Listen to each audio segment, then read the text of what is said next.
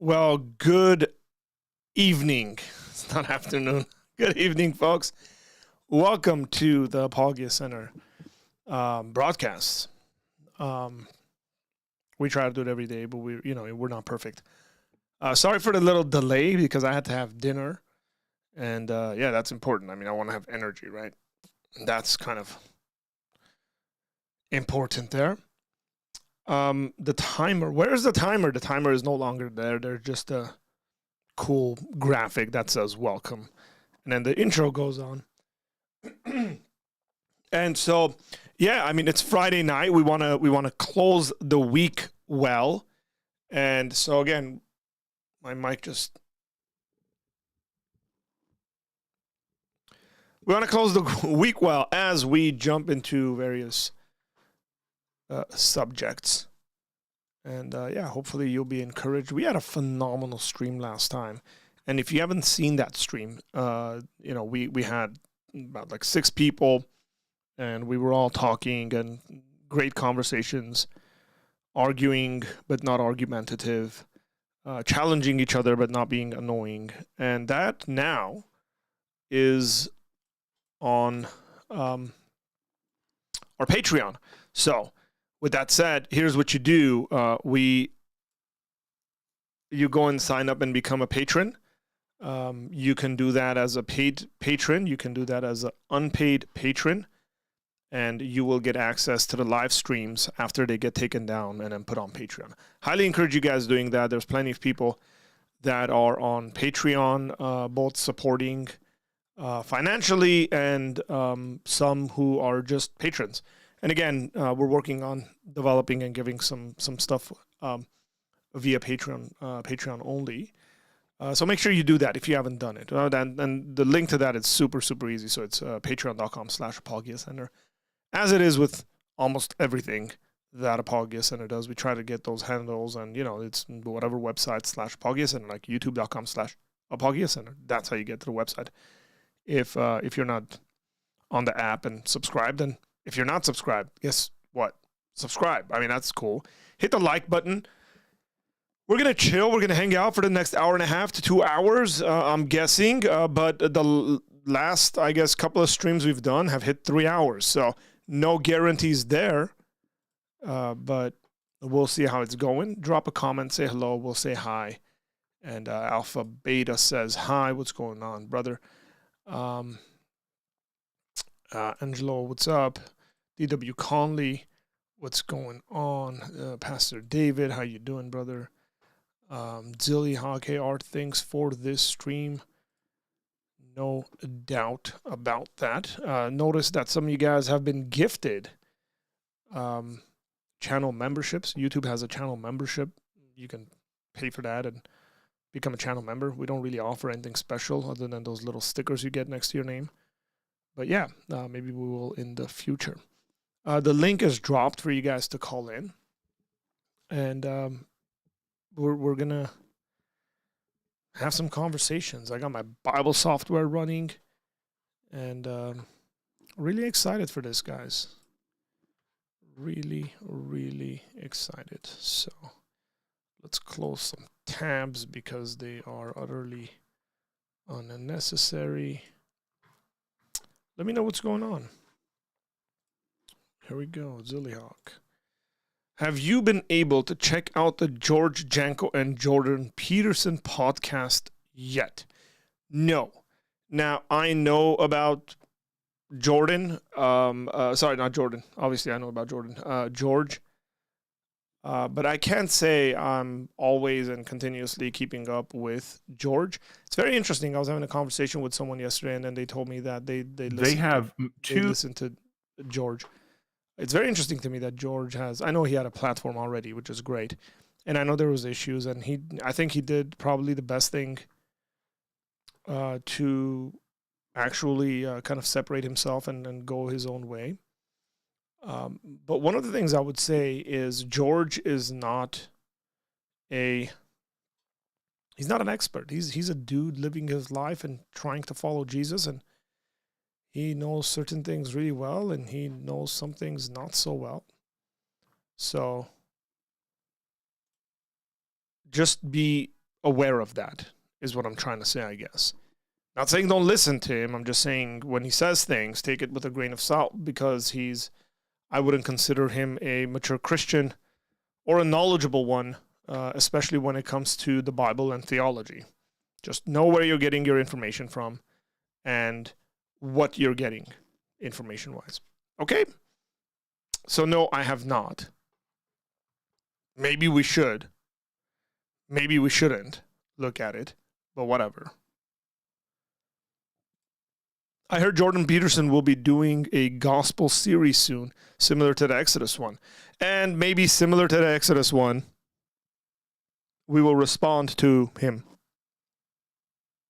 I'm really hoping that if he's going to do that, he should have some like solid New Testament scholars that are there on that panel, right? Because that was kind of my frustration with the Exodus stuff, is that he had folks on there that were saying stuff that I don't think were the best things you can say when you're dealing with that kind of a content.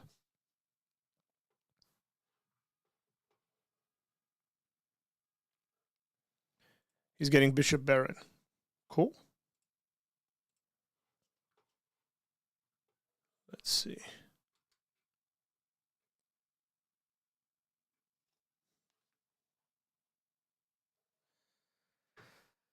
Okay. We're not going to play music in the background. That's because, YouTube is like, no, you can't do that, and we will demonetize you. Which is fine most of the time. Which is fine some of the time, but it is not fine all of the time. Go ahead and share this stream out, by the way. I'd really appreciate it for those of you guys who are watching. Share it out. Hit that like button.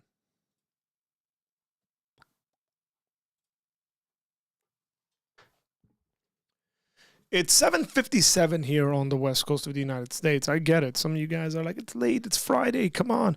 And that's what I'm saying, man. Like, take this time to sit down with us, hang out, and talk about some important things in life. And it would be best for you. It'd be great for you. We're probably going to have people call in, and as people call in, we're going to have some awesome conversations. Last time it took a while, but it got going, and once it got going, you couldn't stop it.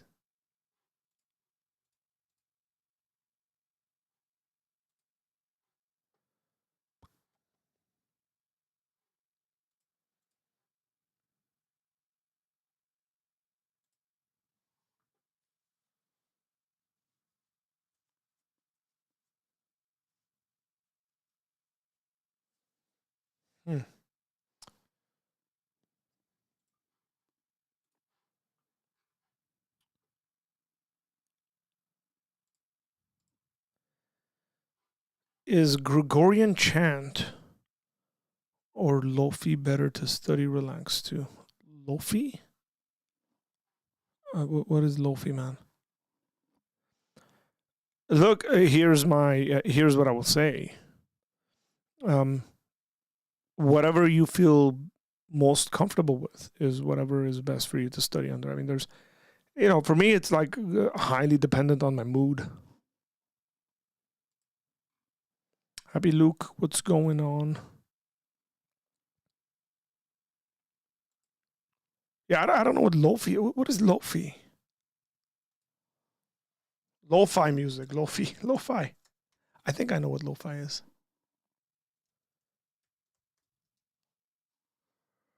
Lofi. What the heck is this? Lo-fi hip-hop radio beats to study to YouTube.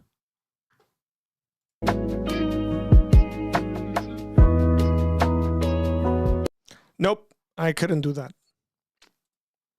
Too distracting for me.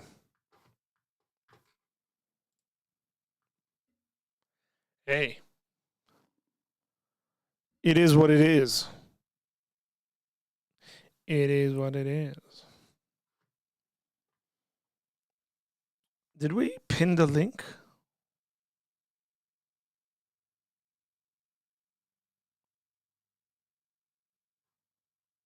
Wait, what did you mean message deleted? What is that? Did I?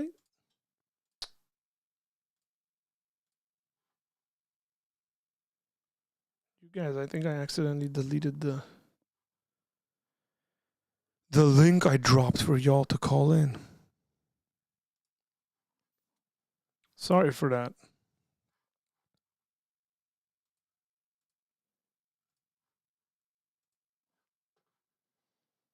No, I wouldn't be able to do that.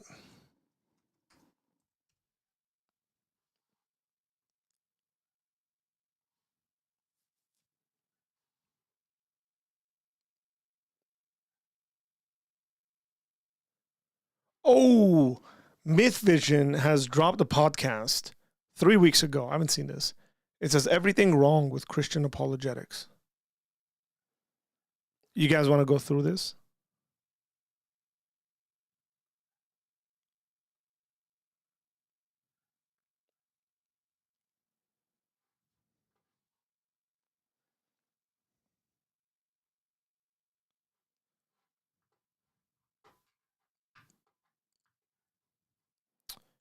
Why you really just dissed one of my favorite study music genres.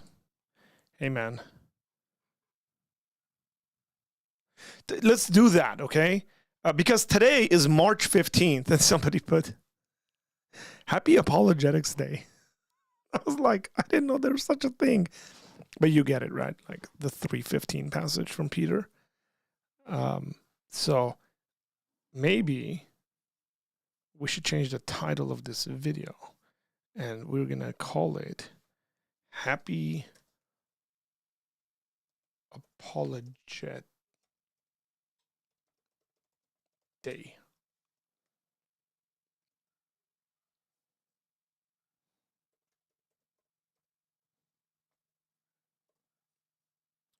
Bam. Title's been changed. Myth Vision has a rude head. Yeah, I read that right. I don't know whether he has a rude head or a round head. I'm not sure. But part of your apologetic. Now I know a ton more. This is a mission statement.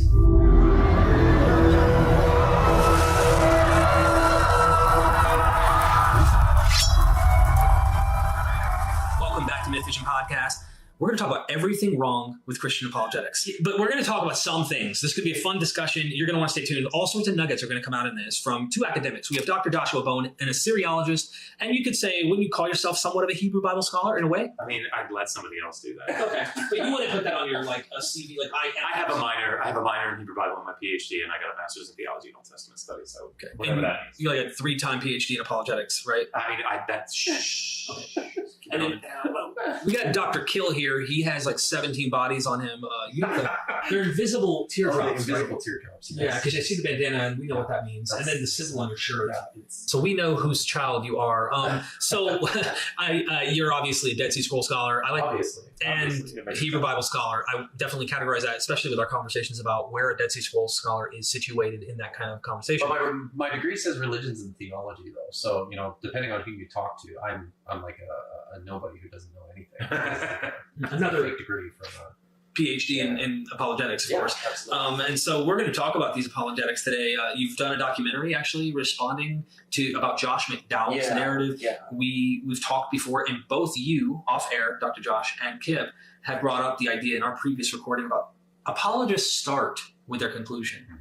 And they get upset when that gets called out online. In fact, they try to say, no, we don't. Quit saying we start with our conclusion. It's the evidence that we're going for. So let's spearhead this as we approach the conversation. Yeah, I mean, I don't like to say from the outset, I don't know of any way that somebody can come to data without an interpretive framework. Mm-hmm. You just have one, right? As much as you might try, it's like trying to get rid of bias. Like you're not going to do it. But the key is to try to be as objective as possible when you do that. But this idea that, no, we're not starting with a conclusion, based on your interpretive framework, you're already going a particular direction. You're seeing the data through that lens. And that's why I think it's so important to try to engage with different interpretive frameworks to view the data and to say, does this interpretive framework account for the data points better? But this idea that we're just coming to the data pure. No, you're not, nobody is, you can't. I mean, just look at the word apologetics is derived from the Greek word apologia, and it appears in is it 2 Peter? I don't know. Yeah. So I believe it appears in 2 Peter. You always give a defense for the hope that you have within you. So I want to know what you guys think about what was just said, okay? What do you guys think might be wrong in this conversation?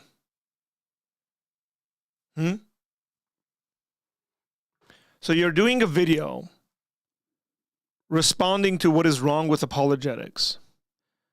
So you tell us that the word, by the way, PhD scholars, all sorts of jokes, Hebrew scholar X, Y, and Z. Right? And you say the word apologetics is derived from the Greek apologia. Correct.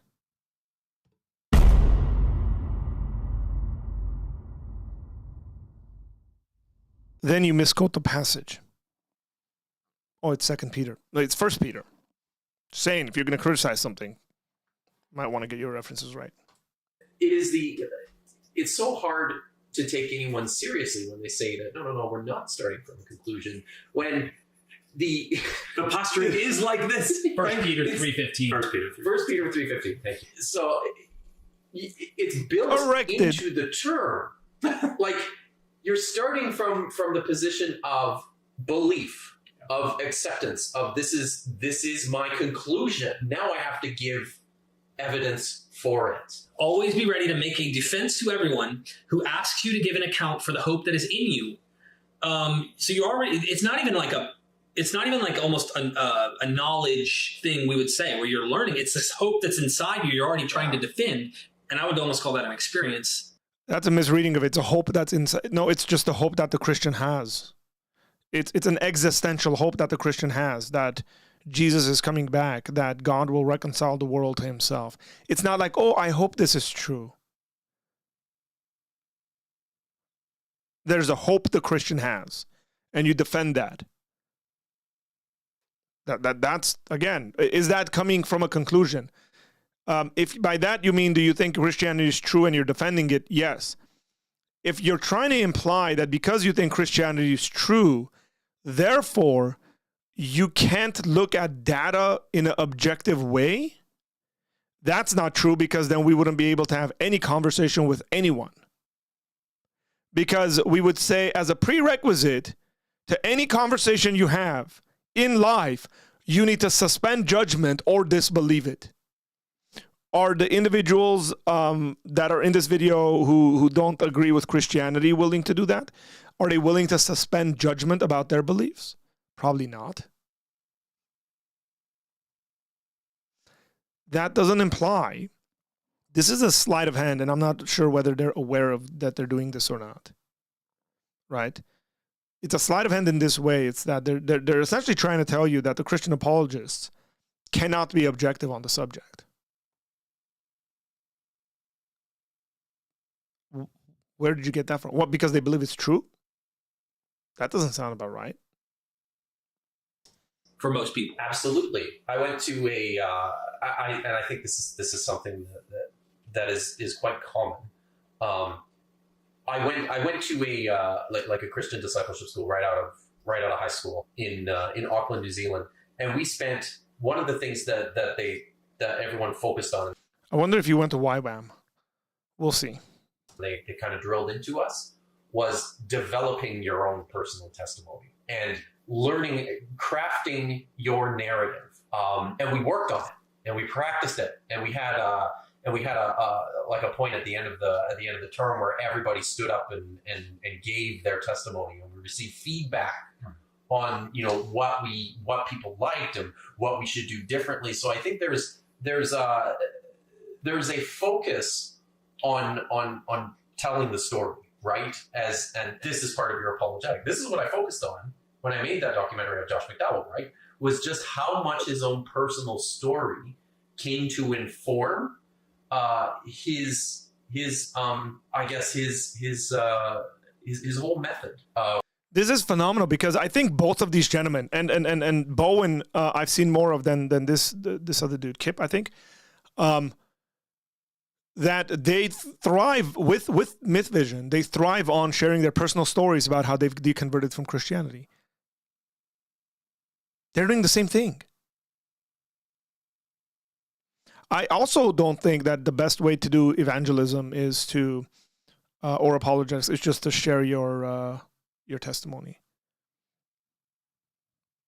For promoting the gospel. Yeah, well, I mean, I think that so often, just to sort of piggyback on that, so often there's this idea among Christian apologists in particular, where they will say, well, we're not starting with our conclusion. What we've done is we've done all this research, we've done all this work, and we've come to this conclusion, right? But the reality is that, as you're sort of intimating here, they've had an experience, right? And when you talk to them, really, it's so few people that I interact with that are speaking to me with any kind of honesty are saying, I was like logicked into my Christianity.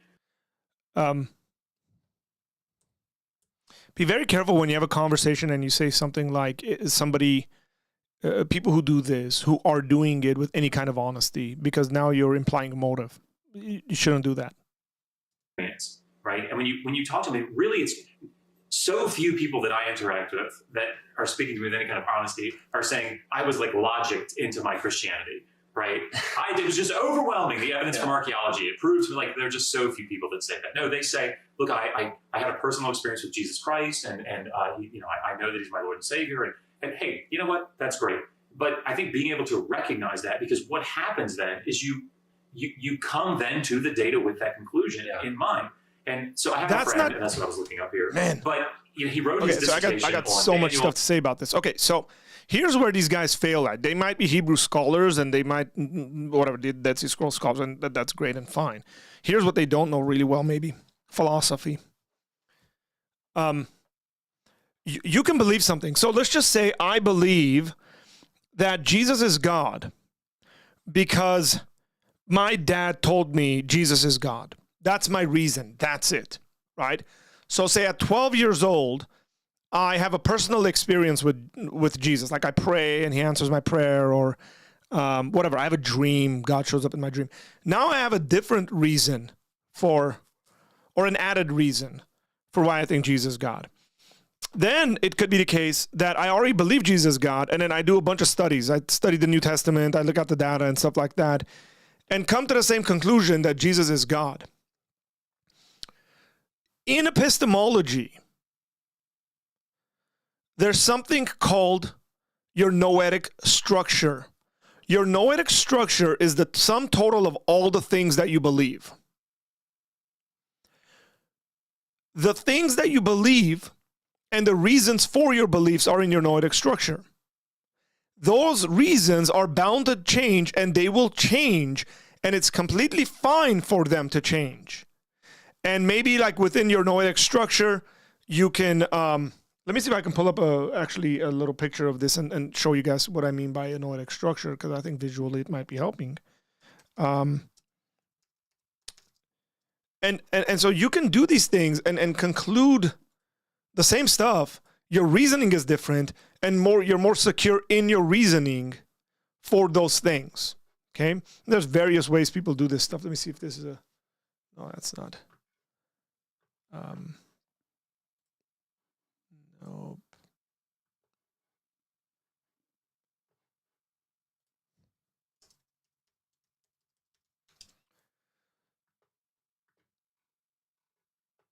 I wish I had like a thing like a whiteboard I can draw for you guys. I would have to hook up an iPad to show you guys all that stuff. So.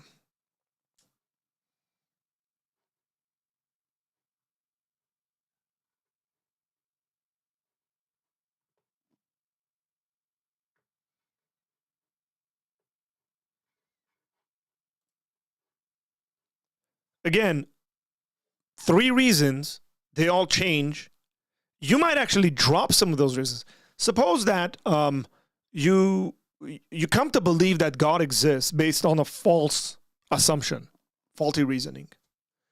And you research the subject, And you conclude that God still exists, but you give up the reason you had for believing that God exists. Now you have a better reason, say it's no longer a faulty reason, and you drop the faulty reason out of your noetic structure. It's no longer within that. And now you have a stronger reason as a foundation for that belief. The belief is still the same. Your reasoning for that belief is different. So again, these guys will make these comments, and to the unsuspecting ear, they sound like they know what they're talking about. It is way more complicated than what they're saying, okay? Way more complicated as to how knowledge works, how reasons and beliefs work.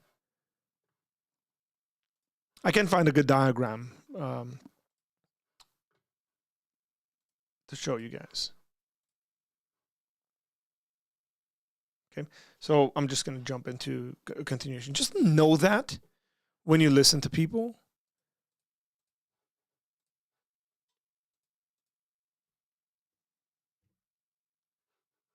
Take it away, boys.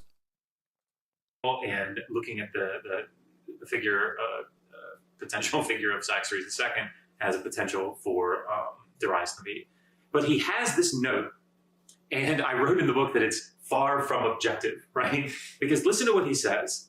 Most importantly, Daniel was a prophet who wrote infallibly under the inspiration of the Holy Spirit, whereas extra-biblical sources for the life of Cyrus are ordinary human writings.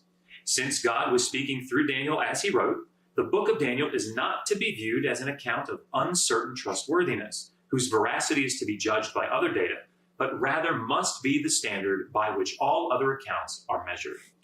There's nowhere to go from there. No. That is the essence of Christian apologetics. And I have to say something, Josh. That's not the essence. Kip, this is me again, right? Trying to analyze and get into the mind. There are several smart, and I say smart as in like these people are well read. They've read a lot of church fathers. I like to say they've read a lot of material, and they've mainly focused on with that really leaning into stuff. Like I hear people who lean into Lydia and Tim McGrew, okay, and they're like, I think these guys are like really up there in the top 10 scholars on New Testament studies. I got a friend of mine, Jeff Tripp, who they're going to be, hearing from soon, who did a critique of Bauckham on his eyewitness testimony stuff. He wrote a book actually criticizing Bauckham's John eyewitness, the Gospel of John. Like so many things. Jesus doesn't even get his own words right in that gospel compared to his own words in early places, but the people who are his enemies do. He goes down into the nitty gritty, into the Greek and source material and stuff like the whole textual critic would. But one day he had a medical procedure taking place, so he's laid up for a few days. He said, "What's that book called again?" So I ended up getting him the book, Lydia McGrew's book. And I said, "Hey, read this book since you got the time. Start reading it." He started reading it. We had a phone conversation. I'm not going to go into the details because I want to tease people until they see. But he was just like, she just outright says nothing else matters but the New Testament. And like, I don't care about any other sources. I'm literally only caring about this. It's outright coming forward. And these very sophisticated, they write well. Their grammar is way better than mine. I mean, I don't even get sentences right half the time. And I'm listening to them and I'm going, you are so driven in I just have to think bias. I mean, it has to be true. You have to have it as your previous video. Yeah. And I'm like, I can't. It does have to be true. This is why scholars need to study philosophy. All of these guys need to study philosophy so that they can reason properly. Though, because of the emotional attachment to it, right? Like this is one of the things that you'll find in common. I wonder if they have emotional attachments to their views. Are they emotionally attached to their views, their current views? How upset are they at the church? How upset are they at Christians doing dumb things? How much free do they feel emotionally for having deconstructed and left Christianity? Should we now conclude that because of their bias, what they're saying is false? No, I don't think we should. With most of the more popular apologists is this feature, right? There is a strong emotional attachment at the start. Lee Strobel had his wife had a conversion experience that greatly influenced him in his pursuit. Josh McDowell, similar sort of thing. He had this rotten upbringing as a child and ended up coming to faith through these friendships he made with these super nice people at college, right? I've heard Mike Winger talk about his terrible childhood and just how much love and affection he received as a teenager in church, which led him to Christ. And I mean, you go on and on about how these people have made an investment. And I could be wrong here, but I remember maybe, isn't Josh Bowen the guy that was a missionary somewhere? I'm pretty sure it was, where like there was like threats on his family and he was second guessing whether they should be there. And that's quite emotional of a story, and kind of reflecting and saying, no, I don't think we should be doing this stuff. a deep emotional investment that at this point feel prompted to defend at all costs, it seems. Yeah. So it really doesn't, like what you're saying is comes true. from guys Nothing defending else their really non-belief matters at this point, except for holding on to what this deep emotional attachment that people have that come through faith. I want to add real quick, Josh, I know you can probably add to this. I feel like, and this is just my subjective little opinion here, that the more sophisticated apologists that we run into, I'll put like inspiring philosophy on this list, things like that, are actually trying to use, I would use this term, negotiate. They're trying to negotiate with the sophisticated, actual critical scholarship out there in some way. Now, they're not willing to negotiate in many ways, but they're trying to negotiate with the more like, let's go to John Walton, let's stop acting like ex nihilo, or let's find a way to get a guy who's smart enough, who's playing with real serious academic stuff. He gets stuff right often. Maybe Michael Heiser on certain things, for example. And then there's some stuff right often. Maybe Michael Heiser. That's not Mike Heiser.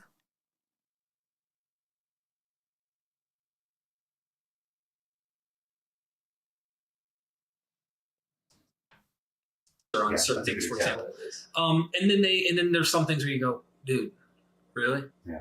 Like you really buy, like Michael Heiser lived that worldview. He really thought there's things going on like right now as we speak, and the whole nine. So no, I was going to say, at this point, you have to ask the question: who are these people speaking to? Does this become now at this point, at this level that we're talking about, where you're having to develop these sophisticated arguments to maintain this worldview? Is this still about defending your faith to critics, or is this more about standing for those who are like-minded in your own community and defending everybody and everything that they believe against becoming the tribe or the village hero?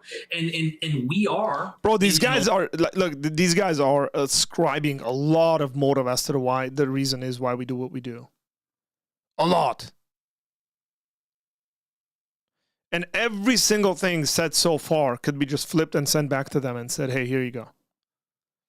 You guys are doing it. You're trying to be a hero in the atheist community. You're trying to start your anti-ministry on YouTube, Myth Vision. You've brought these guys in. You do e-courses. You're making a living off of it. You can ascribe so much stuff that they think the Christians are doing and they shouldn't be doing, or whatever, like that somehow convolutes their reasoning and their ability to think objectively. And they do the same exact stuff, but they view themselves as doing objective thinking. Why? Because they conclude differently? That just seems really, really obtuse. To think that you can only do objective thinking if you conclude the opposite. Like I can say, atheists don't know how to think objectively. They're trying to defend a view that they already believe. In a lot of respects, the local dragon that needs to be slain. Sure. And they're defending it. And so there's a lot of people who aren't doing that rigorous work, even on the level of people like Heiser or Walton or whoever it might be that you might throw in the category, because I tend to think Walton's even more than what you see with Heiser. So, but like I'm looking at it and I'm going, okay, they're trying to negotiate. Those are the ones that are pretty sophisticated in their approach. But I heard it once said by a scholar, and I'm not going to name names, but they said something I thought was really interesting about apologetics. You mentioned it's just like for our community. I'm kind of preaching it to my choir. I think that's true. I also think it might be true that they think it's intellectual, and they're like, hey, if it's true, then it's obviously logical, rational. They think it's intellectual, but it's really not. It's hilarious. Look, man, I mean, the reality is that when you do apologetics, you're going to answer the questions that people are asking. Sometimes people are asking really like softball questions, but for those individuals, those are important. And in the end, giving answers to that stuff is a bit easier. And sometimes they're asking questions that are a bit more sophisticated, and then you give sophisticated reasons. It really depends on the questions that people are asking. Is it going to impact your own community, like Christians? Yes, because nobody's ever denied that. I mean, J.P. Moreland, in his book, The Kingdom Triangle, speaks about how apologetics has twofold kind of purpose to it. One of them is to strengthen the beliefs of the believer, and the other one is to get rid of obstacles in the ways of non-believers. You're not saying anything that Christians haven't written about and don't accept. The problem is you're sneaking in a conclusion that they think they're being intellectual. They think that, they're scholars, but, we know they're not because they have a bias, because they actually agree that this stuff is true, which is like the silliest thing on the planet. It's the most sensical because it's true, starting with that experience leading them there. But I really think that the real reason that might boil down for a lot of them, this is me psychoanalyzing, but I do think it's the case, is a convincing. It's not just psychoanalyzing, you're applying motive, which this is 15 minutes into this video. You've applied motive quite a bit. So let's backtrack and see what motives he's going to ascribe to why people do what they do. Reason that might boil down for a lot of them, this is me psychoanalyzing, but I do think it's the case, is they're convincing themselves. They're trying to tell that person in the mirror, hey, what you're believing in isn't silly. Put those doubts down. You have the most rational, true belief in the world, and convincing themselves. I did not go on this path to listen to Michael Licona.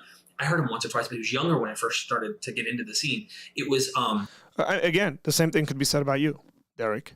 You're looking in the mirror and you're saying, "Oh, I'm trying to." I mean, your own story about your wife telling you, and I don't know Derek's story very, very like in detail, but as far as I understand it, is that his wife was saying you should question these things, and he was saying no, and all this stuff, and then he ended up questioning it, and he was like, why haven't I been questioning it? You're looking in the mirror and saying, I'm convincing myself this stuff to be true. It could just be repeated back to you. None of this has, by any stretch of the imagination, been slightly challenging to why we do apologetics and whether it's intellectual or not. Now, they've titled this video, Derek from Myth Vision has titled this video, Everything Wrong About Christian Apologetics, or with Christian Apologetics. So far, 0 things.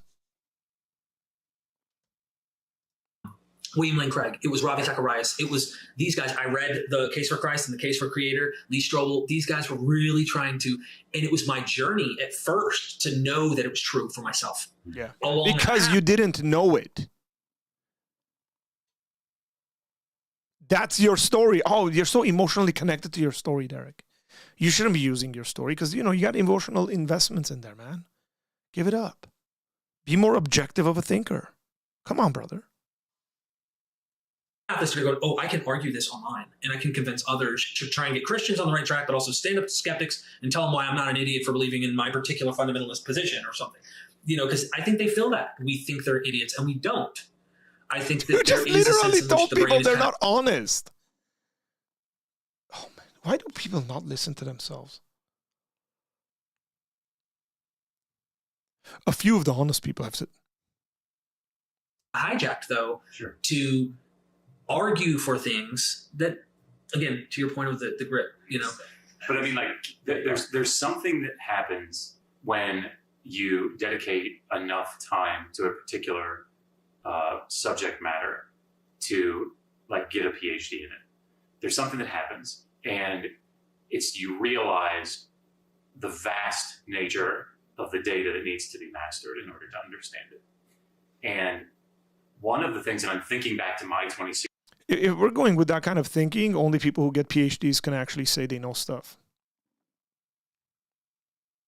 Or master stuff. No, just not the case. You could accidentally be right about stuff. You could be right about stuff because the person who told you is an expert in the field.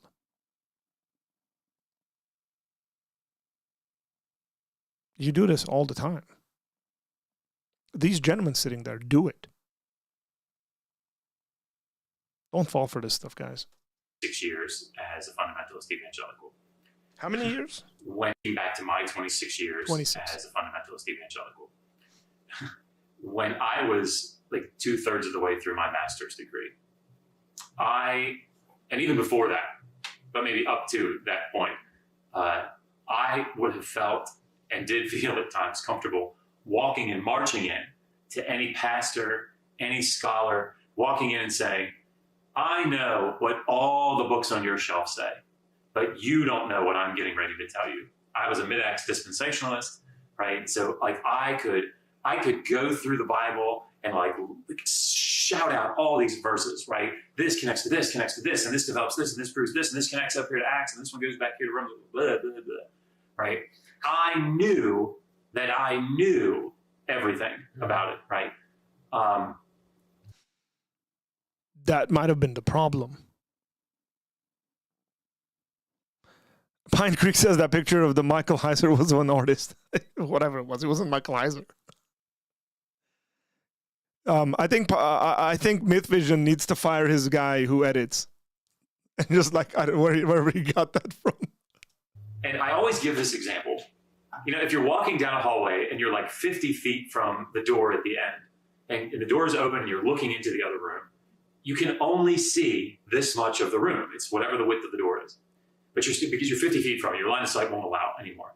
If you take 5 steps forward, how much more of that room can you see? Out of 50 feet, not much. Not much, right? Until you're right up on it. But man, you've taken 5 steps forward. Think about all the ground you covered. My God, what you now understand must be immensely more.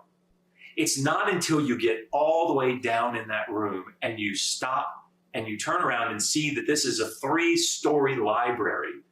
All this data that what you have to master has now exponentially grown. But you've gone so much further, but you know relatively so much less. And this, I am convinced, is the experience of people in the church, experience of people online, right? People that haven't had I'm trying to say that I was very, very fortunate to have the experience to walk down that hallway and get all the way into that room.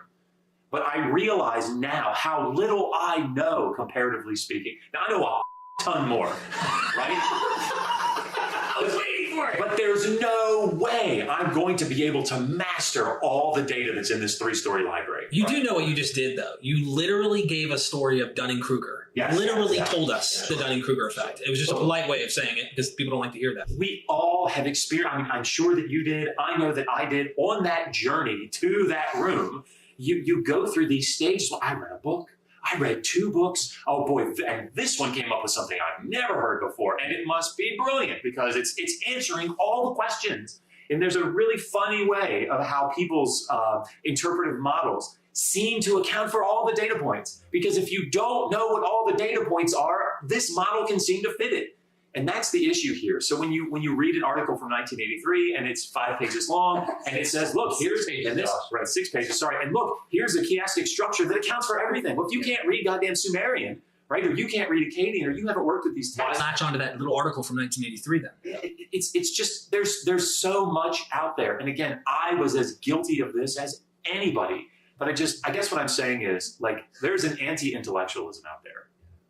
And that anti-intellectualism, I think, comes from a place of, I don't want to feel insecure in what I know. I don't want to have to say, these people that have dedicated 15 years of their lives to grad school and have been doing this in the field for 20 years or 30 years or whatever, that they know more than I do about this. And I'm not going to be able to attain that level unless I go do what it is that they do, or I have some crazy high IQ. This is highly problematic, guys. This sort of, what he's arguing for is highly problematic. It's like intellectual elitism. Essentially, the only people that can speak about a subject. I'm trying to be gracious here, but essentially, the only people that can really speak about a subject is people who've spent time in grad school and people who've studied it. You're going to have an issue with disagreement amongst epistemic peers. This is why you need philosophy.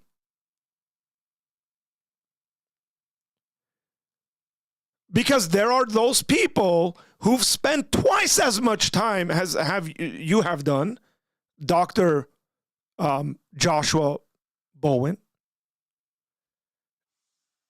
who can put you in their back pocket, who believe that stuff. And now what? We go with them? They're right? That's not the way we can go about this, right? It shouldn't be the way. Like listen to yourself.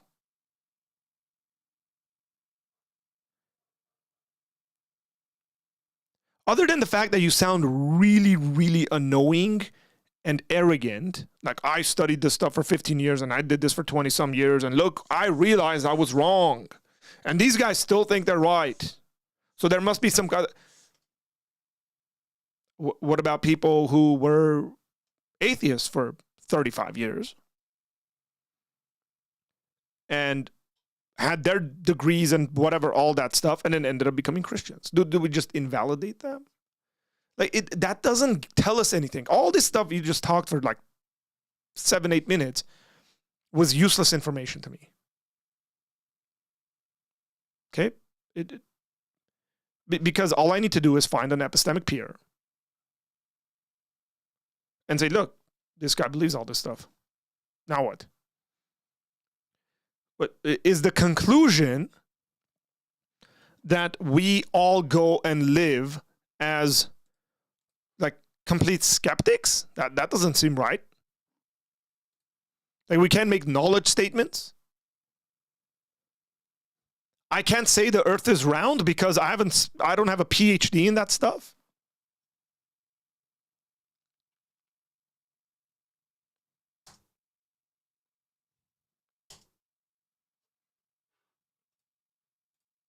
And I'm in a very fortunate circumstance to be able to dedicate just tons and tons of time to reading. And the issue here, I think, is that bolstering this is the online access that we have to information that we don't actually know is not reputable. And if you can read it somewhere and it makes sense and it fits the data points and it sort of tickles your desire, that didn't make any sense as an analogy. But it satisfies the longing that you have to answer these. It's so easy to grab onto that because you don't know what's in that room.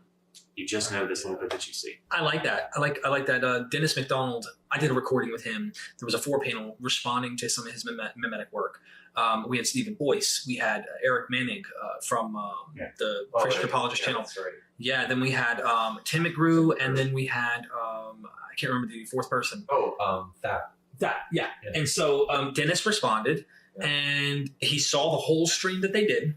We did a response video later on, but this was while I was in California recorded. And he says, Derek, I'm going to say this very kindly. Dennis is one of the most soft, humbling guys. If you talk to him, he wouldn't hurt a fly. In fact, I hope he sticks around for another 20 years because it's sad. This guy's dad, he's been even in academia, not treated the way he could be, believe it or not. But the problem is what he knows is a skill. There was a time in the 70s and 60s that they were actually training a mixture of New Testament and classicists to learn the Greek and go back into Homer and actually learn this material.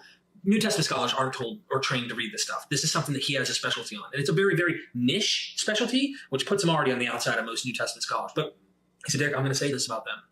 And I don't mean this disrespectful, but they are intellectual anti-intellectuals. Yeah. Yes, exactly. And it hit. I was like, ooh, because they're smart. Yeah. But they are working against the data, the evidence.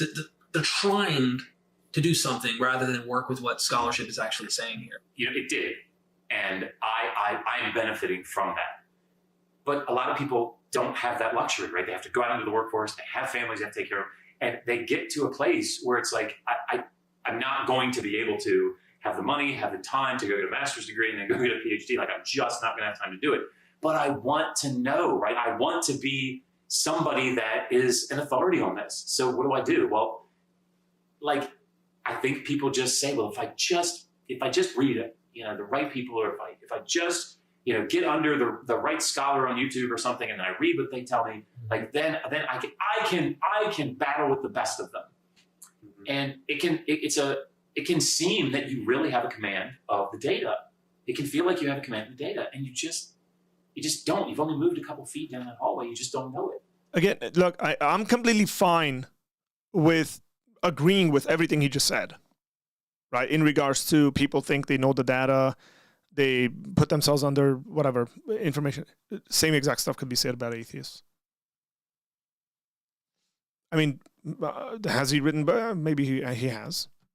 And so if people read his books and they go, oh, you know, I don't know all the data that Dr. Bowen does, but I'm going to agree with it. Okay. Same thing. Tell your people, like, why do you write books? Why do you make videos? Because you're not making videos with your intellectual counterparts. You're making videos for the 220,000 subscribers that MythVision has. Awesome. How many of the 220,000 people that are subscribed to MythVision, how many of the 21,000 people that have watched this video are the academic peers of any one of these guys that can deal with the data the way these guys deal with the data? Again, I'm not saying that that's why they're wrong. I'm just saying the information you just gave me, no one can do anything with it. Do I think that our society has an overwhelming amount of information out there and people see something and just believe it and they haven't really reasoned through it and they don't know what it is that they're really believing because all they're doing is regurgitating information? Yes, I agree. That's true in the Christian camp. That's true in the non-Christian camp. That's true in the Islamic camp. That's just true. Again, I'm going to just beat my drum again and say this is why people need to study philosophy. And I don't mean that study it to go get a PhD in it. I mean study logic, study how to process information, study informal logical fallacies, right? Study how a syllogism looks and works and how you can figure out what's going on. Like create a knack for it to pick up on some of this stuff. And then that way you will have the tools, whether you're a Christian or a non-Christian, or I don't care what you are, you will develop the ability, the spidey senses to say, that was interesting. That Christian guy said something as a Christian. Oh man, like William Lane Craig said something and that doesn't seem so right. I think Bill Craig's wrong about this. And you disagree with Bill Craig. Like there's no, divine revelation that everything that comes out of the mouth of William Lane Craig is true. William Lane Craig will tell you that's not the case.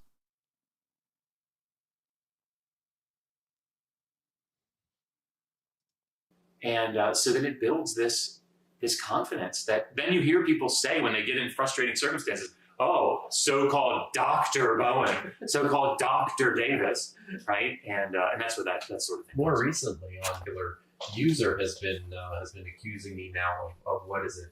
It's my white Western elitist historicist bias. Like I don't even know what to do with that. Like, in what context? Throw it in the trash can. As a means of basically of saying this is what historical criticism is it's an attempt to, it's taking a modern method and ham-fistingly, applying it to these ancient texts as a means to try and understand them, but can't possibly because it's not getting inside the milieu or inside them. But it's a form of this kind of intellectual anti-intellectualism. It's a straw man. Like what he just brought up is a straw man. Like whatever. Where you apply a label to someone, liberal scholar, like poisoning the wells. Or, it's a way of I think dismissing the stuff. So the person saying that stuff about his white elitist, whatever, X, Y, and Z, that is poisoning the well. Him using that person as an argument against what like Christian apologists say, which I hope nobody says, because that's just complete nonsense. That's just stupid wokeism that's come into the church, is a straw man. That either frightens you or you don't understand. Yeah. Or both, right? Because it's I just when I read stuff like that, I just shake my head and I'm just like, you just have no You just have no idea how hard scholars work to try and understand the literature on its own level. Yeah. Right? Which is what we're doing. Like that's maybe that's another way to understand the difference between critical scholars and apologists. Apologists are trying to make sense of the literature, the Bible, within this context that works for them in the here and now, right? Scholars are trying to make sense of the biblical texts in their world. Yeah. And you have to... That's a false dichotomy, if I've ever heard one. That is a false dichotomy if I've ever heard one. Look, if you're dealing with... let me just use myself as an example. If you're dealing with someone like me, right? And you say, well, Arthur, you're doing apologetics, you're an apologist, and you're doing that within this kind of, but like New Testament scholars are doing this in this kind of a context, and I'd say that's fine.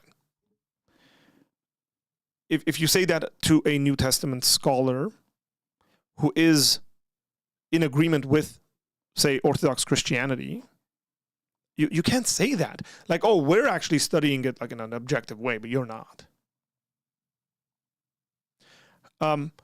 After this, we're going at like a pretty fast speed here. After this, I'm going to open up the stream and you guys can call and then we can have a conversation about some of this stuff. Of course, this means you have to employ techniques and methods that have been developed over, hundreds of years, in order to access this stuff, and understand it as best as we can. But at the heart of it, that's the goal, is to try and get to the point of the literature in its own time, in its own place, and to make this accessible and understandable to people in the modern. Yeah, I agree with that. And I think that's one of the things that I think surprised me the most when the deeper I got into my own critical studies of the Bible, was just how weird and strange the text actually is, and this world really is. Because in my own upbringing, in my own modern Christian context, I was always told that this is something that was written for me now, so it's got to be Then you were told wrong. Like why can't we just say that?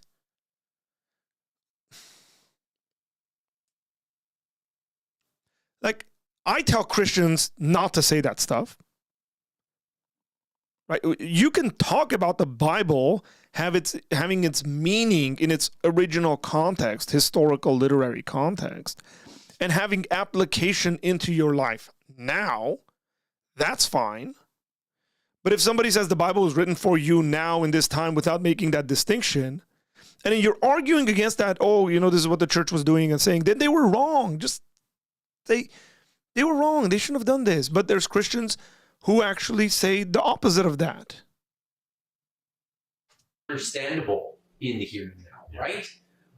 And the thing that just blows my mind more and more as I dig into this literature is just how far away we are for here and now from what these texts are and where they came from and what they were, for whom they were written and the purposes for whom they were written. It's one of those mind-blowing things. I mean, comments like this, and I noticed because my computer gives you like a little corner notification, I just glanced over for a second. You will hate it when God has the last laugh. He purposefully put just enough there to make you go the way you want. The game has rules called faith. This is the other thing that I find. Straw man. And this could go a completely different direction, but it's the equivalent of a bunch of atheists saying you only believe in God because you were brought up in a society that taught you that God exists. Straw man. Maybe not. I think there's a security in certain apologists when it comes to this apocalyptic idea, because like I wrote that chapter in that Routledge volume on violence and genocide and like evangelical morals and how they wrestle with morality in the Old Testament. And one of the things that I talked about is and I see this online, and you just gave an example of it. So many apologists are not only looking to deal with these passages about violence and genocide in a way that allows them to sleep at night. Instead, much worse, they're taking pleasure in these passages. Like, I know you guys have seen this video, I'm sure, but Skylar Fiction and I did an interview with a young man. Oh, yeah. And Skylar said, something to him like, so if God commanded you to do away with a small person, would you do it? But no, he said, would it be moral? And the guy said, yeah, I would do it if God commanded me to do it. Yeah. And he said, you would off a small person if God commanded you? And the guy said, yeah, oh yeah. And of course I put the Kool-Aid, yeah, oh yeah, on top of it. But I mean, think about that. It's this apocalyptic mindset, because look, we're the persecuted group. We're the ones that are suffering. We're the ones that are having to take it on the chin right now. But just you wait. You wait. Yep. When You'll God get comes yours. back, yeah. I mean, I'm thinking of someone that we won't mention their name very specifically now, like a staircase up to when Abraham offered the staircase. Like this person is looking forward to putting his foot on our necks. Yeah, if you want to get a chuckle, but also see how deep this goes, love letters from Christians to Richard Dawkins. If you have not watched that, Wow. we'll have to watch it after we're done recording here so you can see. It's very short, but it is the funniest and saddest thing at the same time. You're laughing because you're going, how ridiculous, you'll see why. But there are moments where you're going, these are real people who really wrote Richard Dawkins this, and they're Christians. And yeah, it's like, well, God's hate works for my hate here on this. And even if it's not a political thing, and oftentimes it is, something social or ethical or political or something like that, sometimes it's just heaven and hell. Like right here, they're not happy with the fact that James Tabor literally says that the New Testament gospel is contradicted. There's a problem. Somebody's not telling the truth, or somebody's being inaccurate or something. And that person got so mad. You all hate it when God has the last laugh. It's like, what? Yeah. What is going on here? Great God, And Oh, come on, Derek. Shame on you. So see, again, these are the sleight of hands. This is the stuff that really annoys me.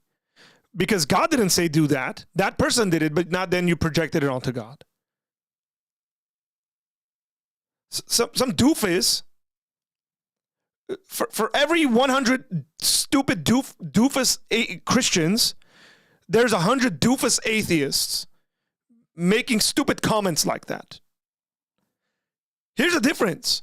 You can actually tell the Christians you're wrong for saying that because it's in contradiction to your Christianity. Notice the way he said, oh, these people writing these letters, they're Christians. Because what? You're saying Christians preach a higher morality and ethic. This is implied. But they're not living like it. You can do that. I mean, you can't do that with atheists because every atheist is different. Some of them are like good. I don't care. Like, I don't have an objective morality. My subjective morality, I don't even care about it. Like, we can do this all day. that's the thing. Like when people bring up like passages like Psalm 137 and the lament and happy as you bashes your heads against the rocks, like. And the apologetic, standard apologetic is, oh, look, this is a lament. This isn't God giving this command. Like, why? This isn't God commanding, it's all man? No, I just say it's poetry. It's the way a person feels really in their heart. And sometimes people do that, and they're wrong in doing so. It's like, if you're an Old Testament scholar, if you're a Hebrew scholar, beginning of the podcast and PhDs and all this stuff, and we're talking about it, and you can't distinguish between a command of God, a prescriptive command of God, and a descriptive statement from a person in the Bible, like Job's wife, curse God and die. Christians should be cursing God and dying because it's in the Bible. This is why this is a thing throughout the Psalms. Like this is the intent of God is to bring about these violent acts, right? This is not an anomaly. It's just a very straightforward way of picturing it. But certainly that's not an idea that Yahweh's standing back going, what? No, my gosh, we would never be so violent. But the thing is, I think that mindset, again, particularly in the apocalyptic genres, you can't help but read through Revelation as a Christian and feel like, one of these days, I don't read it like that. And Hey, wait, I don't read it like that. Poisoning the well, false dichotomy, straw man. Like, as if Christians are reading it, and maybe some are, but who cares? They're the ones talking about whether we should be objective scholars and whether the meaning of the text is the same as people interpreting the text a certain way and acting on it. Oh, it's written for you, and they're sitting there like, yes, I can't wait until God destroys everyone. And that was a really bad example. I'm sorry. Yes, it was. But, like, no, it was a bad example. Yes, good thing you caught it. I said at the end of that article, even though apologists will say, look, vengeance is mine, saith the Lord, I will repay, right? The Bible there are two says things that always stand out to me. One, when you know that it's coming, it can be very difficult, and it was for me, for a Christian to not think of ways to help the process along, right? What? This is a sickness of the highest order. It was hard for you? You got some weird sadomasochistic like stuff going on? Do what?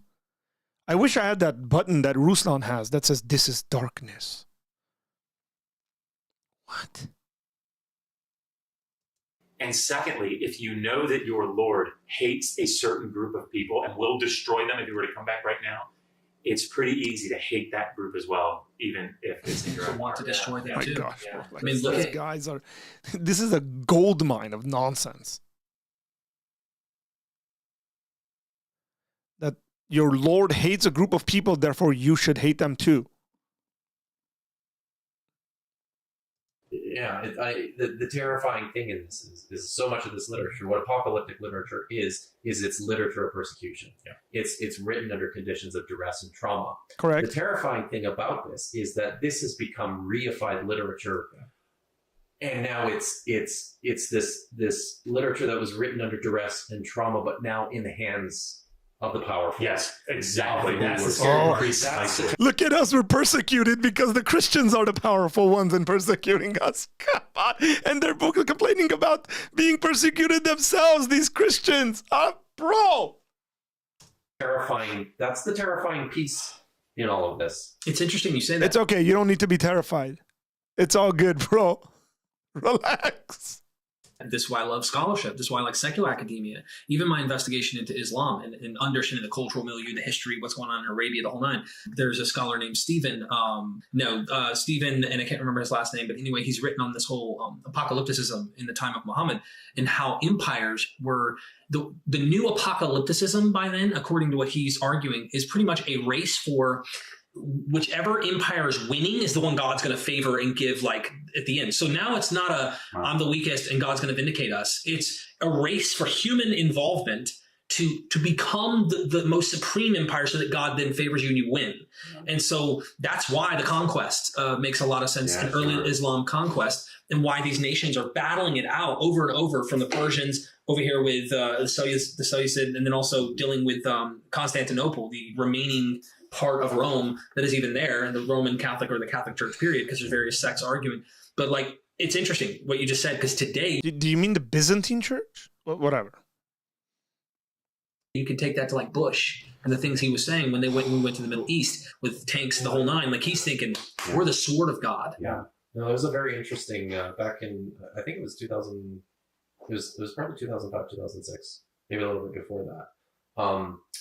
The Society of Biblical Literature used to publish an online forum, and in one of them, they featured, I think it was 4 or 5 papers by scholars where they specifically pulled apart Bush's speeches and analyzed them on the basis of the apocalyptic language that he was employing. Wow. And just pointing it, directly, pulling the stuff straight out of the Bible and looking at it in the context in which Bush was speaking and saying, what, this is a mission statement. This is about being exactly that. The sword of God in this battle against the forces of darkness. When I think about what you said about apocalyptic literature, starting off with the oppressed, right, and it being this hang on just a little bit longer, you can make it, survive, don't give in, and then it going into the hands of the powerful. I mean, it really is akin to if like a little kid is getting bullied by a 13-year-old, right, out on the docks. And all of a sudden that 13-year-old boy finds himself in his admiral father's battleship, right? And they're looking down from the battleship on this 13-year-old bully, and they're going to blow him up. Yeah. It's like, whoa, like it's different now, right? You're not the 13-year-old. You're the 13-year-old with the battleship owning father, right? Like this is different. And the thing is, it's that 13-year-old boy thinking, or that younger boy being picked on, thinking that he's still in that position. He actually believes he's being persecuted and wants to enact all the power that he can get behind him. And the reality is, he's the one in charge. And I'm sure there's several more things that, when we do stop this recording, that come to mind, that we run into examples, ideas that just Christian apologetics, and we are emphasizing Christian. You can talk about George Bush till you turn blue in the face. Like, if you actually brought this up against me, I'd just say he's wrong, and your argument would be dead. But George Bush is not a Christian apologist. The video is titled, "Everything Wrong with Christian Apologetics." Oh, look, George Bush used the Bible to justify X, Y, and Z. Yeah. And then what? What's the point? It's not an apologetics issue. It's not even a Christian issue. Oh, well, American Christians evangelicals in America were really in support of George Bush. Yeah, atheists in communist China, communist Russia were doing X, Y, and Z. You wouldn't like that argument, would you? You'd say, oh, no. That's not a result of atheism. You don't use that argument. You're doing the same exact thing. As someone who has come out of that nonsense. Actual persecution from atheists. Oh, no, that's their communism. It's not their atheism. To erase religion from the face of the earth. It's ideologically driven. I don't use those kinds of arguments. Right, like projected on all like atheists. Like I realize there's a distinction amongst atheists, and there's atheists that like that stuff, that don't like that stuff. You got to be fair in that. I mean, you can quote George Bush, and then I can quote some Christian theologians during that time, telling the Christian community, "Don't listen to George Bush. He's using religious war language." And then what? This is no point. It's just babbling. But that's because we all three were, okay? This does not limit itself, okay? Just so everybody knows, this can go for Jewish apologists. This can go for Muslim apologists. This can go for any and all whatever. This video is not called "Everything Wrong with Muslim Apologetics," but whatever, I'll give you that. Apologists, really technically, that are out there trying to defend their conclusions that they're starting with. And Richard C. Miller, when I interviewed him not too long ago in California, he said something interesting that goes along with this intellectual stuff you're talking about with education. And he's like, Derek, it's not honest in terms of like getting to the grip thing we're talking about in the previous video. It's not honest conclusions. He said, because where they're making their converts are, at Christian camp. I love this. It's so funny to me. It's just hilarious to me. It's not honest because their converts are from Christian circles. They're at Christian camps. So it can't be honest because they're concluding in the stuff that they already agree with. Everything can just be repeated back to you, and instead of Christian, put atheist in there, put skeptic in there, put agnostic in there. Every single one of these things could be repeated back to you. Look at all the atheists on your channel. Like, go look at your comment section and see how many people are repeating exactly what you said. It's not honest. This is not honest thinking. It's an echo chamber. Summer camp. They're making them in the local church. You're not. There is not this. Where would mass they make it? In the local what? If it's not in the church where evangelism is happening, is it going to be at Derek's house? Where is it going to be? He didn't say something groundbreaking. This is not like you're like, oh, wow, look at the scholars. Said really, really cool stuff. Version, as Gary Habermas was confronted by Pine Creek the one time. Pine Creek, shout out to Pine Creek. Boom, there you go, if he's still here. Called out Gary Habermas. In a long time, but on that episode, he's like, Gary, can you give me this list of academics who were skeptical atheists who approached this material and then were convinced? Yeah. Oh my God, the evidence is just so obvious. Still waiting for the list. Yeah, like, why is that? And, you know, it's not that. It's something else. Well, I think it's worth pointing out that, I mean, I'm 50 years old, so I remember a time before. He doesn't look 50. Props, man. You don't look 50. You look like... You look younger than me. You don't look 50. I mean, you're like in the early 40s. Well done. This dude's got good genes. Dr. Kip. Might be the way he's dressed as well. But congrats. Not jealous. You could just go and buy whatever book you wanted on Amazon. The place where Christian apologetic books were sold was in Christian bookstores. The people who were buying them, the people who bought William Lane Craig and Lee Strobel and Ravi Zacharias and Josh McDowell, these old school guys, they're Christians. Yeah, so from a marketing standpoint, you'd want to sell books to people that are actually interested in the stuff that you're selling. Like, should we take these gentlemen's books and sell them in our Christian church bookstore? Maybe. I wouldn't mind it. I really wouldn't, personally, me. Our church doesn't have a bookstore. I wish we did. Right? When they would go on speaking tours, they spoke in churches. Josh McDowell came to These are non-arguments. Sorry, guys. They're just not. Vancouver once when I was still at Bible college, and I went to go see him, and he was in a church. He wasn't at a university. These guys aren't. I mean, they are. It's much easier for these guys now, I think, because of the internet and because of the. But it was also much easier for them to get an audience in churches. Like, you realize that's an easier thing to do, just from a purely practical, pragmatic perspective. That's a lot easier to do.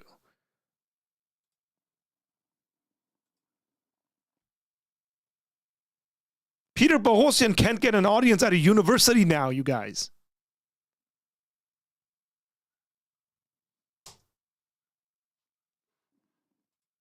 The global reach that has provided. But in the old days, it was all, it was the ghetto. It all stayed in-house. You sold your books in the Christian bookstores to Christians, and you went on your speaking tours at the churches to talk to Christians. Well, I hope you enjoyed that video. There's so much more we could get into. Yeah, I enjoyed it quite a bit. Hey, I'm a little fired up. It might just be the coffee. I'm not angry. Just want you to say that. Some people might be watching this and saying Arthur's yelling a lot, and I just don't think it was really good stuff. Like, change the title of the video from everything wrong. I get it, clickbait nonsense. Everything wrong with Christian apologetics to something like 3 former Christians complain about Christian apologetics. Why don't you call in if you want to have a conversation about this? I'd like to hear some of your thoughts. I'm curious. And I might have said some stuff in that video where I'm just like, if I think through it, then that's fine. And they would do the same thing. I'd give grace either way, right? Like, if they're like, I shouldn't have said that, that's fine. that's the nature of this like risky business that we do, those of us who are on YouTube and stream. And I give grace to Derek from Myth Vision, that, you know, you're streaming and you're seeing stuff and you're thinking in the moment, and you're going to probably say stuff that isn't that accurate, or like that. It's all good. It's part of the conversation. Hit that like button if you haven't. It's Friday night. Maybe I have like way too much energy today.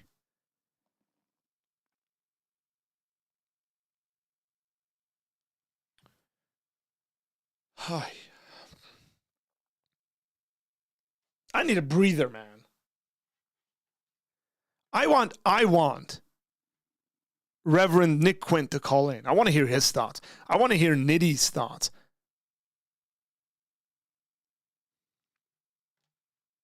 But Nitty, you can't call and just sit there and then leave randomly.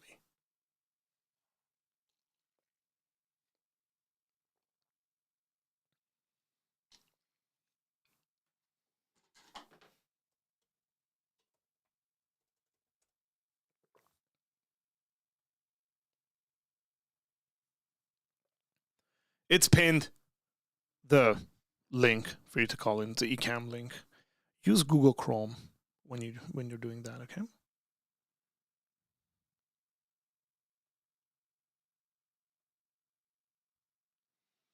So I'm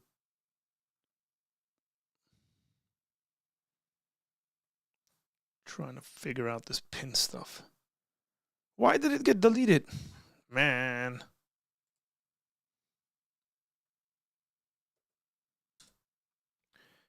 There it is again.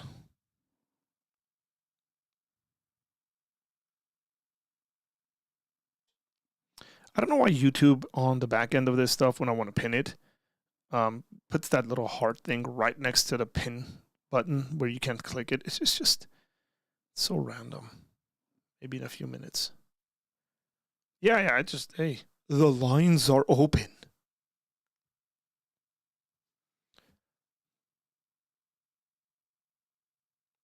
For me, it's the line is open. I don't have lines. It's just one.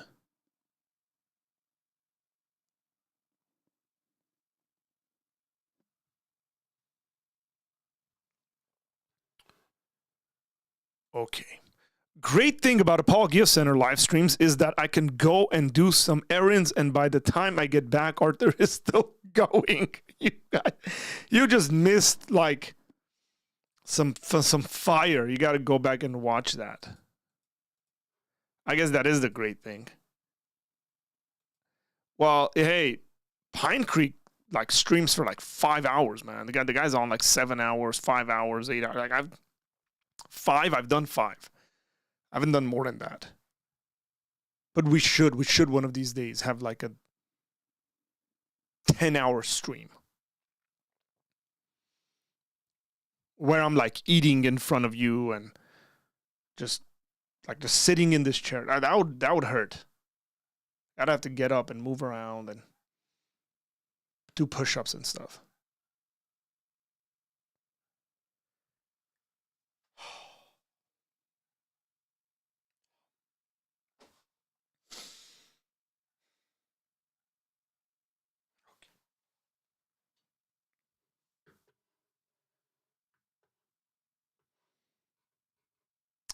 Maybe when we hit 10,000 subscribers, we'll do a 10-hour stream.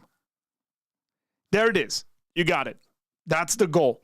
Once we hit 10,000 subscribers, we're doing a 10-hour stream, folks. Let's get there. We're far from that. Well, you don't know. You really don't know with the internet. But considering kind of the analytics, when I look at it on the back end, it's not going to be anytime soon.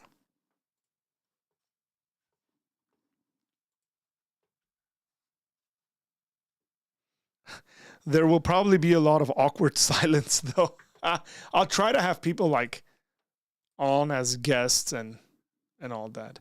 I lost some subscribers. Props to you guys who are unsubscribing. Well done. Look at this. Last 28 days had February 21st, we lost 2 subscribers. March 1st, lost 2 subscribers. March 3rd, we lost 1 subscriber. March 6th, we lost 1. March 11th, we lost 3. March 12th, we lost 3. Is that 2, 4, 5, 6, 12 subscribers? We lost 12 subscribers, which is, considering the size of my channel, losing 12 subscribers in that kind of a window, 28 days is pretty significant. That's okay. Maybe it's the awkward silence that's getting them to unsubscribe. Maybe it's my yelling that's getting them to unsubscribe. For whatever reason you're unsubscribing, God bless you. Maybe they just thought they were going to get something else.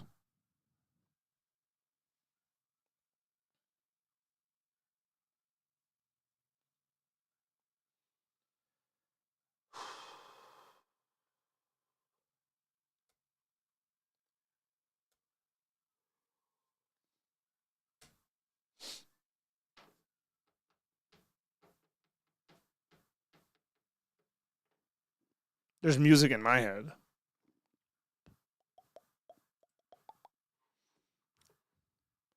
What have you done to lose these subscribers, Arthur? Ecamm is not working for you today, Pine Creek? Like, is that your problem or my problem?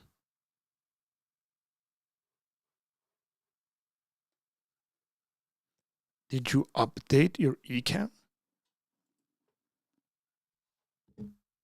Update the softwares, okay? I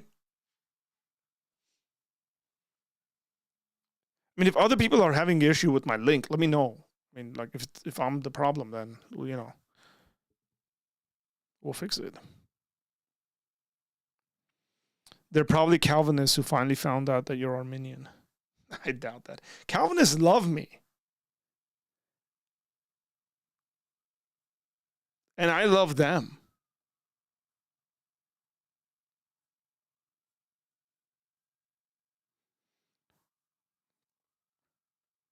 Oh, I don't have Ecamm. I'm using XSplit. I have no idea what that is, but that's fine. So why is Ecamm not working for you? Like, that's because if you don't have Ecamm and you're trying to use my link, that's just supposed to work if you're using Chrome. Unless my link is messed up. And if it is, then I got to fix it. It's just I need people to tell me that it's messed up so I can fix it. If you don't know the problem, you can't fix the problem.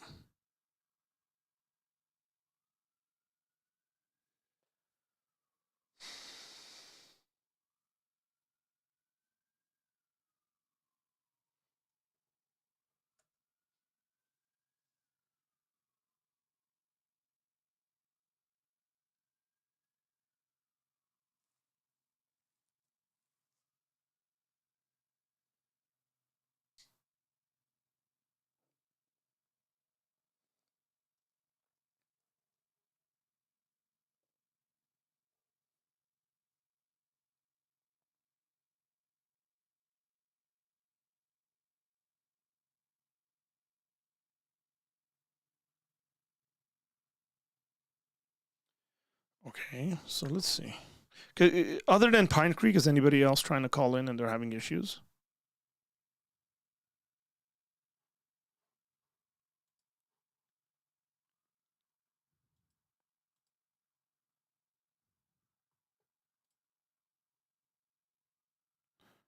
Okay, we're going to try this. I'm going to drop a new link in there.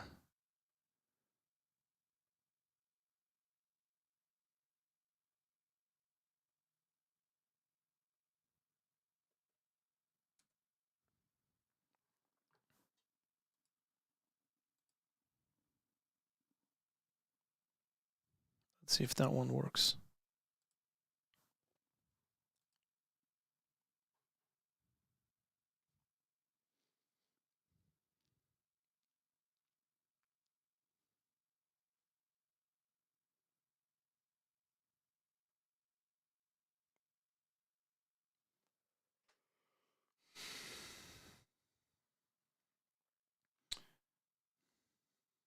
awkward silences.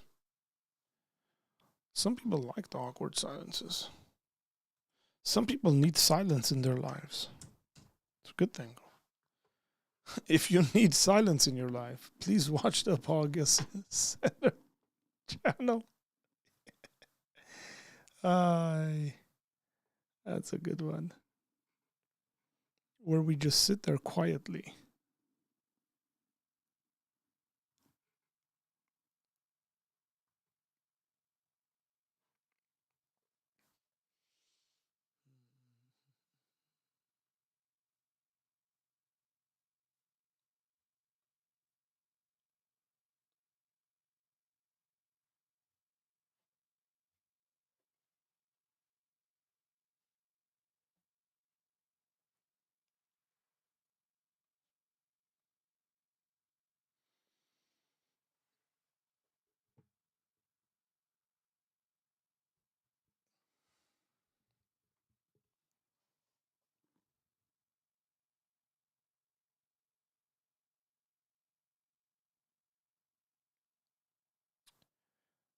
What? I don't know what you're talking about. I know in Japan there isn't the whole awkward silence taboo that there is. Is there a taboo? I don't know. Yeah, Doug, I don't know. Let me actually try something. This way we'll figure out if you're the problem or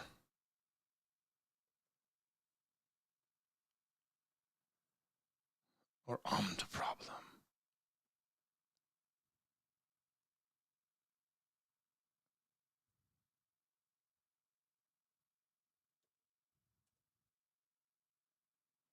So I'm using my laptop to call me through that link.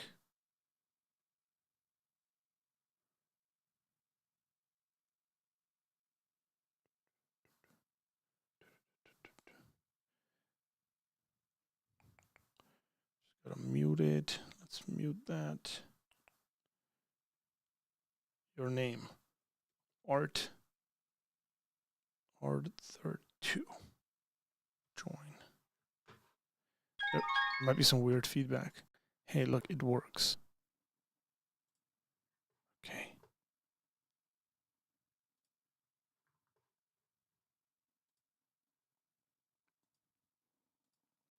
So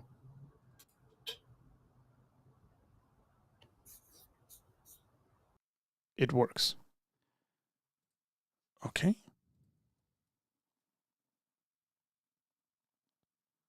So Doug, you are the problem.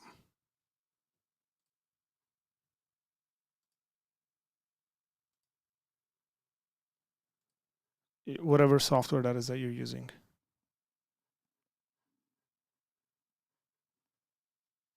Okay. We can always do a dual screen. That'd be cool. Yeah, this angle is very interesting. Let's see. Last time we did this.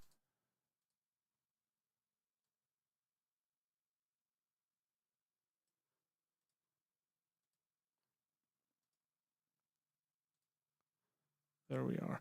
Hey, there I am talking to myself. No. Are you using Chrome? Yes, I'm using Chrome on this computer. You have to use Chrome to call in with Ecamm. Ecamm doesn't work with Safari. Why, you might ask?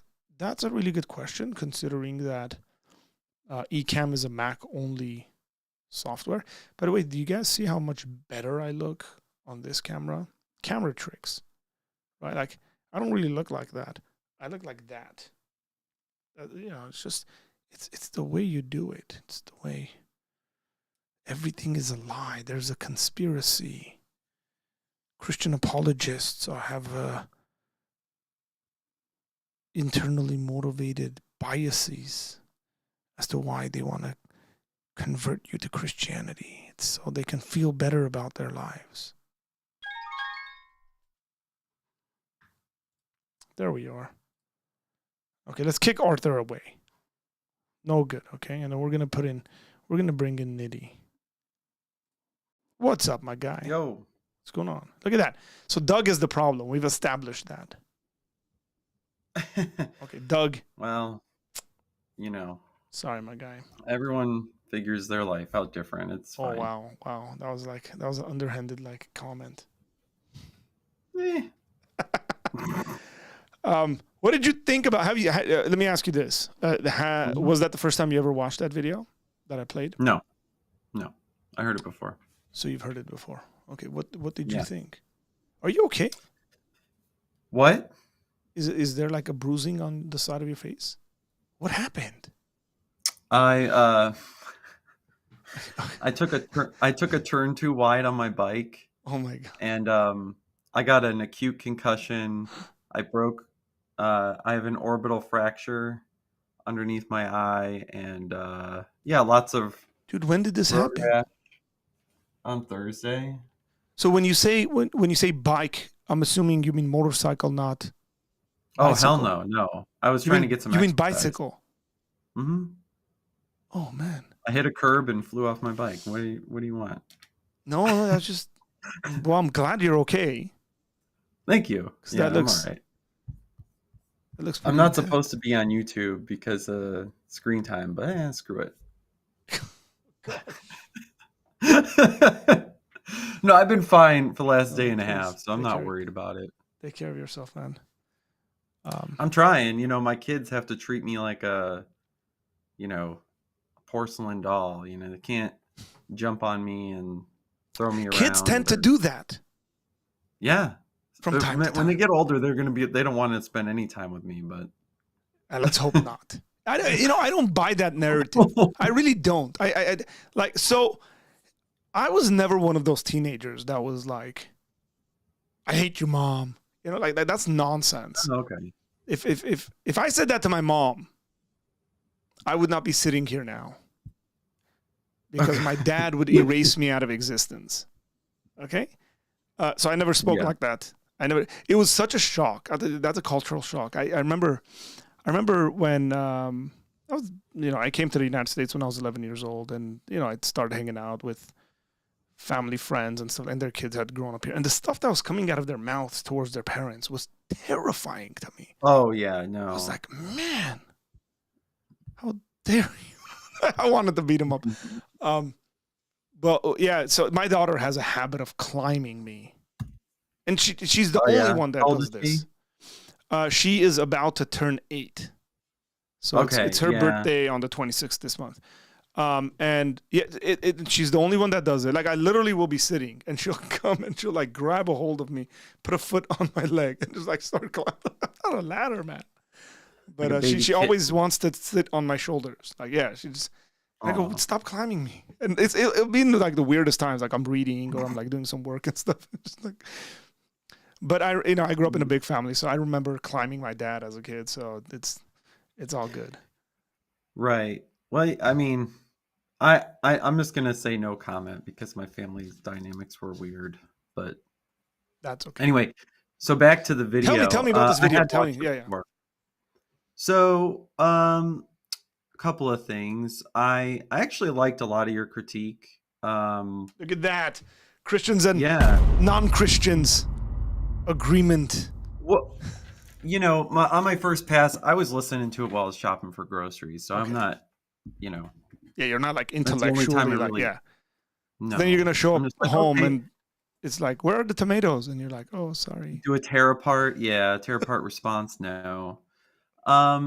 Okay, so I agreed with you that if they were going to title the video "Everything That's Wrong with Christian Apologetics," then yeah, it should stay distilled on maybe particular apologists, maybe some like behaviors that trend throughout apologetics, but not being vague, Okay. right? So like some know what I mean? apologists say, rather than William Lane Craig argues this way or Lee Strobel does this, is what you're Well, saying. No, I'm saying be specific, like saying like, here's J. Warner Wallace and this and this and this, and then show clips of that, right? They do this way. And that's a problem, right? Correct. That would be like completely transparent and like no one would have any question. It's like, Are they talking about my apologist? Are they talking about my mama? Like, like, Yeah. come on, just And get down and dirty. Like, and they've done that before. So like, what's holding them yeah, back and from I doing it this suppose like video? it's kind of funny to me when somebody criticizes like the way Christians do it, and then the backup to it is when I was a Christian, this is what I did, and then the thing that they're saying they did is like fringe, and it's like, bro, that seems like a personal problem. Like you should deal with that. Go see a psychologist or something like that. Okay. So the other thing is, I haven't gone to like some kind of like high institution for theology or Correct. Greek or Hebrew or whatever. So as just an average, laytheist, I'm taking this in. Hey, you should coin that, by the way, laytheist, like latheism. Latheism. What is that? Armchair theology. Well, I guess, yeah. There are you could books just called use it for armchair either theology, one. right? Yeah. Yeah. Maybe you're just a laytheist and no one knows if that means you like to talk about theology because you're an atheist or you like to talk about theology because you're a Christian, Muslim. It doesn't matter. You didn't go to sophisticated school. You're just, I'm a laytheist. Yeah. Shut your mouth and sit down, laytheist. You don't have a PhD. So no, it's hard for me, right, to fully corroborate, what I'm getting from them, right? At some level, I am going to like default to particular, credentials. It doesn't matter like what side those credentials are on, right? Amen. If I haven't distinctly studied it. Now, that isn't to say that I couldn't, go out there and be like, okay, here's like these schools of thought on this. Here's these schools of thought on this. What's the best conclusion I think I can reach from this? Yes. I think Well, that would be the ideal way of fairer. properly like having the ability to think properly. Yeah, And this is why, again, my recommendation is going to be like I tell people go study philosophy. I don't mean go get a degree in philosophy. I just mean like read a logic book. Like whether the author is a Christian, non-Christian, it's like you're not really going to get a debate as to like what an informal logical fallacy is. Sure. And just study it and know how to process information. Like my ideal education, and maybe this is a problem with the American educational system and whatever. My ideal educational system is producing people who can receive information and be able to process it properly. Like I think Christian schools should do it. I think non-Christian schools should do it. I think everybody should do it because I think that's just the way thinking works. So I'm curious, like what do you mean by properly? What's like? Well, yeah, if somebody, for example, like the in the beginning of the video, they were going after having an emotional attachment to the view that you're arguing for. Okay. Like, I hope you have an emotional attachment to the view. Would that be proper? No, what I'm saying is, no, that's just the reality of life. Oh, yeah, sure. Okay. Yeah. There's no problem there. Like, it would only become a problem is if it is somehow shown that your emotional attachment to your view hasn't allowed you to look at the data that you're presented with properly. Yeah. Then that's a problem. But to say that, you're going in this to argue that you're right. It's like, what do you want me to do? To go into it to argue that I'm wrong? Like, do you want me to say, like, I don't believe this? And then somehow that becomes a bit more, like, objective in your thinking? Because nobody does that. Well, you would hope that in some kind of, like, I guess, should I say it's methodological naturalism or just, like, science-ness? Where you just kind of go and you're like... I like that.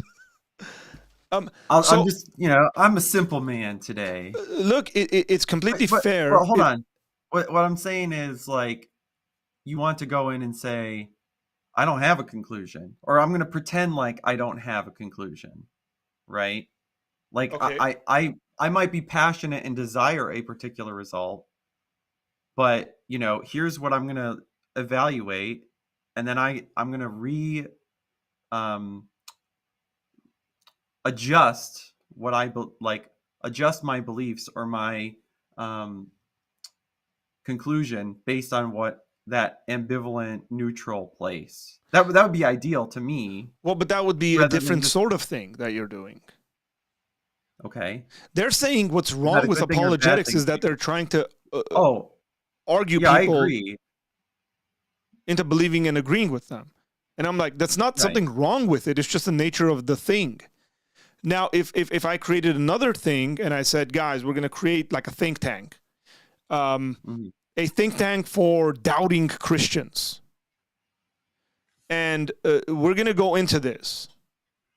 And it's not going to be for the purpose of us arguing one another into certain positions, but we're going to be open to like where the data leads. Well, that's that kind of a thing. It's no longer apologetics. Like that's fine. Yeah. There's room to do that.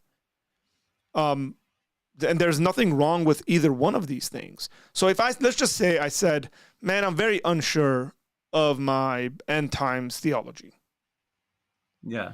And Your I got eschatology's a mess. Oh my God. yeah, eschatology is a mess, and I found like 8 other Christians whose eschatology is also a mess, and we went into it for the purposes of trying to figure it out and look at the data and all that stuff. Like again, that's fine, but that's the purpose of that endeavor.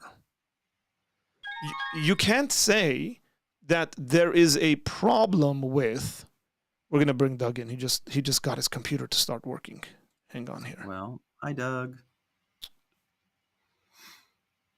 Maybe. I keep fixing this thing, and this thing keeps not listening to me. Hang on. So it just has to do with whatever your goal is, like whatever you wanna accomplish. You know what I mean? And it's completely fine to do that. But to say, well, here's what's wrong with apologists. They have a certain conclusion they want to argue for. Then you would have to say that about everyone. Here's what's wrong with, atheists. They're trying to argue whatever their position is, or whatever, Muslims. There's nothing wrong with that. That's the whole point.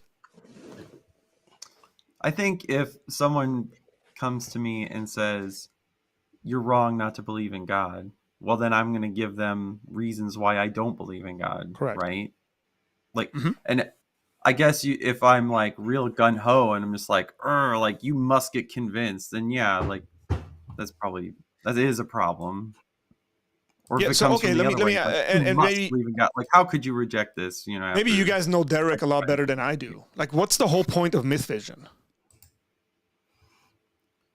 Well, I think in my opinion, one of his reflex responses would be to get scholarship out of the ivory tower. This is what he would say: out of the ivory tower and into the hands of people who are just looking for more information about the New Testament, the Hebrew Bible, like you Okay. name it. Yeah. So is it what I say? Is it all scholarship, or is it a specific kind of scholarship? I think he's had some believing scholars on before. Okay. It's not common now. Is my mic but- working? Yes. Mhm. Okay. Like, I'm we're on- like sitting here, we're like, what's the purpose of Pine Creek? Like, what is that guy all about? Like, what's his channel about? Like, he's trying to deconvert everyone. He's just trying to have conversations. But you asked a good question of what's the purpose of myth vision, and Nitty I think gave a great answer. Yeah. But then but unpeel that onion. Why does Derek want that type of scholarship in front of Christians? Or Oh, well, okay, that's fair. Because Christians aren't, generally speaking, Christians are not reading counter scholars to their views. yeah. But why Yeah. does he want them to? To become atheists. Yes. Okay. Yeah. I think. can See, get my channel's different. I don't care if you stay a Christian or a Muslim or a Jew, whatever. It doesn't matter to me. Latheist is a term we just... y'all can stay latheists. It's just fun. It just flows off the tongue.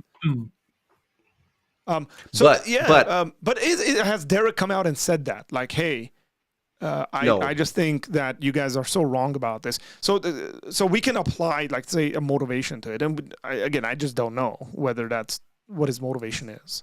Legitimate, yeah. And maybe it could be that, hey, man, I was in the church and I wasn't exposed to all this material, Church. right? Yeah. You guys don't like the way I say church? No. Are you guys it's fine. making fun of me because I got a minority accent? Oh no, we're in trouble now. Oh man, no, man, you guys can make fun of my minority accent all you want. I don't care. No, I'm not making fun of you. But you know what I mean, right? Like so. Again, you guys are guys who've come out of the church, and I understand that somebody can come out of that context and say, "Man, when I was a Christian, I wish that, the people around me told me about someone like a Bart Ehrman." Yeah. And because that wasn't the case, now I'm going to start this thing where I want the general Christian community to know that these things exist and they're out there. Right. And this is what I think Derek would say is the problem with most apologetics, Christian apologetics, is because they don't give that other side of the equation. And that's fine, but be honest about it. Let your congregation know that when I say apologetics, says the Christian apologist, I mean helping you raise the confidence in your own belief, not to challenge and present the steel man, the opposing side. Yeah. Again, I quoted from J.P. Moreland's book, The Kingdom Triangle, where he gives like this two-pronged approach. I mean, look, when I give talks at churches on apologetics, generally I like that two-pronged kind of approach. And I say, look, here's what apologetics will do for you. I think it'll strengthen your faith. And I think it will give you some tools to respond to people who disagree with you. Okay, but then in both cases, you're talking to believers.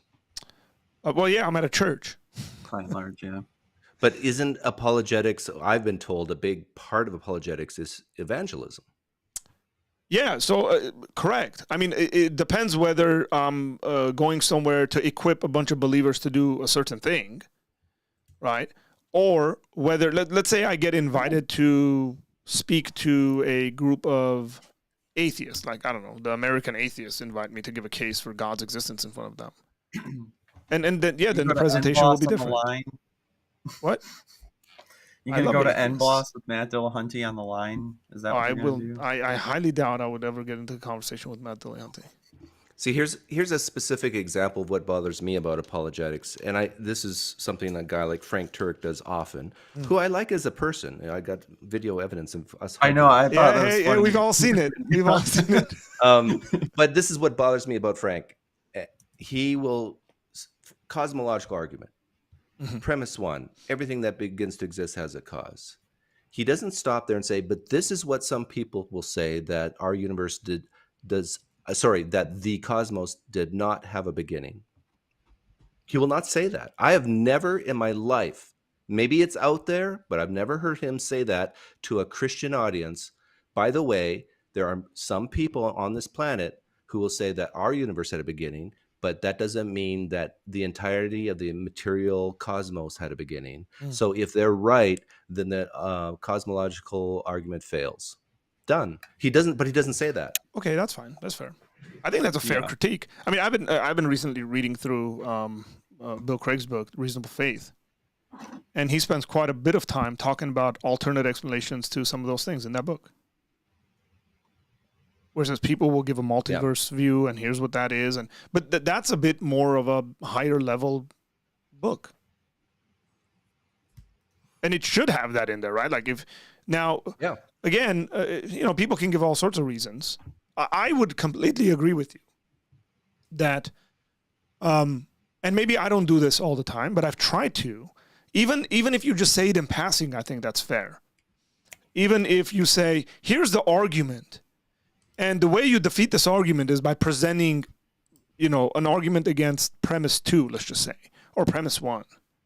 And that way you will defeat this argument and it falls apart. And here's what the other side says. I'm not a big fan of cats, by the way. Oh no. Are you allergic or you just don't like them? I just don't like them. They're too moody. This one gets ornery real easy. See, she's gone already. Yeah. That's what I mean. You would like my pet. I have a German Shepherd dog who doesn't even really like to be touched that much. Probably a cat dressed up as a German Shepherd. No, it's a protection dog. It's hey, identity, man. It's identifying as a cat, and you don't know about it because it's not telling you. There you go. Oh yeah, use that one. Yeah. Our neighbor came by, and he has a Labrador, and I said, "Look, you can't treat my dog like your Labrador. These are almost two different species." So, So, okay, if you guys have critiques of my critique of that video, I'd like to hear it. Yeah, I do. Yeah. But I'll start it with a question because Because you like doing that stuff. Yeah. Is there anything wrong, in your opinion, with Islamic apologetics? Is there anything wrong with Islamic apologetics? Can you like reformulate it a bit different? I feel like it's too general of a question. Well, the title of their Myth Visions video was "Everything Wrong with Christian Apologetics." Can you name one thing that's wrong with Muslim apologetics?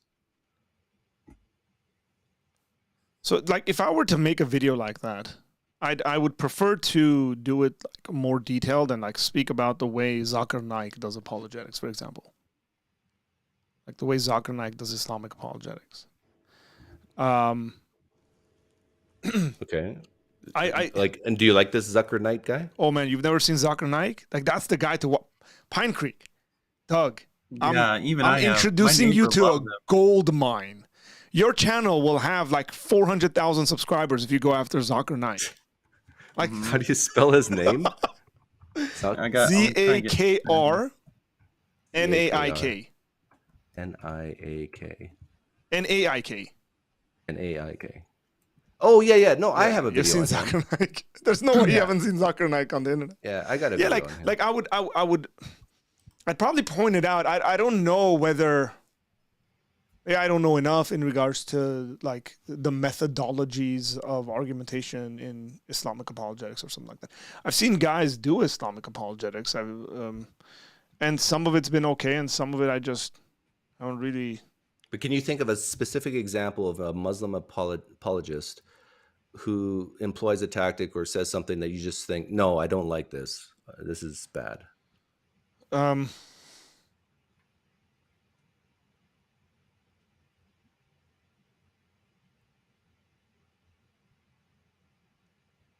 Nothing comes to my mind right now, and I'm like, honestly, I'm like drawing blanks right now. Okay, how about a Catholic apologist? No. Paging Trent Horn. Yeah. So in regards to, I've probably watched quite a bit of Eastern Orthodox kind of videos, like we're the original stuff. So like people should become Eastern Orthodox because we're the original. Like I just don't buy that. Because it's a bad argument, like we're the first. Yeah, I think it's a bad argument. Yeah. Mm-hmm. Yeah, and I think Derek from Myth Vision would say something similar, that there's not all, but there's many apologists out there who give bad arguments. Oh, I would agree with him. Yeah. But that's the thing. It's that Christians can disagree with each other's argument. Like I had a professor in seminary, and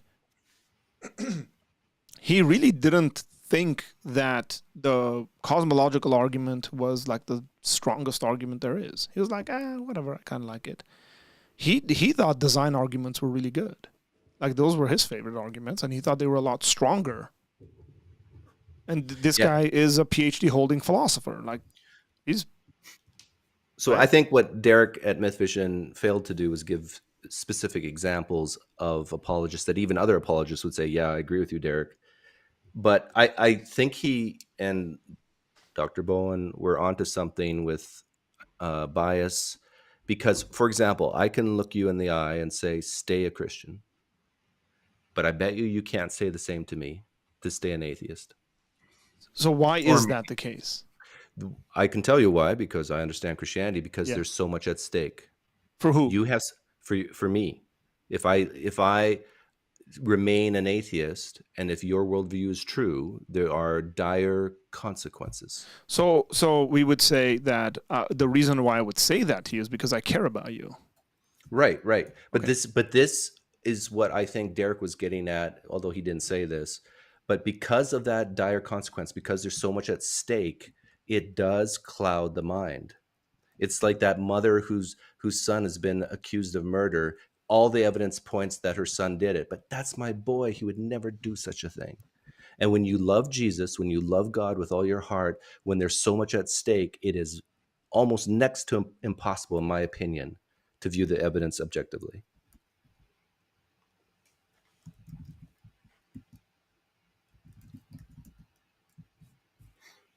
So yeah, I would disagree with that because I think now we're saying two different things, and this is maybe what my initial kind of issue was with the video, is that they were more so talking about the biblical text and how to treat it and go about it, because those of the two guys that were on there were textual guys, right? They weren't talking about philosophical arguments for God's existence and all that stuff. They were more dealing with the biblical text, as though, you know, someone like a John Walton, for example, can't go in there and look at the text objectively because he believes this stuff to be true.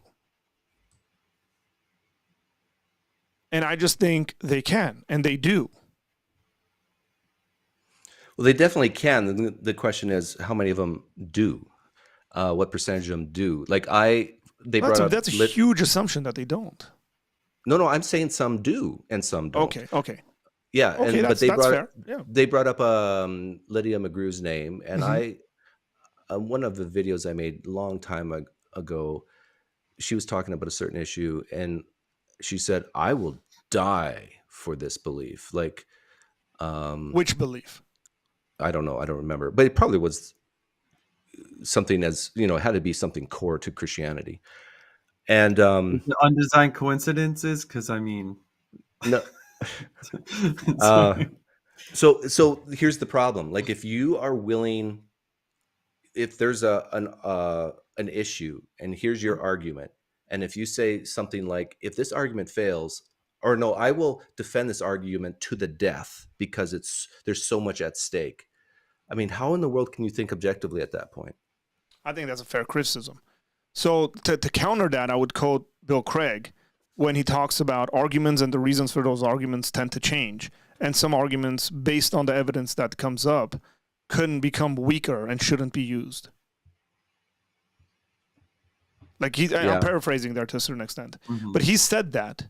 He said that in writing. He said that in his lectures. I mean, to a certain extent, when he speaks about the kind of personal testimony of the Holy Spirit, whenever he does his debates and he gets to this fifth point and talks about the personal testimony of the Holy Spirit in your life, he's essentially saying these arguments might in 10 years' time not be as good.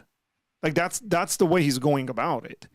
And I don't know, like I'd criticize somebody saying that. I'd say, hey, you could be faced with a certain kind of data and certain kind of information that makes the validity or the probability of your argument to be very, very weak.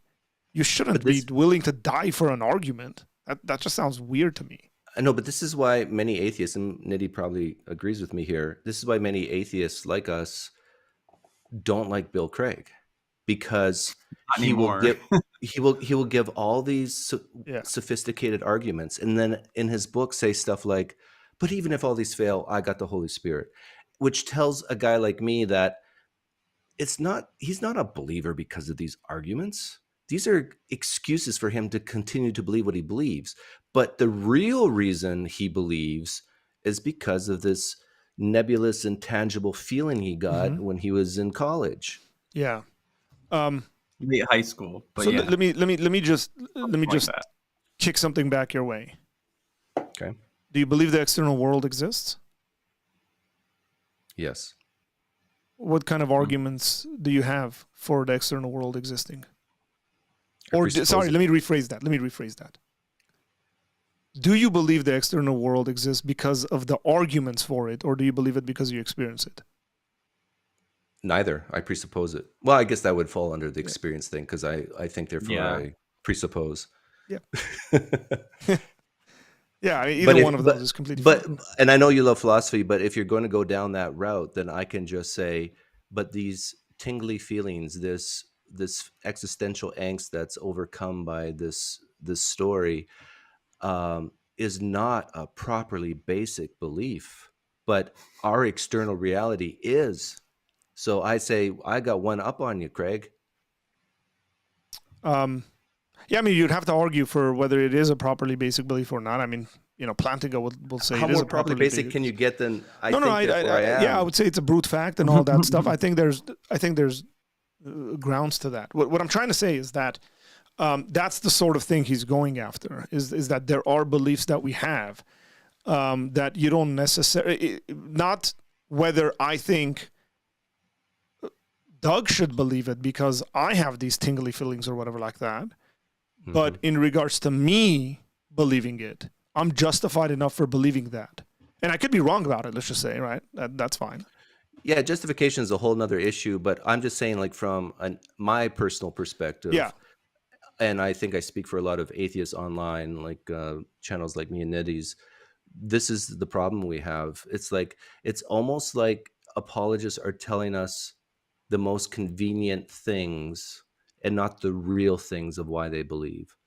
Like, for a lot of them, it is an experience that they had in Bible school or in some youth group when they were younger, or something that they just can't chalk up to coincidence, and they think back on these things whenever they doubt, or they're in a desperation mode, and then they're in their room and they're weeping and they feel the presence of God.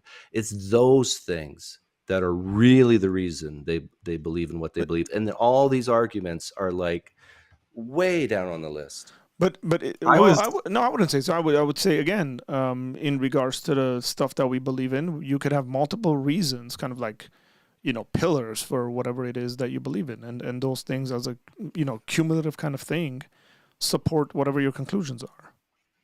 And I got experience is more one of mad them. at apologists.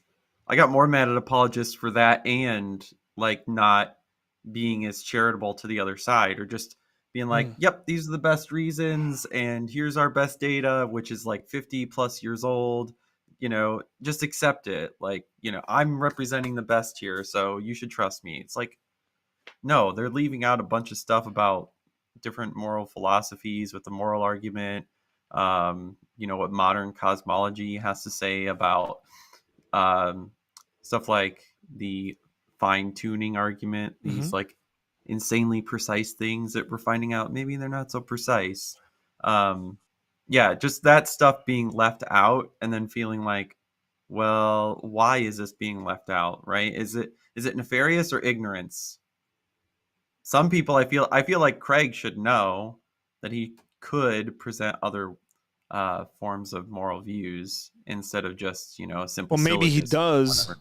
Maybe he does in a more maybe say he does. classroom setting, rather than when you're giving a speech for 45 minutes. So I have listened extensively to some of his like a Reasonable Faith podcast, and I can tell you that in general the moral argument lacks a lot of what I've heard from other philosophical, like even YouTubers, but I've tried to do my own reading on this stuff, like where it's come from and its validity and criticisms and things like that. Like but that was way after the fact. Okay. I've talked to more than one pastor who has told me, like, I've challenged them to say what they've said to me in a church setting, like during a service. And I've had more than one pastor say, I can't do that. No, church is not for that. It's not for apologetics. It's to fellowship and to edify. But the thing is, there's so many Christians who grow up, and for the first time in their early 20s, they hear that the original the oldest, most reliable manuscripts we have doesn't have the last 8 verses of Mark. Yeah.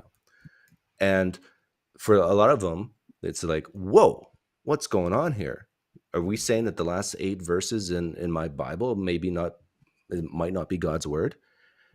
And I tell pastors, maybe you should teach this earlier on.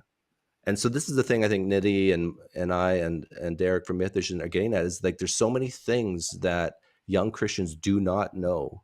And I think a lot of Christian apologists purposely don't say these things in fear that it will cause, maybe they'll leave Christianity. Really? Yep. I'm convinced. As you say these things, I'm very happy about the church I go to and how awesome we are of a church. I'm just dead serious, because these are the sort of stuff we talk about. Well, that's good. Like, our Bible studies revolve around these. Bible studies are church services. Yeah, no. I mean, sermons, I think there's, look, for anybody who's given a sermon, and I've given plenty of them, you're extremely limited as to what you want to do with that. So for me, I would say a sermon, it has a different purpose to it. Whatever you're doing your exegesis, you're doing your studies, you can mention it. Like I've preached on subject and I say, hey, this verse right here, there's quite a bit of debate. Make sure, come talk to me afterwards. Or here's some scholars, or here's a book you can read on the subject that's going to give you the different opinions. Or, hey, here's this thing, whether this is a parenthetical remark or whether these verses are actually there in the old, like I've mentioned those things, but I don't necessarily you don't give a sermon where you're doing a study on that. Where I would say the proper place to do that is at a Bible study. Yeah, but when you're talking during a Sunday service about the Bible, reading verses out loud, yeah, it's good if you're doing it, but there's so many pastors who will not even mention that, oh, by the way, this maybe shouldn't be in the Bible. Like the woman weeping tears of blood, or the woman caught in adultery. Like it's the woman caught in adultery. Yeah, I think the tears of blood one is also another example. My pastor said that. Oh, good. Like, yeah. Again, I'm not saying all pastors. Johnny. Who's your pastor? Was yeah. My previous one for John A. He's like, hey, the earliest manuscripts, the most conservative of scholars don't believe it's original. And the earliest testimonies don't have it. They give their biblical reasons in their. And you're saying he skipped over it and didn't preach through it when he was going through the Gospel of John? Yeah. Yeah, I know. He did or didn't? Didn't. He didn't. Oh, I thought you said he did. Yeah, I know a bunch of guys that have skipped that. But did he say why he skipped it? Yeah. Okay, good. It wasn't in the earliest manuscripts, and of course he prefaced it with like, hey, to not sound like he was a liberal church, in the sense that he's like, hey, look, even the most conservative scholars admit that our earliest manuscripts, and he gave examples of like, hey, if we want to be as true to the word as possible, you want to go with the earliest and the most authentic. And so he says the most earliest and authentic manuscripts and commentaries from ancient fathers don't have it. And so, yeah. So that's what he said. The very Reverend Nick Quint says, I once spent an entire sermon on a textual variant in Romans 5:1. How long? An entire sermon. Well, it's good, and I give kudos to those pastors and apologists who do that. Yeah. Again, the thing for me, I agree with Doug as well. Man, we just keep coming on here and agreeing with each other. This is so boring. Doug, you're wrong, man. You need to repent. You need to believe the gospel. But this is the ecumenical council of Christian and atheist Christians. Ecumenism. I have the best channel. channel. Don't put me that high. I have the best channel on YouTube. No questions asked. It's better than Doug's. Is that a Doug's. fact or an opinion? It's a fact. It's better than Doug's. It's better than Nitty's. It's better than everyone's. Well, of course. I don't advertise my channel as being like a place for yeah, a hallmark of intellectualism that's true. I'm under no delusion that I'm going to be under like have. Thanks for calling me delusional. I appreciate that. No. It would be delusional for me. Yeah, I recognize that very readily. Yeah, just the thing is that those conversations, like the conversation I watched, would have been, and again, two of those guys are PhD holding scholars in their respective fields. Which guys? Bowen and Bowen and Kip. They both have PhDs, right? Yeah. But there's like stuff that I think they should have nuanced and spoken maybe a bit more academic about. And maybe you're like, Arthur, you shouldn't hold them to that. Like they're just having a friendly conversation amongst themselves with their friends. That's cool. I got friends who have PhDs and we have random conversations. But then I wouldn't use those conversations for certain purposes. So here's some like off the cuff remarks we have about, you know, what we experience with atheists. That, I guess, what like was bugging me. It was that I didn't really see anything. Like, oh, you have a bias. You're okay. People do that in all fields. People believe their stuff and then give arguments towards those ends. Yeah, I think heard you that's say fair. that. It's normal. I know, but remember what I said earlier about how the reason why you can't say, Doug, stay an atheist?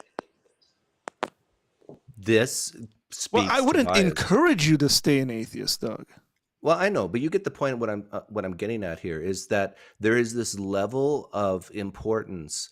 Like, it's really tough, I think, for many, if not most Christians to just sit and academically review their belief system. Okay.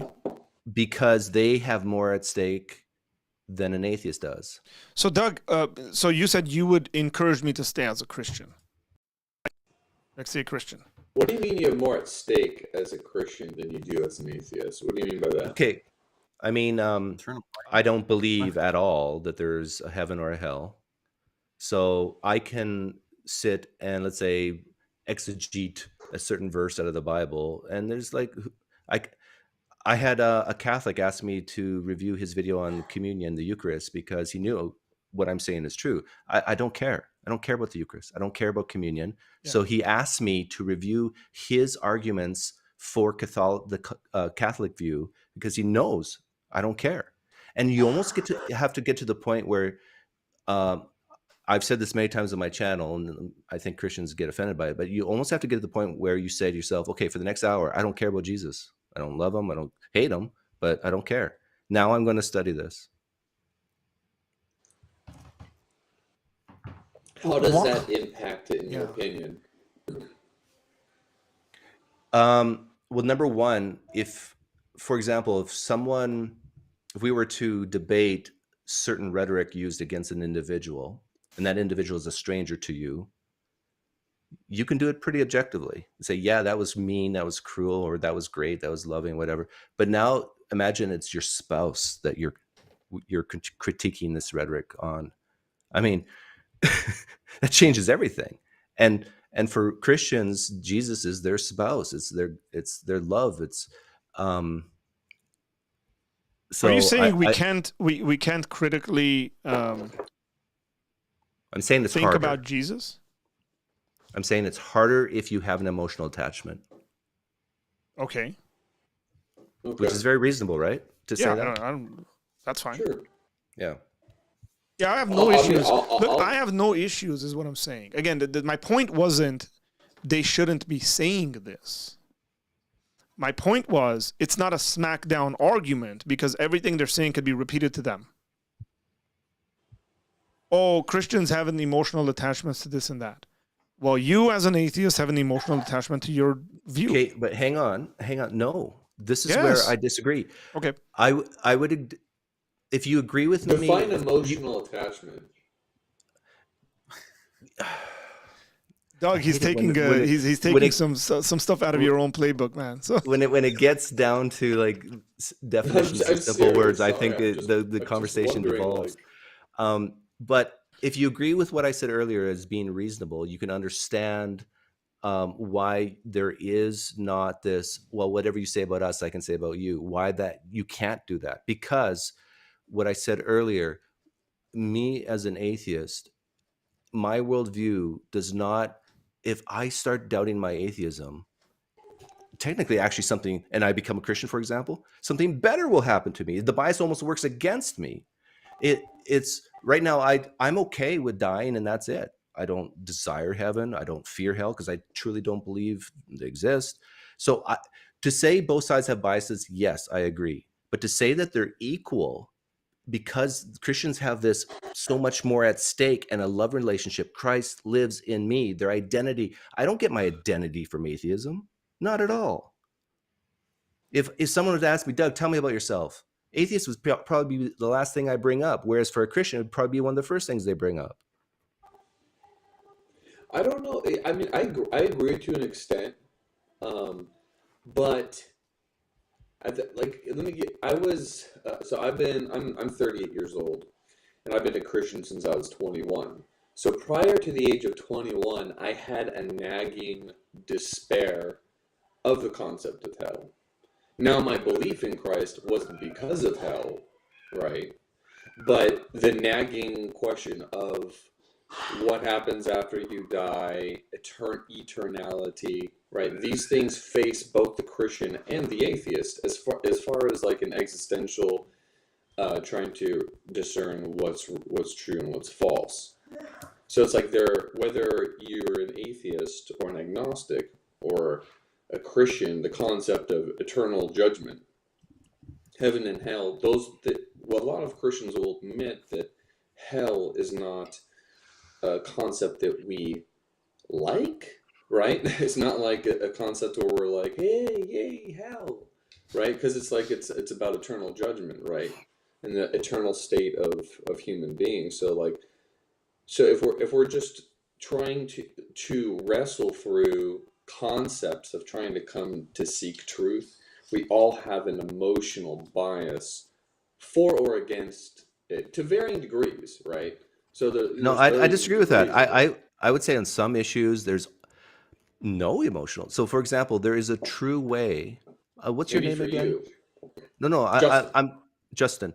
There's a true way to build a carburetor for a 1967 Chev. Now we know what Doug's hobbies are. No, that's not my hobby at all. But I tend to give the example of like maybe some people have an emotional attachment to that true way of doing it. But I think most people just say, well, yeah, if you get it wrong, it's not going to work. If you get it right, it's going to work. It's like, and here's how you do it. There's some truth statements or truth claims that can have almost no emotional attachment. But I think with the religious claims, the emotional attachment is typically extremely high. Well, I would say the same thing. There's some claims, some religious claims, where the emotional attachment is high, and some where it doesn't really matter.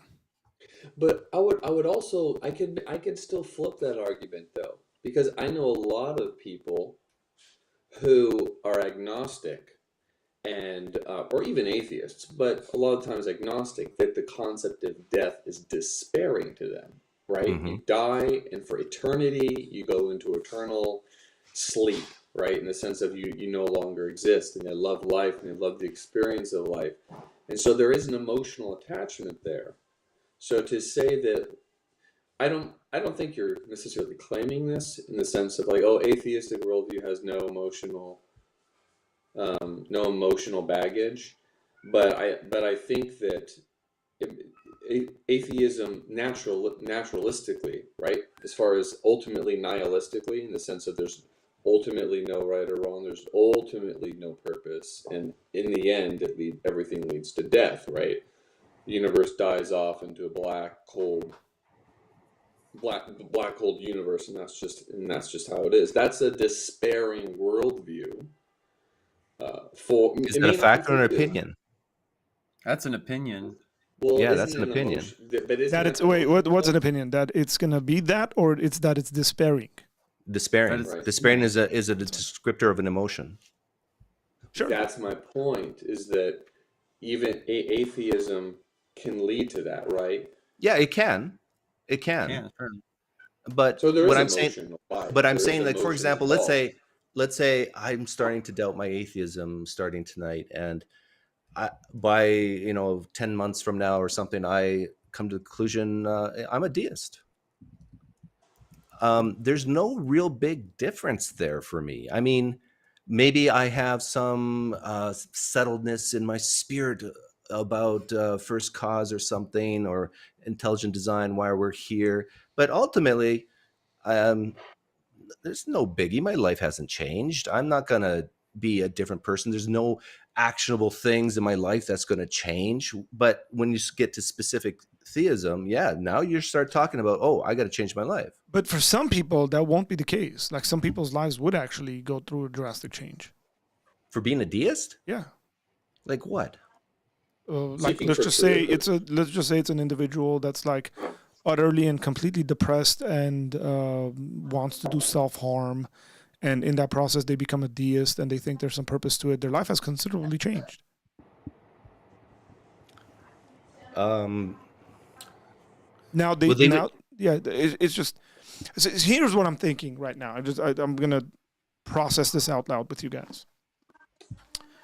I wonder how much of this conversation that we're having is not a Christian atheist distinction.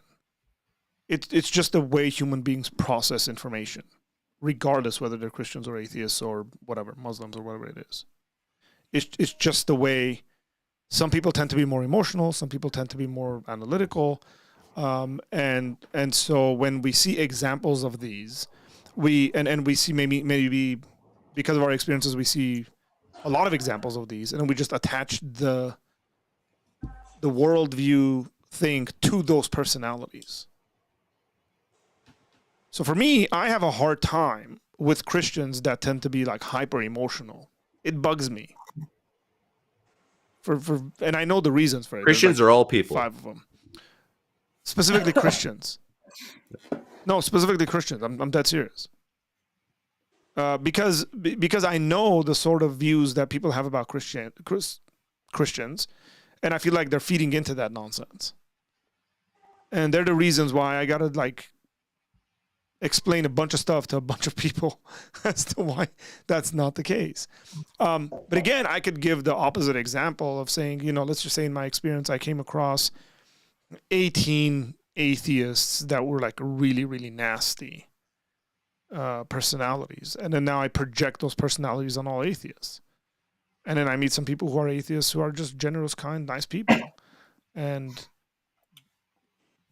like, you just don't know what to do with that information. Again, I'm processing this. Remember what I said? I'm processing this out loud.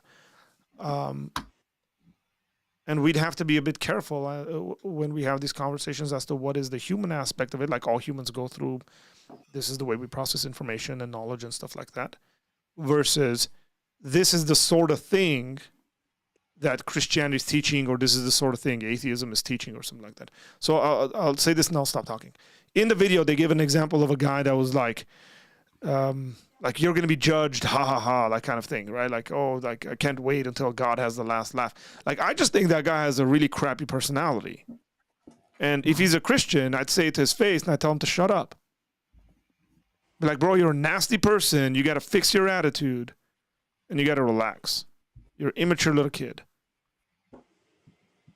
He could have been an atheist. Like, go into any kind of thing by Christians and read the comment section and see some of the really, really nonsensical stupidity that comes out of some atheist's mouth. I don't project that on all atheists. That's just stupid. Well, thank you. You're very welcome. Yeah, I tend to agree that if you're a jerk as an atheist, you'll probably be a jerk as a Christian. Thank you. Well, yeah. Do you guys take pride in being atheists? This isn't like a trick question. I'm just curious. No, like, not you at guys all. like, I'm an atheist. No. No, bro, In they fact, walk around like, I'm such a loser. I'm an I need atheist. to give a caveat to me. So I play this little game on OSU campus. I have a whiteboard that I bring to Panera Bread, and I say, it's best to be an atheist. Let's chat. But it's mostly just to incite people to talk to me about what they believe. Is this on your YouTube channel? Really? Is this on your YouTube channel? I can't because you'll just have to take it on faith. I want to see this. So you're an evangelist, an atheist evangelist. He's a counter evangelist. Counter. But no, I mean, I do that mostly to incite people. There's lots of times where, and I'll tell them like, I don't know everything. They're like, do you feel like you're smarter than people having reached this conclusion where billions of other people believe in a God? I'm like, no. That sounds like something a liberal would say. What? That comment. No, I got that from a Catholic. I won't rephrase it. That sounds like something a liberal would say. I don't care if he's a Catholic. He'd still be a liberal. Joe Biden says he's a Catholic. What does that mean? But that's my caveat. But why don't you record this? Is my okay? Like you can be the Ask Cliff of atheism. I know, right? if I was able to be like Reed or a street epistemology, and I had the equipment and time to be somewhere neutral in public, that it's a little different inside of like a privately owned establishment like that. They don't just let you like willy-nilly record. Like I wish I could, but I do that. I get a lot of grace from them in particular because there are other locations I've tried it at, and they're like, no, this is our place. You can't be doing any of that. Like, we want no one to feel triggered, so don't do that here. I'm like, all right. Triggered. What a stupid word that's come seriously. into our vocabulary. But yeah, Can I ask you guys a question? Hey, I think sorry, one of the Justin. managers Nitty, was I like- want to know kind of what your. I just curious. It's okay. What's your motivation in doing that? to get people to talk about what they believe and why, and do it civilly, and it works. Okay. Yeah. Do people accuse you of like getting paid for it and stuff like that? No. Like, why do you do this? And you're like, oh, because it's just fun. I want to talk to people. Where do you guys They're live? like, no, no. Why do you really do this? Where are you I'm in guys Columbus, Ohio. I don't even care. I just tell people. It's on my channel and whatever. from? Okay. What about you, Pine Creek? What state are you from? Arizona. Pine Creek sounds like an. Did I go to a? Was there like a Pine Creek where I grew up? I'm from Canada originally. This is Pine the Creek sounds like an Canadians come elementary into school. America Pine and they Creek ruin Elementary. it with their atheism and their liberal. No. Yeah, I have a your- question. To answer your question, Justin, there's no pride in being an atheist. In fact, I think I rather hang out with Christians than atheists because, in my experience, most atheists are crazy. But you're really good at taking atheist money. What do you Wow. mean? Snapchats? What do you mean, Poker? Nitty? Or not Snapchats, Super Chats. There's That's Christians it. there too. Snapchat. That's it. Shots fired. It is like, Yeah. hey, so some of that's probably like, you're like, how come people don't give me super chats? On I can't YouTube? help if I'm good at poker. Oh, you guys are Can I playing ask you guys a poker. Oh, that's okay. That's not the same. They've agreed to the rules that they're. Yeah. Yeah. I think Come on. Nitty was You guys hinting as, towards getting super chats on my channel. Yeah, that's true. That's Do true. Christians send you super chats, Doug? Yeah, I believe they have in the past. Well done, But Christians. Be generous. it's mostly money going to YouTube. $6.66. Yeah. Bro, I saw someone did that. I saw like there was a Christian thing, and it's like it's just silly. I have You a gotta question. do that. for Doug. Go, have free Arnold. Do you have a Christianity. question? Go for That- it. Arnold's the one where we don't see anything. Hey, The black Yeah, screen. I was trying to share my He's the screen ultimate black in I saw hopes it. that it would I closed like, it. pull up a thumbnail. Yeah, within my card Well, or box. Arnold, I closed that. I can put I that saw. up, but the reason why I closed it is because it had a picture of you and your wife. Okay, I couldn't find a picture of just By the way, myself. Yeah. Arnold and I go to the same church, but we won't say what church. Now you do. Oh, you sneaky people. It's a great church, It may or may not be in Winnetka, California. and it may or may not be full of a bunch of Calvinists. So I have a question for Doug. Are you arguing that it's bad for Christians to have an emotional attachment? No, I'm not making a judgment on the goodness or badness of it. I'm just making Okay. an observation of it happening. But I would agree with you. I don't think I would have any objections. In fact, I would probably say that if Christianity is true, Christians should have an emotional attachment. Yeah, they're commanded to love the Lord your God with all your Yeah. heart, soul, and strength. So I have no problem. What is the point? I guess for me, what is the point of you bringing it up? Because I would agree with you. I'm going to ask Justin to answer that for me. Okay. Because I think Justin's been listening, and he goes to your church, and you're going to hear his answer from you're going to hear the answer from Justin better than you would hear it from me. So why did I bring that up, Justin, about this emotional Dang, attachment to Jesus? I'm your Put him on the slave spot. minion. Put him on the spot. You're the scapegoat. Yep. Justin's like, sorry, I Well, wasn't listening. I would say it's probably because when you're emotionally attached and your experience is anecdotal, it can overrule objective fact that's outside of that emotion. Can I add to that? I don't think there's anything wrong with emotional attachments. I think we all have presuppositions, and those are our attachments. So I think we all have presuppositions that we are attached to, whether you're an atheist or a Christian. For me, the question is whether your presuppositions, or better yet, your ultimate presupposition, corresponds to reality. That's where I think the distinction is. Well, my core presupposition, Arnold, is that the universe exists and has the properties it has. So, what's the emotional attachment you think I have to that? Well, I don't think you have an emotional attachment. I think you have an attachment to the presupposition. In fact, I don't think that's your ultimate presupposition, if I may. I think your ultimate presupposition is your cognitive faculties. Oh my goodness, you Oh see my what's goodness. happening here? What's The conversation was about bias, emotion, and you're steering it basically to the precept argument. Well, what I'm saying is we all have we do. It is a presuppositional argument. We all have presuppositions. When you say you have an attachment to your experience, essentially, you're presupposing certain perceptive senses. You're presupposing your cognitive faculties.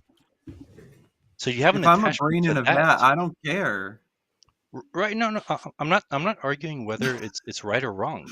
What? Like, But I'm not attached to my particular presupposition. That's what I'm saying. If I'm a brain in a vat, a Boltzmann brain, if I'm in the mind of God, and If I'm a moist robot, yeah, who cares? Like, whatever. what I'm I'm saying, stuck with it.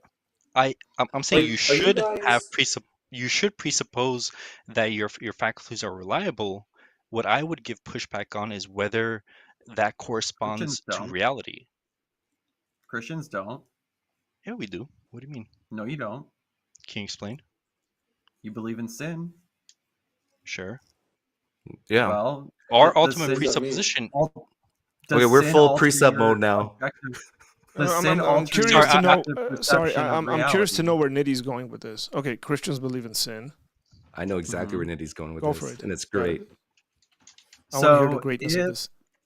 So if you have a part of your nature that is unable to perceive, let's say, the goodness of a behavior in its totality, then your senses of that moral judgment are wrong, right?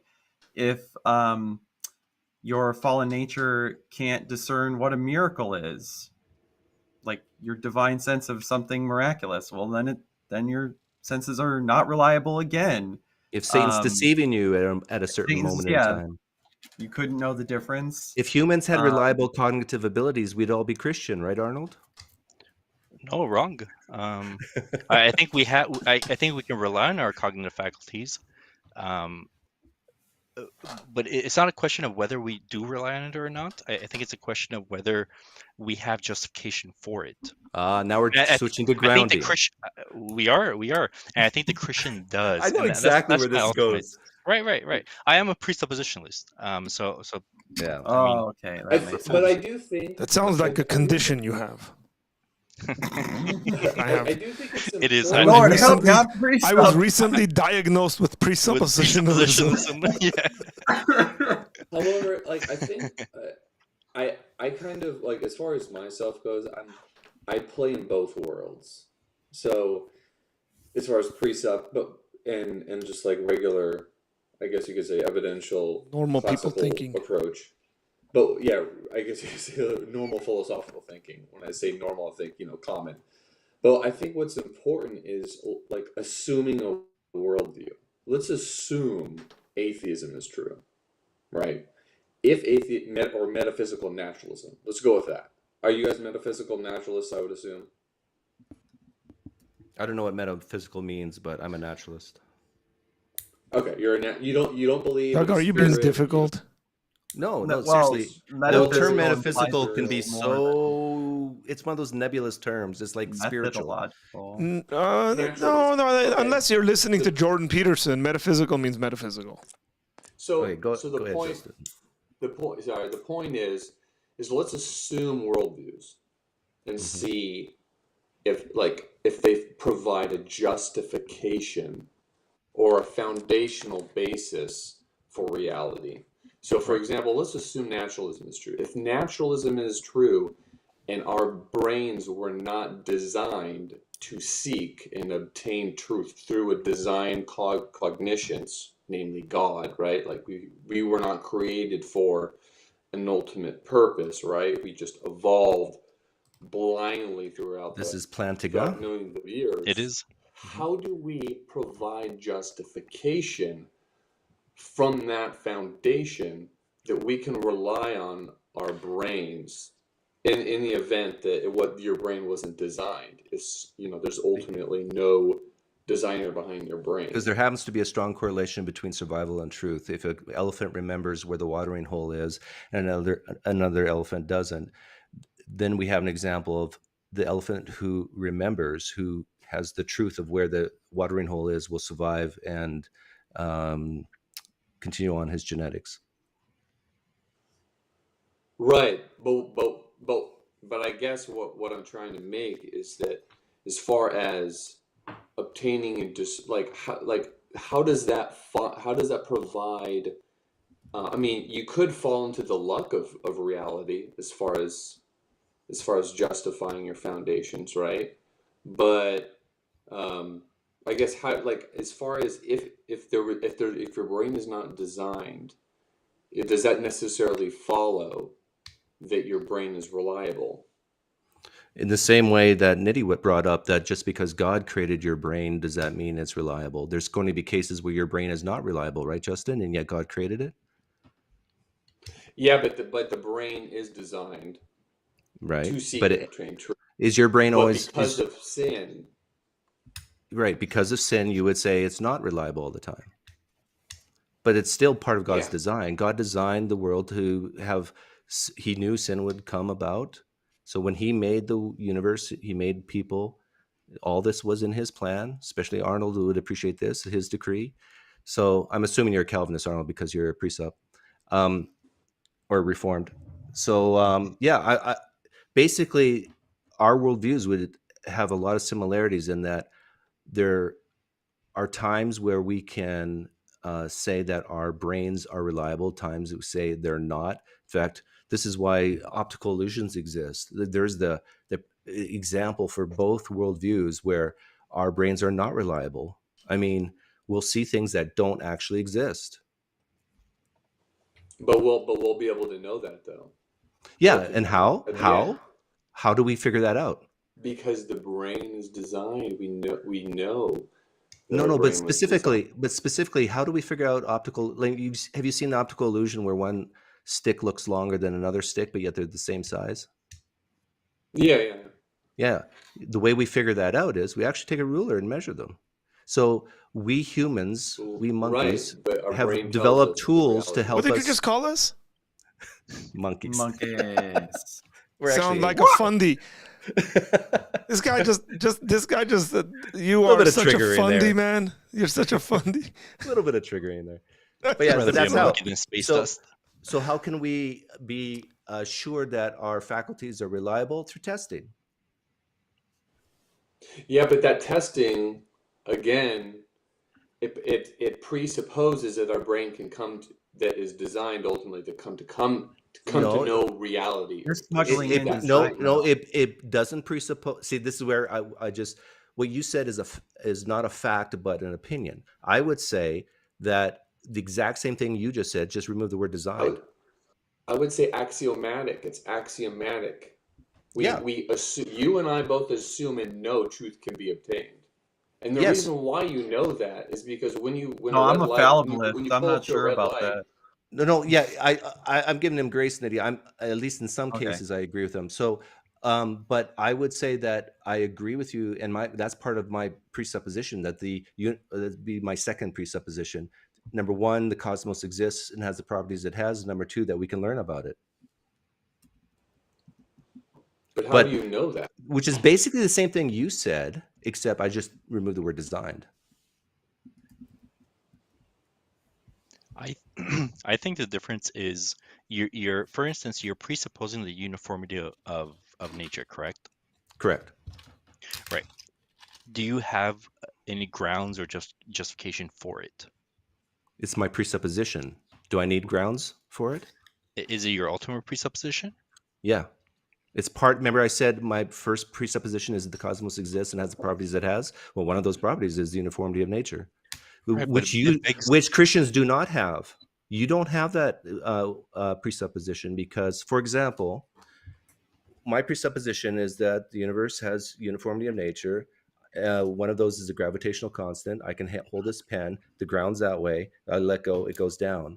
But in your worldview, you can't make that assumption because there could be someone praying in my house right now for it to actually go up, and God can do miracles and intervene. That's not true. In fact, what I would say is, within our worldview, we have justification for the uniformity of nature because we presuppose a God who creates and speaks the world into a uniform fashion. Like he creates it in order. Right? And I have justification have as well because of my presupposition and based on properly basic beliefs. Well, one sec. We assume that God, so it's a presupposition. We assume that there's uniformity of nature because God upholds the universe within certain laws, right? The laws of physics, laws of logic. And so we hold to that as our ultimate presupposition, and that justifies the uniformity of nature. How do you, as an atheist, justify the uniformity Through of my nature? presupposition that the cosmos exists and has the properties it has, one of them being the uniformity of nature. But I would contend that you have to make exceptions for the uniformity of nature when it comes to miracles. Is something more dense than water floating, is that part of the uniformity of nature? And if it is, and how did God walk on water? No, God breaks from those the laws of physics. God can break his own laws of physics. Yeah. So Transcends. you believe in the uniformity of nature unless God breaks it. Of course, Yeah. I don't have a problem with that. So you But got exceptions to the uniformity of Yeah, nature. no problem. So it's do. not 100% uniform. But it is. Sorry, as hang a on, hang on, general hang on, rule. It is hang on. Just, uniform. I'm But gonna let I you guys wanna- fight. I'm gonna throw some. I'm gonna throw some thoughts out there. Even within a naturalistic perspective of the world, you're always going to get like quirky, weird stuff happening, right? I'm asking Nidhi and Doug. Force our incredulity. I mean, Like just like sure, there stuff could be that things like just could be you don't going have on. any explanation for. That seems to go against the general understanding of uniformity. Yeah, sure. Okay. So Like, people have the theories same that thing are could be wrong. said Is to that you what you're that you asking? don't think it's really uniform, like 100% uniform, because there's always the option of something crazy happening that you're just unaware of. Okay, yeah, I understand the point you're trying to make here, but I would say, like, on some very fundamental understandings of nature and uniformity, things that are more dense than water will sink, and things that are less dense will float. How Yeah, but the did Jesus walk Christian's on not water? saying the Christian's not necessarily walking around and saying there's uniformity of nature, except like we're always like in this weird limbo, like stuff could be Right. like doing crazy stuff. Like that's just not. No, but what Christians have to say is that I believe in the uniformity of nature unless God intervenes. Well, that's what we call Sure. supernatural. Okay. Yeah, Yeah. and so, but I would say that the naturalist, sure, granted of some things, some weird things that we don't understand, like the double split experiment or other things. I think there's more uniformity in our worldview than in yours because we But don't have this concept of miracles. Right, but you're not able to justify how you have that uniformity. I've answered that. Like, how do you? I answered that about 5 minutes ago. Do you remember what I said? Can you repeat it? Can you? I don't mean to be rude here, I- but the reason why I don't like precepts, Sure. especially precepts like you, Arnold, is No, because Yeah, you hang don't. on, because No, we're gonna no, get no, no, triggered. No, I know the reason why you don't because- like presuppositionalism. no. I You don't actually like Arnold. Arnold's like the kindest guy on the planet. presupposition. I like the precept apologetic, but I'm going to be very honest with Arnold. I don't like how you do it because you're not listening. No, I am listening though. I don't Okay. think you. You I don't can't think see your him answer right was now. Justin, can ask your question again, and Justin, I bet you could answer on my behalf because he was. I think maybe he was listening, Assistant. or maybe Arthur. I'm not Arnold? his Christian assistant. or someone in the live stream chat. Yes, you're your brother's your keeper question right is, now. Fix it. your question, Arnold, was how do you justify, let's say, the uniformity of nature, Right. right?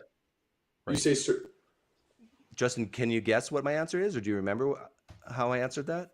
I know Nindy repeat remembers. the question one more time. Arnold's question was, how do I justify the uniformity of nature?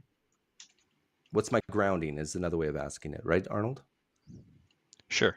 I don't know. Yeah. I don't know how you personally answer that, but I do know your answer for how do I know I trust my brain is because we survived this way from that. No, but he asked this question earlier. It's the problem of induction within your worldview. So, Bertrand Nindy, Russell do you remember what I had said this to issue. that question? Who, me? How do I what's your guess? How do I ground uniformity of nature?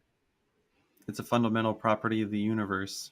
Yes, my presupposition. I said my first presupposition is the universe exists, has the properties it has, including the uniformity of nature. You remember me saying that? So, Arnold, can you repeat that back to me so you don't have to ask this question a third time? I get it, but I think it begs the question: how do you know? Like you're saying, I'm presupposing the uniformity of nature because the uniformity of nature exists. Yeah, it's like a circular definition. It's very vicious in that circular reasoning. Yeah, I would say it's what virtuous. is a woman? A woman is a woman. Arnold, I would say it's virtuous. What is a woman? Circular reasoning. It's virtuous, not vicious. It's not virtuous. It is vicious. And I get what you're appealing to. I get who you're appealing to. But it is the problem of induction that I don't think atheism has an. What's the problem with induction? Position. It's that you don't have you're not able to justify the uniformity of nature. I just said, okay. Bertrand Russell. How do I justify the uniformity of nature, Arnold? Because you assume that there's the uniformity of nature. You assume that uniformity exists. In other words, I'm saying it's a brute fact. Yeah. It is what it is. Right. Call it a brute fact. But you're still not able to justify it. Hey, Arnold, can you justify God's existence? I presuppose it, and I have no problem because what I'm saying is, unless you gave the same answer as me.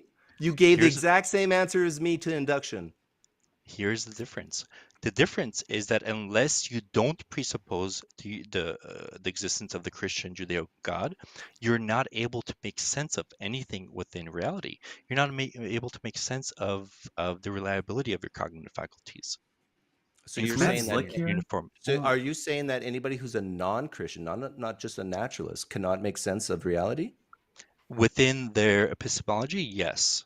Not that you don't. I think there's certain values and principles that you borrow from the Christian worldview because that is what ontologically exists, but you're not able to epistemologically justify it.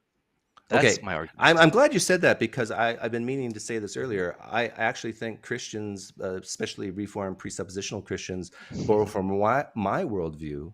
And so, which is very properly basic, that the universe, the cosmos exists, and we both share that, and it has the properties it has. So every time a Christian like you exercises the presuppositional argument, you're born from my worldview. No, because in order for you to justify the reliability of your faculties, even when we say I experience the universe, I know the universe exists, you're employing certain presuppositions such as your faculties, such as the uniformity of nature. I presuppose those things. You do, right. But the problem there is that you're not able to justify it. You're not able to give a grasp. What I can do, here's Arnold, you know what the problem is with your presuppositions? You can't justify them. Can I compare the two presuppositions based on just the cognitive faculties alone, or even induction, right? Arnold, actually, can I ask a clarifying question to the both of you guys? Sure. When you say you cannot justify it, because it seems to me that at this point it's just going, you can't do it. No, you can't do it, but I can do it. You can't do it. Okay. So when you say you can't justify it, do you mean to say you can't justify it within your like epistemic worldview, like epistemic sense, like knowledge-wise, or are you saying you can't justify it ontologically, like in regards to we're talking about where epistemology? I think ontologically. I know. I'm just asking a clarifying question to the both of you guys as to the question you guys are asking. Like, are you trying to say that you don't have the epistemic umph to explain this, or like Or is it something else? Like you're more talking about the ontology of the thing. Yeah, so epistemology is how you get knowledge, right? We're How you not know talking what you about we're not talking about the ontology. No, we're talking not. about the, We're not. We're talking about the epistemology. Okay, Right. clarifying question answered. So Go now ahead. if I Good ask, question, Arnold. so if I ask Arnold, how do you know God exists? And he says, I presuppose it. Are you using your epistemology or ontology? Epistemology. I'm saying if you deny the existence of the Judeo-Christian God, you cannot know those things. You cannot know Right. those. So Right. your argument from that's the your contrary. epistemology. You know these things to be true because God you has revealed. presuppose it. No, I'm saying I presuppose God, therefore I know those things. Epistemologically, Okay. that's like if we're talking epistemologically, I'm talking about God's existence. Right. Epistemologically, it starts with the existence of God in order to know. Ontologically, if we're having a conversation, then we're within the realm of ontology, right? Now, is that a fact or an reason- opinion What is? that in order for anybody to know anything, they have to presuppose God? Is that a fact or an opinion in your view? I would argue it's a fact. You would argue it's a fact. I I would would love argue to hear that argument. Yeah. Yeah, It's the I contrary think of it's- impossibility. The contrary to the possibility. It's also assuming worldview. So, like, It is, yeah. let's assume Christianity is true. If Christianity is true, that means that God created man in the image of God to be in right relationship with Him, to know and experience reality, and to perceive God's will. You would agree with that, right? If Christianity is true, Yep. you would agree with that. Okay. Yep. Now let's assume atheism. If No, hang on. atheism or natural- Yeah, okay, yeah. I wouldn't say it. Let's just put it the opposite. What if Christianity is false? How would you know things, Justin? I don't think we would. I think we could think and have opinions, but I don't think we could. So, like, let's assume that. Why is that a Christianity- problem? Christianity Well, arrived hold on, 2,000 years let ago. me- Are you let me saying people finish didn't the know things thought. before 2,000 years ago? Let me You're finish the talking thought. ontology. Yeah. No. But let's How finish did the people thought. come to know things 3,000 years ago before Christianity existed? Well, That's I still mean, an God ontological created argument. mankind in the image of God. Man were always made in the image of God. So are we saying that in order to know anything, not only does Christianity have to be true, but Judaism? So can Jews know things? Hold on. If Christianity is true, therefore at least the Judaism of prior True. to Christ. True, right? but could Judaism be Now- true now- and Christianity be false, and you could still know things? Wait, say that again. Could Judaism be true and Christianity false, and the precept argument work? I guess at a very basic level, Careful. there are the groundings. There you go. groundings There you go. of the So you Creator. do not At need least Christianity this to is my ground opinion. You don't the need- epistemology of getting knowledge, right? I would argue differently. Wait, what? What you just admitted is that you can have a grounding in Judaism absent of a Christianity, which contradicts what Arnold just said, the impossibility of the contrary. I don't believe that, but I do believe there is at least an epistemological level that it's the same concept of an all-knowing, all-powerful God that made mankind in God's image. Okay, At but that that's level, that God created human beings to be in right relationship with Him, to seek and obtain truth. But I know, but Arnold in made a more correspondence specific with claim. reality. His Right. specific claim is you can't. Judeo-Christian God. Right, and now I'm saying let's remove the Christian and keep the Judeo part. Can you have grounding for intelligibility? Would you like my argument? Or my response? Well, I would like you to answer that question, Arnold. Can you Me or ground Justin? it? Well, okay, Arnold, say Arnold. Arnold and I differ. Say Arnold and I differ. It doesn't matter. We don't know if you differ yet. I want to hear Arnold's answer to my question. If Christianity is false and Judaism is true, can you ground things like intelligibility, laws of logic, uniformity of nature, and so forth? I think they're inseparable. I don't think you can have Judaism without Christianity. Judaism without Christianity is What? impartial. Right, because Judaism assumes certain things. For instance, the Messiah, right? You have prophetic language within Judaism where it's impartial. It's waiting the arrival of something else to come. That's So you're just saying working backwards from your conclusion, buddy. what I'm This saying. is that, You and which is can't. really gross and disrespectful to Jews or people who It's really not. believe I the don't think. Torah. I don't think you're Yes, it understanding what I'm is. saying. I think we're Judaism. regressing into my point. I Can think I? we're Can I? regressing in my point. Okay, When I'm gonna when- intervene here and let Arnold finish his thought. So you don't just have Judaism within a vacuum, right?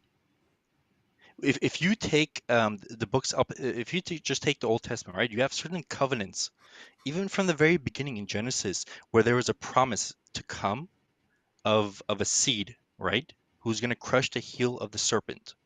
Who is that seed? It's Okay, Jesus. Arnold. So you don't have. What I'm saying is it's Is that a impartial. fact or an opinion? What I'm saying, if we're arguing within the worldview of Judaism, we have to grant what's in the scriptures. Even if you Right. don't grant New Testament, you have to assume that there is still something to come. You can't just be like, Arnold, hey, let's ignore this I can aspect agree with of all that. I can agree that the Old Testament has I a see the Messiah to disconnect. come, and yet still say Christianity is false because Jesus is not that Messiah. Yeah. I'm You explaining the can, Orthodox Jewish position. but right now you're arguing something completely different. No, Now you're taking the position of a Jew who denies the Messiah, who denies Jesus as being the I Messiah. brought up Jews That's a for a different reason. argument. No, I brought up Judaism for a very specific reason because you uttered the phrase "the impossibility of the contrary," which you Sure. heard, which you read or heard Precept say, and I'm saying that as when Justin answered that question, could Christianity be false and Judaism true, and you still have grounding for these things? And when Justin said, "Well, possibly, yes," he wasn't committal to it, but he could actually understand. Yeah, you can. Because it's a monotheistic God or whatever, that contradicts that only the Christian view can ground these things. When you say only Christian view, that's why I say Judeo-Christian, because you don't have Christianity in a vacuum, you don't have Judaism in a vacuum, right? Like We're when veered we, from my point. yeah, I don't think you may have misunderstood, Justin's Justin, frustrated. but you don't have when you take the Old Testament, you cannot separate it from this future Messiah to come. Right? That still doesn't Right. mean Christianity is true. I get what you're saying, and I agree with that. I was just saying it simply on the groundings of justifying the reliability of the mind.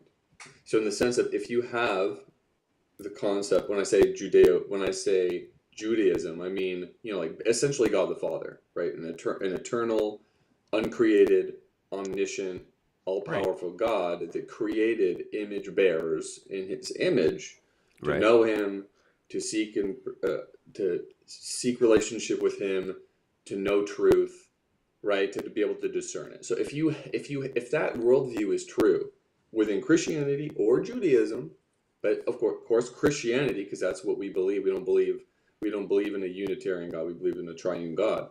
But the point is that we have a grounding. I understand, Justin. You said this earlier, and I got grounding. it. I got it the first time. Right. I understand your point of view, and I think it's great because it contradicts what Arnold said. I don't think it doesn't does. contradict. No, Here's because what Arnold contradicts? basically What said that the contradicts? only worldview that can account for these things and ground these things is the Judeo-Christian worldview. Is that not what you said, Arnold? Yes, here's what I Yes. mean. When we talk about the Christian God isn't separate from what you read in the Old Testament. You're assuming that to be the case. It's just Okay, not. wait, Arnold, can I try this a different way? Sure. The Islamic worldview of Allah is only possible groundings for truth, reality, and understanding. Sure. Would you like to Because take you don't that have position? hold on. No, I'm going to say exactly what you said. Because you don't have Islam in a vacuum. I mean, it required Judaism and Christianity, the Isa, Jesus, to have existed for God to reveal the ultimate truth of how we can have knowledge and grounding of anything. Okay. How Are you does taking the that make you position? feel? Are you Guys, taking the position of a Muslim? Because I would Yes. I argue with. think this is Okay. missing the point. We're contrasting atheism and Christianity here, What? No, or Islam no, or Judaism. Justin, with all due respect, you're not. What you're doing, well, at least Arnold's not. Arnold's contrasting Christianity with everything else, not Right. just atheism. right, fine. Arnold? Yeah, That's true. So, That's true. So basically, any argument against that of that you can get grounding from another religion other than the Christian one makes that moot. It's the argument's kaput. So, So it's so not just atheism. what I'm not saying is that my argument my argument against you taking the naturalist position or the atheist position would be the same argument against the Muslim Right. Yeah. or the Jew. That's what I understood It's you to mean. it's not the same argument is what I'm saying. It's not the same argument. It's not the argument. It's not the same argument because at that point we have different religious texts where we take an internal critique of our worldviews. Your an internal critique of your worldview doesn't involve a religious text. Well, wait If a I was minute. to Wait, argue, hang on. That doesn't make sense because you said you presuppose that God is the Christian God is the beginning of all the knowledge. right? Now you're talking about internal critiques. Yes, because it ultimately comes down to an internal critique of your worldview, and that's So what Justin was appealing to do earlier. you say the New Testament is true because of internal critique, or do you say it's true because of this presupposition you speak of? It's not just the New Testament. does. It's the Christian worldview, an internal critique of the Christian worldview against another worldview. And answering my Your question, my question is, do you say the Old New Testament is true, correct? New Testament is true, yes. Why? Because again, I Revelation of God. presuppose You presuppose there's no that God internal is critique true. involved. There is. The internal What? critique is But the that's question after of the whether fact. it's not. We have to distinguish ontology just between admitted that. epistemology. We have to distinguish ontology between epistemology, right? So, for instance, if we're talking about the Christian worldview, we are taking an internal critique of the Christian worldview, saying within this framework, does it correspond to reality? Yes or no? Put that aside.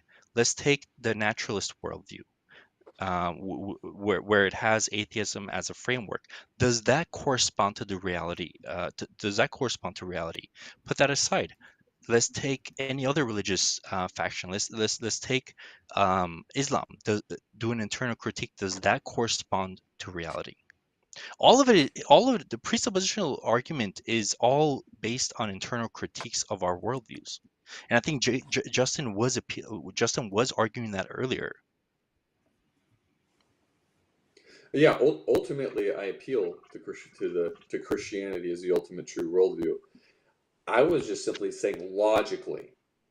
When you talk about logically, you have an omniscient, omnipotent, eternal creator that made man in his image to know him, to have right relationship with him, and to seek and obtain truth, right? To carry out and understand his will. If that's true, whether it's Judaism or Christianity or Islam, it's irrelevant. I'm just simply saying you have a justification to know. Okay. Now naturalism, you don't have a justification to know because you are birthed from a universe that is not designed, that is ultimately, depending on how you want to define it, accident, right? There's no ultimate purpose. It's ultimately nihilism logically. Define ultimate. Now, Right. It's one of those things that you just said. Yeah. that, the conversation falls apart. I have a question. Yeah. I have a question for Arnold and Justin. Mm-hmm. Can you tell me why it's inconsistent for our atheist friends here to say that that's just a brute fact? It's the way reality is. in regards to what? Why is that not a good answer? In regards to what? In regards to the way they know stuff. Let's say uniformity of nature. Why is it bad for me to say? How do you justify that, Doug? It's a brute fact. Why is that bad? Because naturalism. Sorry, go ahead. No, you go, Arnold. You go. I would argue, same as Platinga, that naturalism doesn't provide a justification for the uniformity of nature. Bertrand Russell. My justification is that it's a brute fact. That's my justification. Right, but you're not reasoning through that. That's just neurons firing in your mind to come to that conclusion. You're not. It's not a proposition. Okay, that I'm can a be moist valued robot, but as that's my true. answer. Why is that bad? because it's not a matter of whether it's bad. There is no moral implication. There is no No proposition what? or no truth value to it. Like there is no moral implication if naturalism is true. Moral implication? Moral, Does yeah, it? because why you said why is Do it all bad? justifications have to have a moral implication to it? Because you asked why is it bad? Oh, I see. Yeah. Okay. Yeah, yeah. What I meant is, Okay. is a bad justification. Like why is it true or false? No, why is it a bad justification to say it's a brute fact? Incorrect Because justification. there is no such thing as truthfulness In within relation to naturalism. epistemology? Within the naturalistic worldview, within that framework, Epistemologically, right? right? Any value proposition for that matter. Like Naturalism doesn't provide grounds for any sort of proposition. There is no truthfulness to a proposition. It's just neurons that are producing a result or an outcome. You're using neurons too, right? Right. So it's not a matter of whether our brains work. I'm So saying are you saying that what do you have that I don't have when it comes to figuring out what's true? a god. ontologically nothing. Now we're to the ontology. Epistemologically, what you are asking ontological questions when you're saying what is your brain, like the existence of my brain, what does it have that's different than yours? Nothing. In existence, there's nothing different between mine and yours. Okay. But when we're talking about the epistemology of worldviews, there is a difference. Do you see that distinction? Yeah. The difference is, well, no, hang on. How do I know this pen exists? What's the difference between you and me in our worldviews? Ontologically, Yeah. nothing. Epistemologically. Within your worldview, if your worldview was true, is that what you're Yeah. asking? Yeah. No, I If have a you worldview. You have a worldview. This pen, I'm asking, maybe there's a pen here, maybe there's not. I say there is. Do you say there's a pen here? ontologically, we both see a pen there. Okay. And how did we come to know this? That's the through epistemology. our cognitive Senses? faculties, Through primarily. our Yeah. Yeah. Okay. cognitive So faculties, what's the through difference the between us again? God It's It's just the design, so we it's can simply whether attain truth. it's the grounding, whether right? it's a grounding. It's whether our Yeah. You worldview, our grounded through framework, God. I grounded through my presupposition that the universe exists. It's a stalemate. it's not a stalemate. It's It's whether not a, it's not a it's whether stalemate, our though. worldviews, like our framework of thinking, right? Our framework of the world, you have a naturalistic worldview where Yeah. it's just impulses firing. There is no You- actual Which you There's no have. Yeah. soul. right. There's no actual, but there's no actual thought process. There's no actual What do you mean by no actual thought cognitive process? reliability of the cognitive faculty. It's just outcomes that exist. It's just outcomes Okay, without what if I any tell you moral I'm just a robot implication. talking to you then? Does that make you feel better? It's not as simple as just claiming Who that you're a designed robot. that robot? Arnold, what if Oh God! Um, now we're gonna. That's not a precept hang thing, on, though. hang on, That's hang a on. fine tuning argument. I'm just trying to understand what the heck you guys are talking Right. about anyways. Actually, who finally Okay. tuned it? Yeah, I'm just trying to figure out what you guys are arguing over. But Arnold, We are suppose finally somebody is a naturalist that believes your natural your brain brings into existence Mhm. metaphysical realities like thoughts. Sure, like physical reactions. Emergent properties. Yeah, emergent Artur? properties. Correct. Platonism. Yeah, I didn't want to use, but yeah. Like, Like, you I can feel be- like your argument would fall apart. Yeah, I'm not a naturalistic think- Platonist, but there are some who exist who say concepts are these Yeah. intangible things that, they just Yeah, exist. the and they're Churchlands. The Churchlands, the believe that. How do people philosophers. justify it? Just curious. Well, I'm not arguing whether they can justify it or not. They But what I'm justify saying the is same there way are you people against that it. I argue just for. don't I know, but Justin, there are people that argue for that, and it's enough, in my opinion, to say that, look, there are these metaphysical properties that come into existence from natural properties. Whether they can justify it or not is a secondary question. The fact that they believe it is there. But it's not. I don't think the question is whether they we're believe talking it. about justification. Yeah. We're talking about whether naturalism itself provides any grounds for any value proposition, any truthfulness. How do to I a ground proposition. my naturalism? Arnold. This is the fourth Can I- Tell time I've me. can I asked ask you this. you- I don't Arnold. hold to nepotism, so you tell me. Arnold, have a I've asked you this question like 3 or 4 times. You and do I it. asked you I asked you to Great. remember it. So when I ask you the next time, you could say, "How do I ground Naturalism- uniformity? How do I ground the uniformity of nature, Arnold?"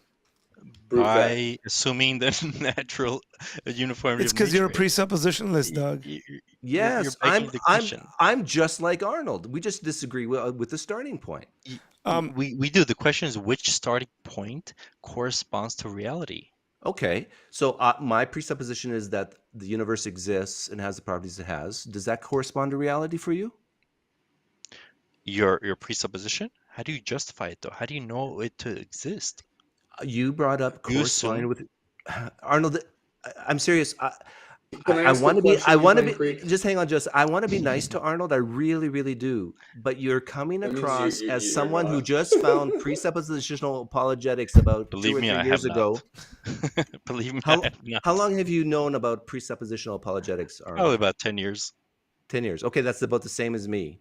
And how many have you never encountered a guy like me who gives these counter arguments before? I have. And you just kind of you have, and you still don't know the answers to your own questions?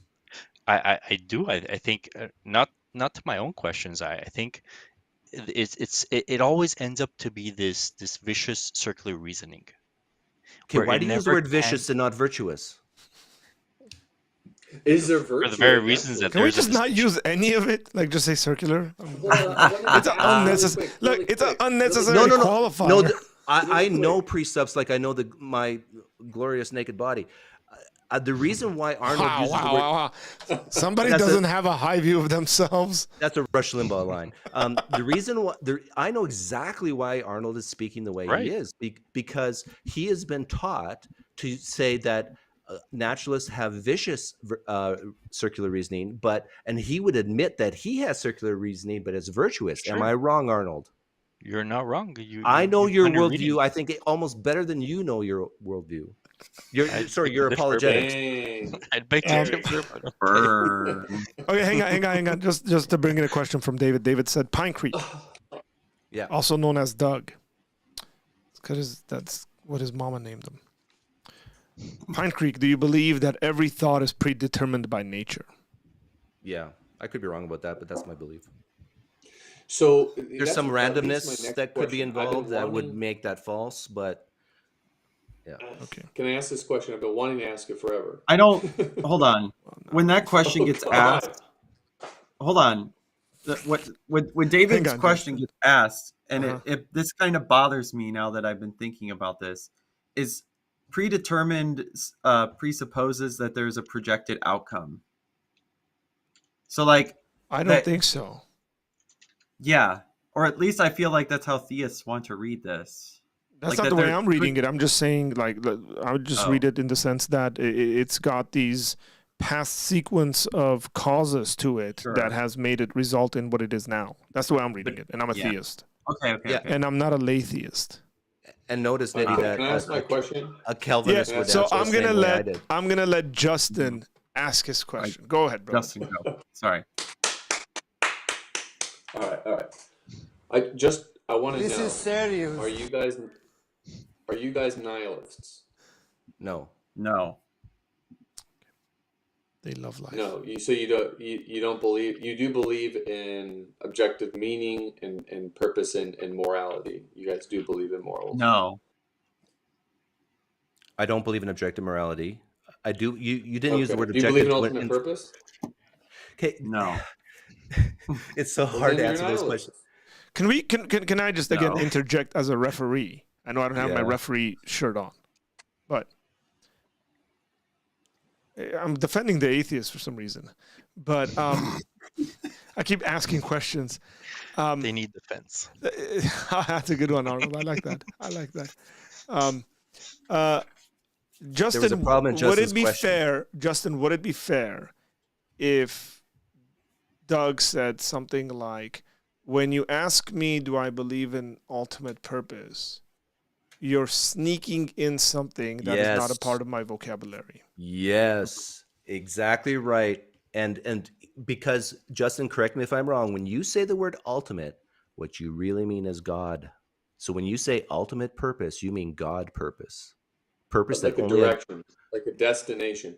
no, more than that. Not just a direction and a destination, but a direction and a purpose that Purpose. only God could ground and give. So if that's your question, I say no. But if your question is, for example, do you believe in meaning? I say yes. But if you say, do you believe in ultimate meaning, meaning the meaning only a God could give, I say no. This is why atheists like me and Nitty just, he did I what I just usually gun do. up. No. Yeah, he So just you said just no. so it's a because consistency Nitty of your worldview, Doug. Nitty You're knew being what you So meant consistent. what by it. differs you? Let me rephrase it this way, because this is what my question's geared on. What differs you? What's different between you and the nihilist? I would say, Nitty, you want to answer that first? But I got an answer, but You go ahead. I think I'm pre-programmed not to be despairing. I tend to be by nature more of an optimist. I'm also a realist and a pragmatist, but I don't worry about things like most people do. Nitty can vouch for that. I get tremendous amounts of meaning, not ultimate meaning, but meaning from being a father in my work. And so I have no desire to say, oh, life is meaningless and then someday kill myself. I want to But you go to an create old that age. yourself. Yeah, I create that myself. Yeah. And I would argue you do too. But right. So in other words, but as far as ultimately, or as far as if we're God. contrasting worldviews, right? You have the Christian that has creation, the fall. You have redemption, glorification. You have the resurrection, and then eternality. So and then we're talking about oughts, moral oughts. Oh, I love So those. no one has a duty. Like across all cultures, I disagree with that. We have duties within this universe. There's no external law other than societies, right? That arbitrarily make it. Correct. That's governing you. So in that respect, you're a nihilist. Well, you might have a slightly different you're- idea of what nihilism means, but Well, there's a connotative nihilist where it's like, where like, how am I want to say it? Where it carries the idea like that is a bad thing to be, right? Oh, you're just this person who just does, it's all meaningless and that's bad, right? It doesn't have a value or purpose. That's bad. And like, we don't think that's bad, right?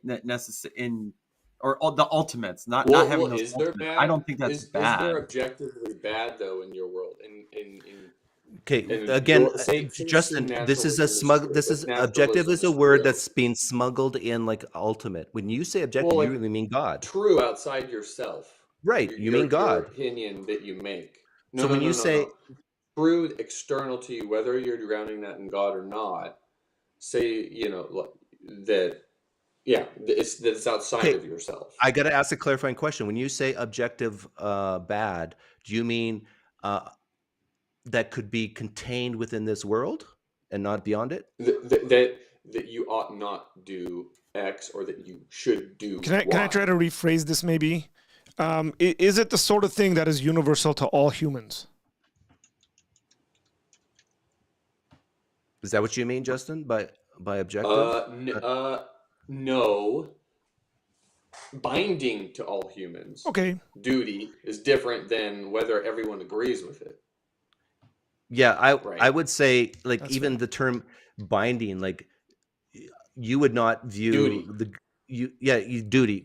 You would not view government legislating something as a duty, would you, or would you? I would. Okay, in that sense, then yeah, I think I do have duties. And right, but those change. Like it's not objective. Yes, they change. They change. Like, it's external and unchanging. Yeah.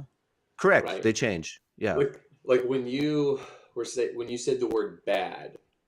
Yeah. Like bad can be understood in a couple different ways, right? There's morally, right, which points to duty and value and I didn't mean that in a moral sense. when I said bad. What did you mean it by? A feeling sense, a preferential sense. Okay, so Yeah. so the feelings that Like Nitty doesn't like come chocolate within ice you, cream, so not chocolate like- ice cream is bad.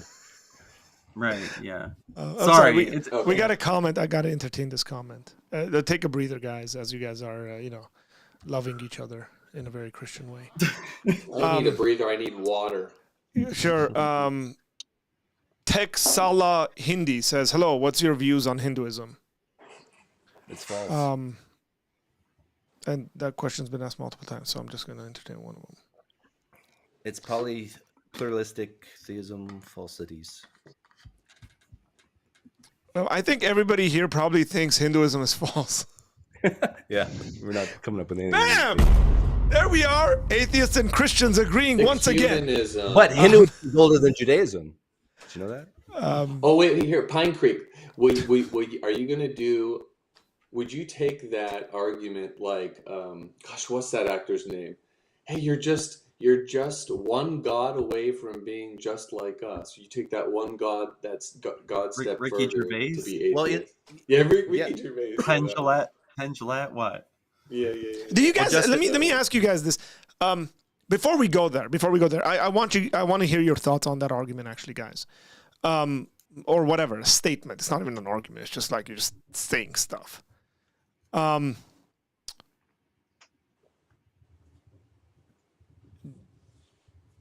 So when we look at like ancient Greek philosophers, like specifically Aristotle talks about like telos quite a bit, right? Do you guys think there is a telos? And I'm not necessarily like, that doesn't mean like in Aristotelian thinking, that doesn't necessarily mean divine telos. You can just say telos? there is telos means design. But for Aristotle, that design is not necessarily like a divine induced design. Like to human existence. The word telos is a really funny word because it could mean design and it could mean purpose, but sometimes it could be purpose in the sense of like to an outcome, right? Like it's not necessarily like it could be very naturalistic is what I'm saying. So the question is, do we believe in purpose and design or ultimate purpose and ultimate No, design? that's why I said telos and I didn't use ultimate stuff. Yeah. Do I believe that there's design in the world? Yes. Do I believe there's purpose in the world? Yes. Do I believe this is coming from an external source? No. Yeah, like the argument would be like the purpose of your guts is for you to digest food and poop. Like that would Yeah. What's be. the Stuff like that. No, I'm just that's an example I gave, but like you can blow that up and think about it on a larger scale. But extrapolating it out and out now, then it's going to have a breaking point for me, and I'll just be like, no. But Yeah, or is it going to be no because that qualifier ultimate doesn't exist there? right. Okay, that's fine. But I got a question for the Christians in here, and that is because we brought up No. morality You and- didn't answer my question about the. Hang on, I asked one. I got to go back to it about I we're thought I one did. God. We're one God away. Oh, yeah. Well, technically, people like Ricky Gervais is correct. Like, I can numerically, he's right, spot on. Nitty, how many gods do you believe in? 0. Justin, how many gods do you believe in? 1 and 3 persons. What's 1 subtract 0? I think we know. I get your point. So Ricky Gervais is correct when he says atheists believe one God less than Christians, but he'd be wrong with Hindus. Okay. Yeah, I wasn't going There we after go. like whether he can count. I assume Ricky Gervais can What count. were you going after then? Well, that gets used Like quite a they're bit, so like amongst close, them, like. Like they're just so close to each other. It's just one God away. Like there's just I mean, that's the like equivalent such of a me tiny- calling you a chimp because you're a couple of percent further You from one. understand that's just. Well, you called understand yourself a that's just monkey rhetoric. early on, so maybe I It's could just say rhetoric. it's just rhetoric. Okay, cool, that's fine. Yeah, but he's technically correct. Yeah, but again, like I said, I can call us chimps, but there's a clear distinction between you and the chimp. But Justin was brought up morality and how you define bad and good and oughtness. And so I got a question for the Christians in here. Why ought Nidhi and I obey God? Because that's what you were designed to do, because God is good. And okay, what if I was to say, so what? I'm going to go against my design. Why ought I obey God? Because of your sin. So what? I like sins. Why ought I obey God? Because he's worthy. I don't care if he's worthy or not. Or let's say I even admit, yeah, he's worthy, but why ought I obey God? Are we going in circles? No. Yeah. There's an answer. There's an answer I think you can give. Answer and you don't like it. You might not like it. Ask again.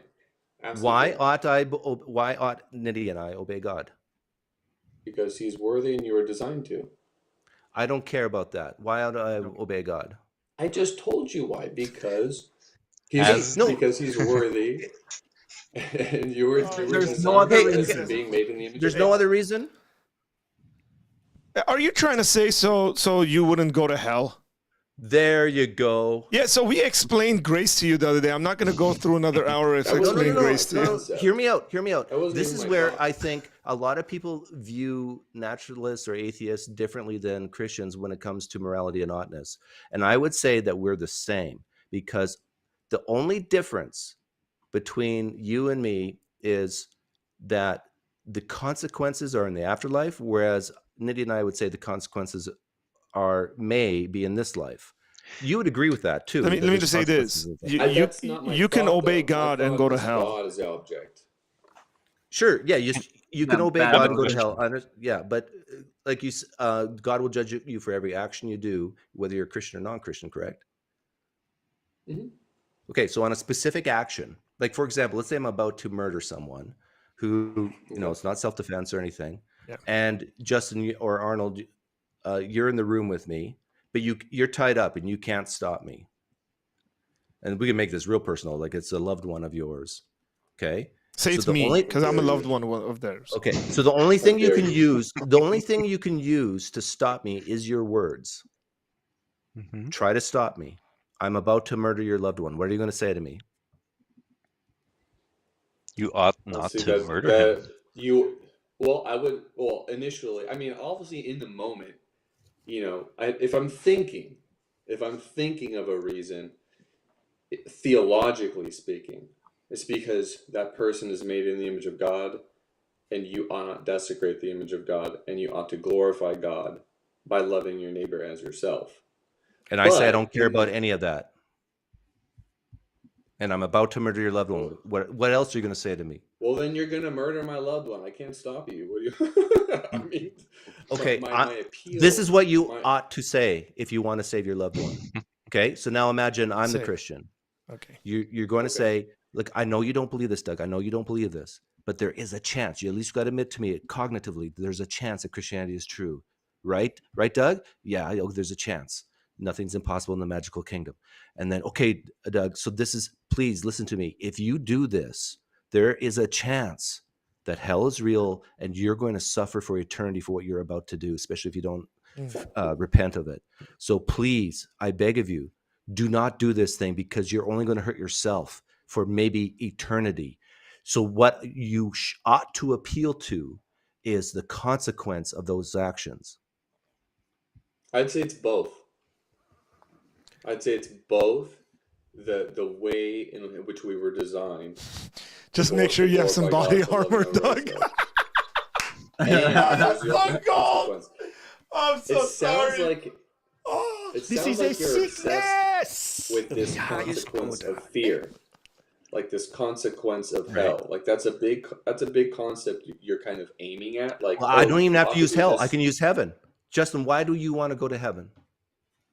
Because it's Someone cool. with God forever. Okay, why do you want to live with God forever? Because he's good. Okay, what about him being good? Why do you want that?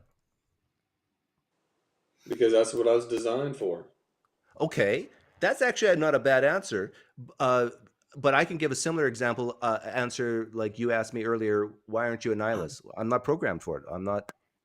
So Well, you are. Well, I mean, you are survival of the fittest. If you're put in a no, situation I'm where telling you. hold on, You can say I'm a where liar, your but I'm family's in telling you, jeopardy. I am not a nihilist because I don't have this meaningless in my life.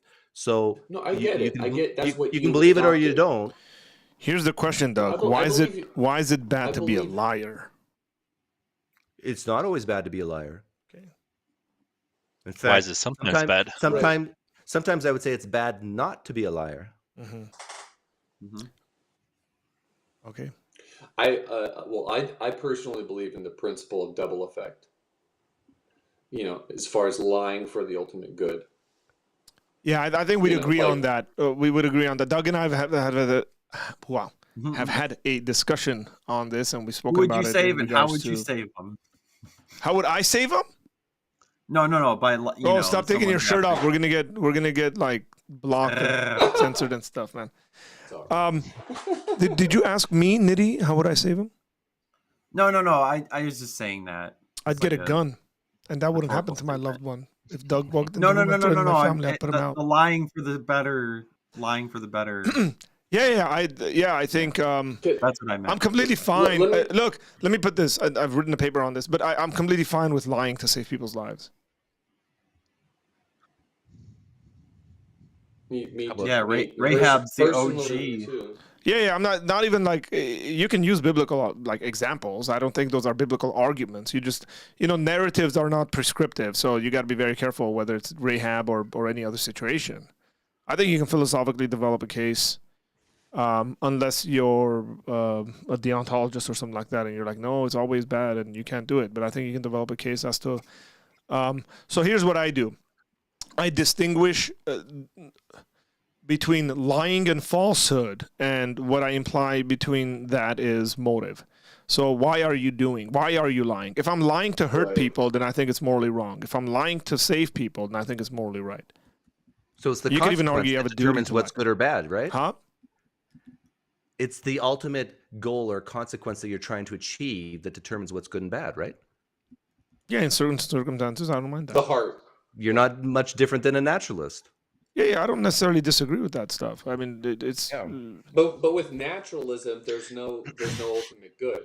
There's no good. It's just There's no subjective. God good. You're It's right. not- Yeah. It's not objective. There's no So, God. but Yeah, you're right. that's- you've pressed us Christians a little bit for our worldview. So, like your answer to nihilism, it's like, I mean, you're not a nihilist in belief, but ultimately, as far as the ultimate purpose of the universe, Yeah, there's no God design, purpose. There's no purpose in this universe. We're just happened to evolve out of the primordial soup, and that's where we came. Yeah. No God designing that. Right. So do you believe in objective moral values and duties? Do I believe in God, moral values, and duties? No. No. I mean, like, do you believe that there are truly wrong things to do in this world? When you say truly, you mean throughout all time of bro. Let's give history? examples, please. Yeah, Like, you got to Doug, be more do you, specific. Yeah. Doug, do you think that rape is always wrong? No. Okay, that's like just ask examples. It's just, And 'cause I, then we're and I gonna, can like, expound upon that. Sure, go someone- ahead. Yeah. Yeah. So, for example, I forget, is it Arnold or Arthur? Yes, Arnold. I'm Arthur. Oh, you got to mix their. Oh, we got two. Right. Not Right. many people mix us up. Okay, I'm Okay. I'm lot of Arthur. people He's mix us up. Arnold. Arnold's a little. I thought darker. you say your name. Okay, Arthur. so this is for Arnold, not for Arthur. But Arthur Yes. earlier said that he would lie in order to save a life. Mhm. Would you rape to save a life?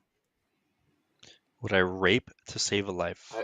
Can you Yeah. bring up that scenario? Yeah. Are you asking me that? would No, I would say no. By the way, I would say no. I was asking Arnold. Reasonable What kind of scenario what kind of circumstance would Can you would- build a can you bring circumstance up that that makes sense? where you Tell would us the rape story. in order to save a life? Yeah. Sure. Someone comes up to you and says, unless you rape this woman, Oh no, your family's going to die. I wouldn't. You wouldn't. How about For the whole same world- reason. For the same about reason, the I whole- wouldn't murder. Hmm.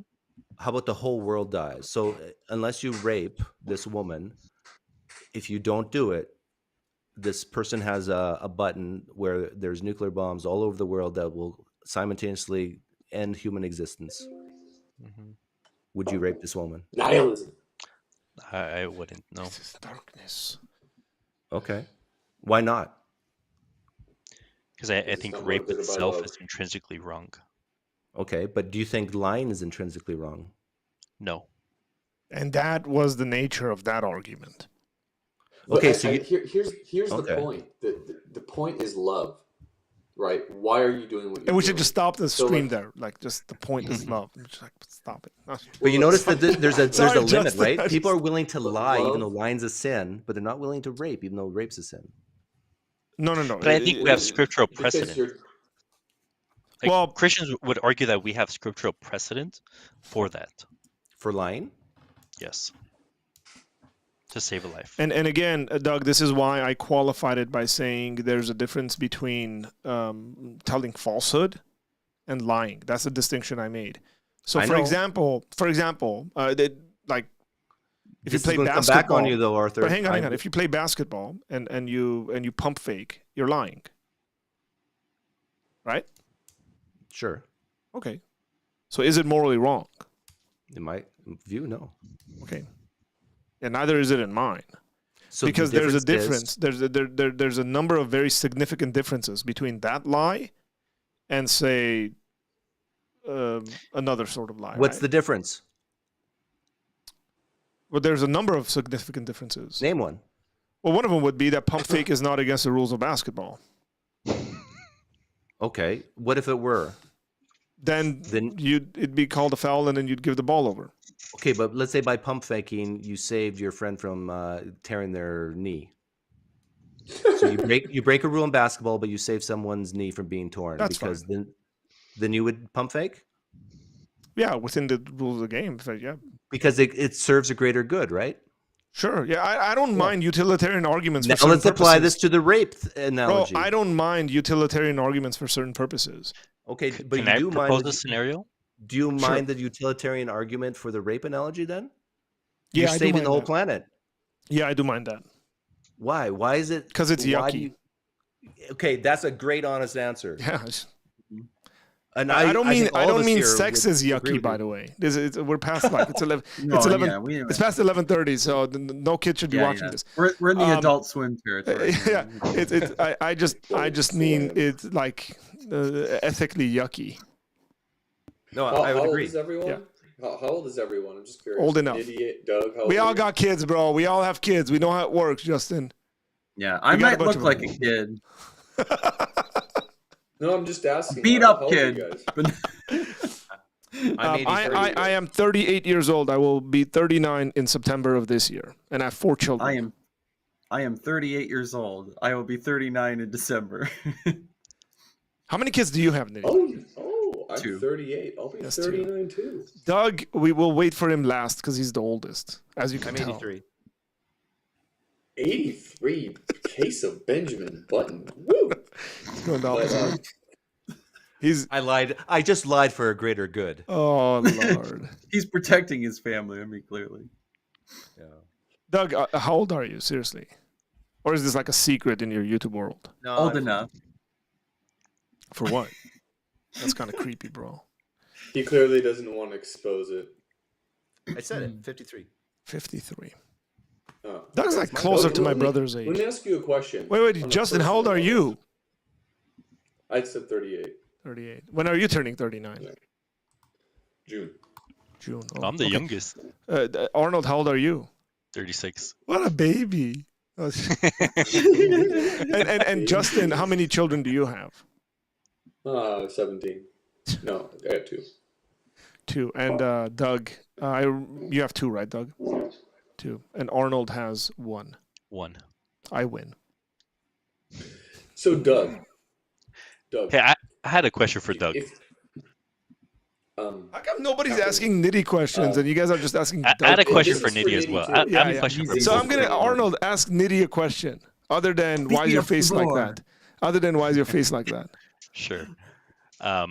So are you of the same persuasion as Doug, where you believe there are oughts? Like there are Uh, certain things so we ought not to there's do. a limit to them, but yeah. Anything. Is there ever a time where we ought not to rape? Is there a circumstance or scenario where we should not rape, where rape is wrong? Oh, well, That's a sure, weird yeah. way to form that question, Arnold. It might be late. That's just Yeah. the inverse of Yeah. is it ever okay? So It is, yeah. I just need one sort of scenario where you think it's wrong. So I think Doug was saying there's some circumstances. I think Doug may have been arguing that there's some circumstances where it's okay to rape. I just want to know whether you believe there's at least one circumstance where it's wrong to rape. well, I mean, I can come up with a whole bunch of them. What? Okay, Okay, it's someone in my family. sure. Within your worldview of naturalism, how do you account for that? Like, where do you get that the idea of wrongness from? It's something that makes me feel icky. Okay. Why? Let's say with if naturalism was true, it doesn't make the Mm-hmm. rapist feel icky. Why Okay, should he opt not to rape your loved one? Sorry, I don't mean to make it personal, because I but don't want him to. sure, but What if he's it doesn't. determined? He's determined. He doesn't feel it's icky. It's within his neurons to rape your loved one. Okay, Why should he not continue? I mean, if he's gonna keep trying, I'm gonna keep trying to stop him. What? Sure, but What, Why would you what else stop do you him need if to he know? just wants to do it? I'm talking in terms of the moral implication, because when we say it ought not to, I think we then are talking in terms of morality. Like it shouldn't be the case. It's wrong, right? Unless you're just saying, Okay, hey, I well, personally don't prefer to be raped. what? Okay, no, you're trying to get me to say, is it wrong all the time, every time? Like that No. there's something or someone telling me or giving me the sense that that should not be. Is that But right or he's just wrong? saying. Am I right or He's wrong? Sure, just saying. He's trying to get you to say, why is it ever wrong? Like one time. Like, right. why Why would is that it be ever wrong? wrong for Anytime. someone to rape our loved one in a very normal To me, scenario? okay, to me, it's always not always. It will be more likely the case that many will say it is wrong. So what? But what? How is Many that others Okay. wrong? will say that it's not wrong, and they will be the rapists themselves. They would be the ones The committing rapist. the act. Should they be persecuted? Prosecuted. If it's Prosecuted. according to the Persecuted. religion, what am I going to do about it? Prosecuted. They should be No, prosecuted and persecuted. Should they? No, just And you. persecuted. I would Should want they them be to be, sure. prosecuted I would want them to be. within But why? society? Why 'Cause would we're you talking about want them to be? societal. We're talking about societal laws at this point. We're not talking about what Nitty or the rapist feels or should do. I'm saying if it's if You it's asked something me. within, right. I am, but I mean, within society, why do you believe that society should prosecute the rapist? If they didn't, it might jeopardize the safety of other members in society. S- But what if it didn't? Not to What if be it was so just what? against Like that person? not to be just blunt, but so what? Okay. Like what I'm saying is, if all it is just our neurons that are functioning, there is what gives the rape itself any sort of moral implication of wrongness or rightness or truthfulness? I think this is where we're just talking past each other, Maybe. because all I'm gonna keep I'm gonna be a greasy pig to you, and you're not gonna like it, because I'm gonna say this is always gonna boil down and bottom out at normative ethics and preferences. Like that's the best Why answer can't you I'm ever develop some gonna kind of give a you. utilitarian thing for this, Nitty? But Mhm. what ethics though? I Because mean, I'm how not do you because form any level of I don't ethics? care. What? How do you What? form any level of ethics to what something to what neurons are just naturally occurring, like to something that's a natural occurrence? right? It's just Uh, neurons that are firing in your brain. Those So are how do those you, are built Mhm. intuitions from our development as a species. Like it's How hard do for you me know to that? fight against them, but that's about it. What? Let me ask Do you a assume question that? for Arnold. Guys, hang on. Just Yeah. we want to be understanding of one of Arnold, why can't it be argued that the desire to rape people is not a common occurrence in humankind? I would argue there is no desire if naturalism is true. There is no will to the aspect. There is no will to naturalism or determinism, or what would be called deterministic Okay, naturalism. so There is let's no will put to it it. let's put it like within a probabilistic kind of category. Okay, like so a certain number of the human species has the desire to do X act, right? That's essentially what you're saying. Or No, feels compelled to do it, or whatever, does it. yeah. But you're not The saying reason every single human being has a desire to, Right. to rape people. He's saying Like, that's what just not makes the what case. what I'm act- what sorry, makes it if wrong. I can clarify, if deterministic naturalism is true, there is no such thing as desire. It just happens. It just is. It just occurs. There is no will for it to desire In something. their words, determinism. Determinism, naturalistic determinism, or deterministic naturalism. If And so Calvinism is true, there's no term of desire. I would beg to differ. That's not true. This conversation is going to go somewhere else. Yeah, yeah, Everything's I don't want decreed. to. Everything's okay, determined. Listen, God's Arnold, omniscient. I don't If you wanna buy keep that to a grilling certain me, you extent. can. I don't buy it because for conversation's sake, you can definitely use desire even in a deterministic sense. I'm saying if the worldview is true, that there would be no such thing as desire. If it is true, like if it is held to its consistency, there would be anything. Okay, let's say you're right, Where's Arnold. there a Hold will on, to hold on. desire? Arnold, there's no such thing as Define it. desire, okay? But people still use the word in the wrong way. And Okay. if everybody uses it in the wrong way, then maybe it You has a can different define meaning it. than what you think. Okay, let's put it this way. Okay, so animals act a certain way, right? Hmm. And some animals will forcibly copulate. Correct? Mhm. We don't call that rape. Right? So if I'm understanding Arnold's argumentation right. Well, some vegans do. Stop doing that, you dirty bonobo. Look, I will just tell you that I think all five of us here are all in agreement on that stuff just being complete nonsense. Bam. There we are, Christians and atheists agreeing again. So what I'm trying to say is from Arnold's perspective, so I'm trying to rephrase it and understand him well. I think Arnold is saying, so why not call that amongst humans just forced copulation? Or a chemical reaction. Yeah. Just Instead some of coming up with this kind of moral category of this rape, which is this heinous kind of thing. Did I say that correctly, Arnold? Did I get you right there? Yeah, I think that was fair. Okay. Well, I can answer that easily. Just like bonobos can do good things from their perspective of the tribe, care for the young. They even protect certain members of the tribe from other people, other bonobos. Not bonobos, let's say chimps. And bonobos are too nice. And so the same behaviors you see in humans, you see in chimps. But yet we don't call these like stealing, theft, murder. We just call it killing, taking food, or whatever. We humans have used different words for actions we desire and actions we don't desire. And so actions we don't desire is like forced copulation. So we call that rape. We put penalties as a society. We put people in jail to prevent people from doing that again.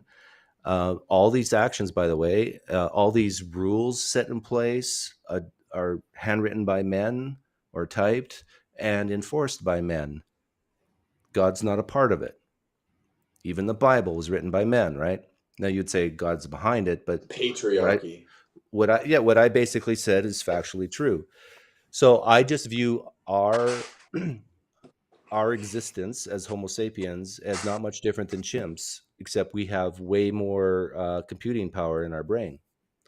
So I know Arnold wants to keep saying, but it's just neurons firing, it's just chemicals, whatever. Sure, Right. I'll give you all that. What does it matter?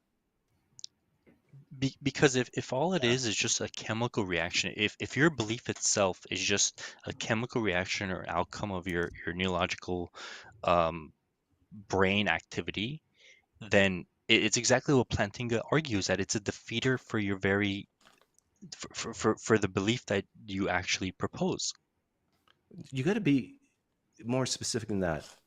Sure. Just because something's a chemical reaction, what follows? That it becomes a There's defeater. no, What defeater? It's self-refuting. What is it refuting? The very belief of Accountability. naturalism or Accountability. determinism itself. So, for instance, if naturalistic determinism was true, right? Yeah, I think I know where you're going with this. Simply, your you're beliefs saying- Let him finish. Let him finish, your and then refute him. Well, I know what he's going to say. Yeah. Then I would hope you know the argument that if deterministic naturalism was true, your belief itself, any belief that you ought not to murder, society ought to prosecute, rape, murder, Right. all of those are just chemical reactions Okay. of our being, right? And They're what not. follows from the just chemical There is no. reactions? There is no actual thought process. There is no value proposition. Oh, there we to those go. things. And so therefore it becomes a very defeater to the belief that naturalistic determinism is true. Okay, so you're basically saying that if determinism and naturalism is true, there's no actual thinking. The belief itself, even desire itself, becomes it's non-existent. Right. Yeah, and I've heard this many, many, many times, that people will say that that because it's just neurons firing, you're not reasoning, you're not desiring, you're not doing anything really. So let me ask you this. What, under your worldview, how does that fix any of that? Like, what if I was to say it's just your spirit doing this, so it's not really thinking? Because that's a false representation of my worldview. Okay, how would you answer that from your worldview? One thing I do want to say is I don't think you guys were able to respond. Like I do want a response. Like I do want to know. I am curious how you guys would account for it. Okay, like, my answer is I denied the premise in your question. Here's the answer. The premise in your question is that if something's determined, it's not real. It's not really thinking. If something is just chemical reactions, then it's not really desire. That I deny the premise of that question. Here, let's take two chemical reactions, right? Let's take two petri dishes or whatever it may be. Here's an analogy you guys would love, right? It's from Cy Timber. How do you pronounce his last name? Cy. He's Canadian. So yeah. Cy Ten Okay. Canadians are weird, eh? Canadians are weird, eh? So he takes two soda bottles, just chemicals fizzing. I've heard this, yes, many times. Soda pops. He'll I have that shake pinned on my that's Twitter. Doug's generation right there. Well, you want a pop? It's a Canadian generational thing. I'm trying to relate here. So take them, shake them, and there's a natural occurrence or chemical reaction that occurs, right? We cannot say whether one fizzes right or left, whether one fizzes right or left.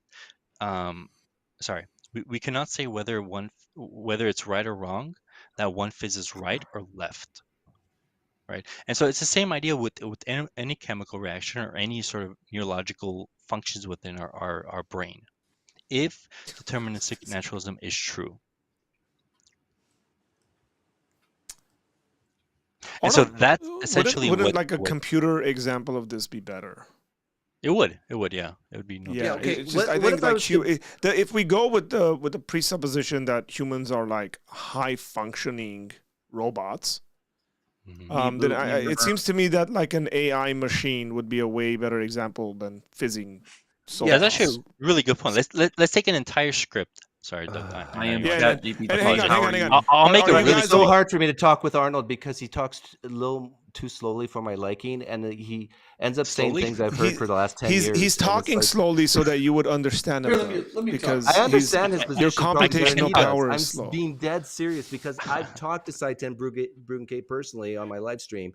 I've talked to tons of precepts, and it's like Arnold comes in here and he thinks I think that he's saying something new and novel to these naturalists, and they'll never be able to answer it. These are things that we've heard many, many times, Arnold. But I think the issues are still there, and I don't think there has been any And you answer that's never will sufficient. agree. You got to come to accept that. I'm not talking about agreeing. I'm talking about like individuals like Bertrand Russell who would grant there's a problem of induction, and that hasn't been solved within naturalistic philosophers till this day. It hasn't. There has not been a So, sufficient Doug, let me ask you a question. Do you think Why it does there has have been to be a solved? solution? So sorry, there's a claim made there. Hang on, I'm being a Peter Boghossian here. By the way, you're welcome, you non-Armenians. We gave you Peter Boghossian, you the atheistic non-Armenians. Do you think Arnold's claim that this hasn't been solved has actually been I solved? deny the premise of the claim that there is even a problem. Okay, to so you solve in the deny first you place. said there's no problem. Bertrand Russell didn't know what he don't- was talking about. I would. You don't see a problem. I would say that there is If no atheism is problem true, of induction. Justin, You can't- Justin, I don't know if you're lagging, but you're cutting Doug off. Sorry, I had to. I didn't finish the. So Yeah, he's there was a lagging. lag that came through. Say that again, Doug. There is no problem of induction to solve. So, for example, I assume the uniformity of nature. I see things happen. I drop my pen. I'm inducing that if I drop it the next time, it's going to fall. Now, if it doesn't, that's not a problem. So why I did just Bertrand changed. Russell? Hang on, Doug. Why did Bertrand Russell think You got to ask it him was a that. problem? I don't know. Well, I can't. I The don't guy's know. dead. I don't know why he How thought do it was a you? problem. I want to ask you a question, Doug. How, in relation to this, how do you know that you're not an atheist living and assuming yourself in a Christian world? I am an atheist living in a Christian world. What are you talking You're about? welcome. Do you believe Christianity is true? No, when I say Christian world, see, that's the problem, Justin. When you ask a question like that, I immediately interpret it to mean I'm living in the United States, which is a mostly Christian country. No, that's not what I meant. I meant like let's assume worldviews, right? We're assuming each other's worldviews. So Okay. if say Christianity is true and you're an Yes. atheist, Yes. that would mean logically that you are taking from the Christian designed world and assuming an incorrect worldview into it. Right. And the same, if I would just reverse that, you would have to agree with that too. Let's assume naturalism is Yeah, true. exactly. So If the naturalism is question true, then Christianity is false, and you're assuming to be a Christian living in a naturalistic worldview. What have you accomplished there? Which one correlates best to reality? And I think If you're a Christian, you say Christianity. If you're naturalist, you say naturalism. I think not that hard. you and I, all three of us, know that there is a right and wrong. That rape is. We might have different reasons, right? Because you were rejecting part of a worldview, but which worldview provides the best justification for morality, for induction, right? Reality. I say naturalism. You say the Christianity. uniformity of nature. I say Right. naturalism. You say Christianity. Origins, right? Which one has the best justification? And I believe it's. I don't mean to say this like arrogantly, but I believe it's clearly Christianity. I believe it's that provides clearly the best naturalism. that provides the best justification for moral laws. Like Doug, for example, I really can you don't hear me? believe you guys would. Justin, can you hear us? Can you Yeah, I hear me, can Justin? you. Okay. Can you hear me? Do you guys not hear me? We Can you hear hear me, you, Justin? but can you hear Doug? Yeah, I can hear all of you. Okay, did you hear what I just said? Maybe we were speaking over each other.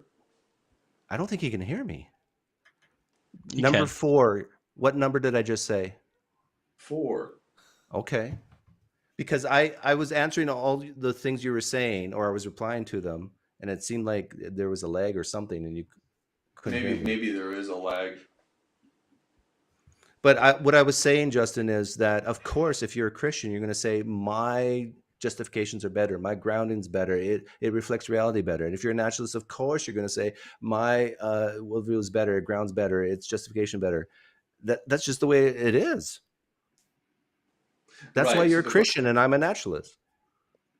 Right, but I just find But it there's so no hard. buts. There is a but I though, find it because so that's not hard how to believe that you argumentation guys will works. consistently think that like there are no moral oughts. Like we don't have the ultimate duties. Like it is always like it is truly wrong to rape somebody because Right, you know, but, often our reasons are different. But Justin, with these oughts, moral oughts, if your worldview is true, you can say, I got a moral ought. God said this, so don't do it. And people will just reject it. Now, it's up to humans to actually enforce the laws, to write up the laws and legislation. It seems like God's absent. No, people believe, well, God said this in the Old Testament and the New Testament, so we're going to write this legislation to reflect some of those moral values. Sure, I admit that.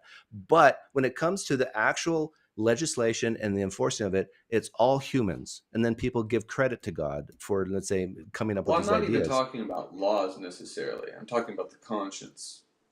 Yeah, and I think there are clearly clearly across that transcends all cultures. There's clearly belief that theft, that yes, rape, and that I think murder, evolution that these explains things that. are wrong and ought to be punished. Do you believe animals have consciences? I don't believe so. Okay, then I can just reply. If you truly don't believe animals have consciences, that they don't feel bad, have you ever scolded your dog and see his tail go down? I don't have a dog. He said that in such a sad way. He's like, Dog died. oh, poor guy doesn't have a dog. But do you? Hey, Okay, but I recently saw a video where a guy was yelling at his dog and scolding his dog. Anyways, It was like carry an on experiment, your and thought. and then he was like, he was like yelling at it, but saying good stuff. Like, you're such a nice dog. You're amazing. And the dog was all like scared. And then he was saying in a calm voice, like, you stupid animal. You know, and the dog was like super happy and wagging its tail. I mean, that's a pretty decent argument that dogs don't know what you're talking about. Yeah, It's well, all gestures. they don't understand certain words, but they do understand some words. But What was your point with the dog? That animals other than us can actually, like dogs, it's more so with the intonation and the volume and certain whatever. They can feel shame, they can feel guilt, words that we ascribe How to do you it know anyhow. that? Yeah, we're projecting on them. Yes, How do you through know that? induction. Did you ask Through them? They induction. told you? Yeah, Maybe bro. they're afraid Come they're on, gonna get Justin. hit. Justin, that's silly. Don't do that. Yeah, Justin, that's like asking if I chop a dog's leg off while it's alive, how do you know it's feeling pain? Like these arguments vegans make. Like, I mean, You said, Bro, you've been going at the shame is vegans different. a lot today. So, Doug, Shame is different than pain. that's true. Yeah. it's a Shame is negative. not the same It's a as negative chopping emotion. someone's arm Yes, off. pain is a negative emotion. Shame's a negative emotion, and that Pain way they're is the not. same. Pain is an emotion. So have you? Is I pain an encourage you emotion? to spend time at the zoo and actually see and They're all actually sleeping see- anyway. Hey, we're gonna chop that. I'm gonna chop that and put it up as a short. and Doug or telling watch. a poor guy who doesn't have a dog, I encourage you to spend time at the zoo. or watch the Nature Channel or watch even experiments that they've done. Like they've done experiments where two monkeys are in two different cages, and the experimenter gives one monkey a grape, and the monkey just holds his hand for another one. The other monkey gets something that's food, but it's like not very good food. I forget what it was. And the monkey looks at it and throws it back. And then the experiment gives the first monkey again another grape, and the monkey's happy. And then so the second monkey is expecting a grape, but he doesn't get it. And then he starts going like this. He starts rattling the cages. It's a sense of fairness even among chimpanzees. I still think that's projecting. Yeah. You don't And think that's by the way, real? and I'm a person that believes that animals have immaterial selves. Okay, but you don't think that animals have a sense of justice? No. No. Oh, interesting. Whoa. Yeah. Have you seen the video I'm talking about? Define No, but I justice. just trust you. I have no Maybe- reason maybe- to hold think on, that hold you're a on. lying Yeah, it atheist. depends One on second. what you're using that Sorry, word I'll for. say you fairness think that instead. Animals, they have a sense Fairness. of justice, so that animals have an intrinsic knowledge that there ought to be consequences or actions for certain things. All I'm saying There's a is right and that a wrong. what I'm saying is that animals chimpanzees are very similar to us, and so whenever you make comments of, well, you're just chemicals, you're just doing this, you have to be fair and consistent then, and apply that across the board to all animals, number one. But then if you flip it and say we have a sense of oughts and sense of duties and fairness and love and compassion and even anger, then you gotta ascribe those same things to animals like chimpanzees. Okay. Yeah, What's your point? and the point of all that is that some of those things that you would say come from God and don't apply to animals. Are you familiar with the theological view of the substantive view and the ontological view of the image of God?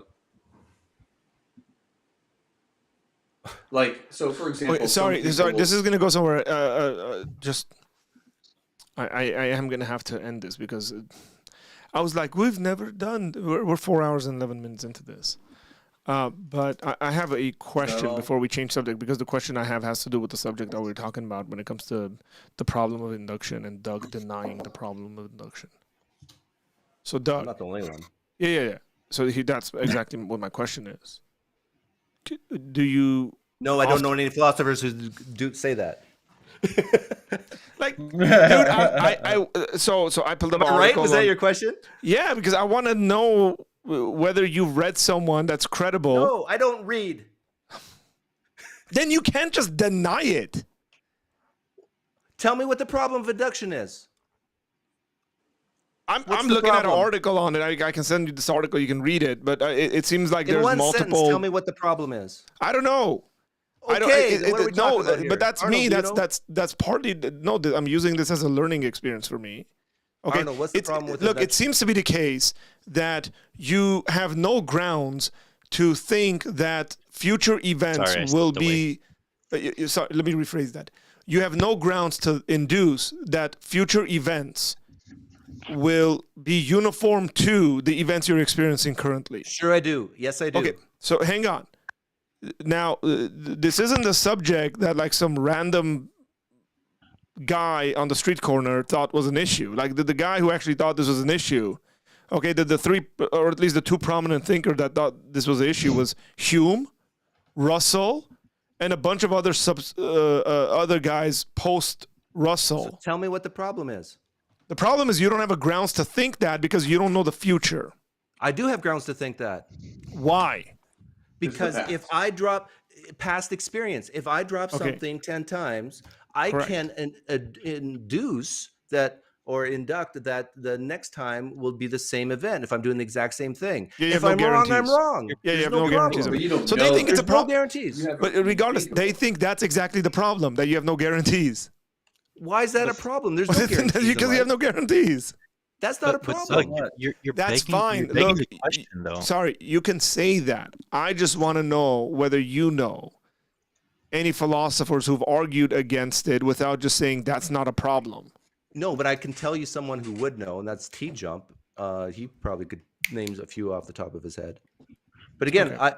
this is something I don't care about, and and I don't see a problem. Someone like I don't care how many degrees you have in philosophy. I treat doctors the same way, medical doctors. I don't care how many degrees or how long you've been doing this. If you say, "Well, this is a problem," and I ask why, and they can't tell me, well, Well, that's what I'm doing to you, and you can't tell me. You're just saying I deny it. there's a claim. There's a claim on the table that there's a problem of induction. I'm asking, what's the problem? Can I sort of make two parallels within Arnold. two worldviews? Can you answer Sorry. that question? What's the problem of induction? The problem is that you can't account for it within your worldview. Oh, within okay, your back to this. philosophical worldview. That's the problem. I mean, you asked me a question. So Would I Hume will say say this. that? I think that was the issue Probably he was not. finding. No, Hume's that was the issue. It was that he couldn't find a justification for it How about past experience? Why is that not a good justification? because it begs the question: how do you know the future would be like the past? Because the past has always You been like don't the know the future. future. Well, Nobody that's what the does. question is. How do you know That's his no, point. when you say future is so when you drop the pen, right? How do Yeah. you know that when you drop it again, it's gonna fall? You're Okay. assuming the future. Okay. Good. I'm I'm not talking glad you about like said. I'm years glad you in. said that. Knowledge is not an on and off switch. I don't believe. Now you might believe it is. So you're saying that the only way you can truly know something is if you're 100% certain. No, I deny that. that's not what I'm Do you saying. deny that? No, I'm not saying with 100% certainty. Okay. Good. So if I drop this pen, even though I'm not 100% I'm saying with any level certain, of certainty. I can still predict and say I know that's going to fall, even though I don't. There's a chance I could be wrong, right? I can still possess knowledge But how? How do you know that? That was through Hume's past issue, experience. right? But do you see how that's begging the question? I feel like you No, don't. it's I'm not sorry, begging the question. You asked me, how do you know something's going to happen? And we know that my definition of knowledge is not certainty, so I could be wrong. So it's can I basically read? okay. If I'm 99% certain, confident that this pen's going to fall the 100th time, and you ask me, how do you know? Well, because past experience. Well, I that's know. not real knowledge, but you claim that you don't need certainty. So what's the problem?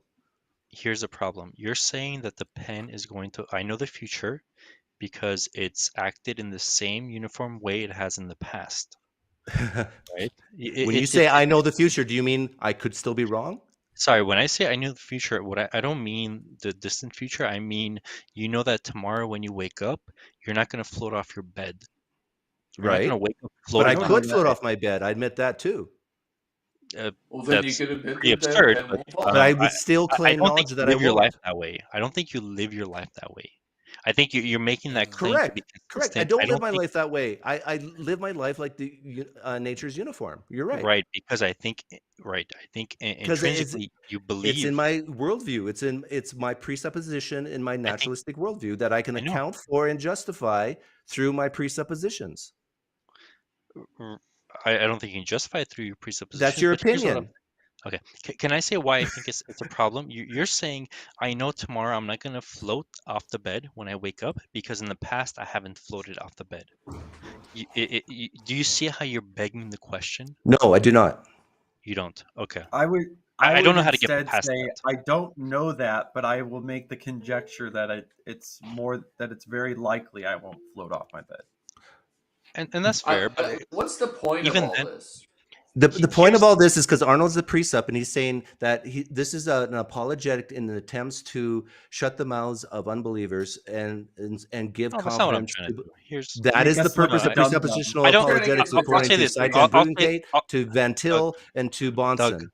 wait, right. they think the purpose And I is to think shut your mouth? here, no, For here's what I'll Bahnsen say, and I think especially, and here's what Seitan. here's what I'll say, and How to I think answer a fool. there's a lot of here's what I'll say, and I think there's a lot of baggage that's coming to the conversation.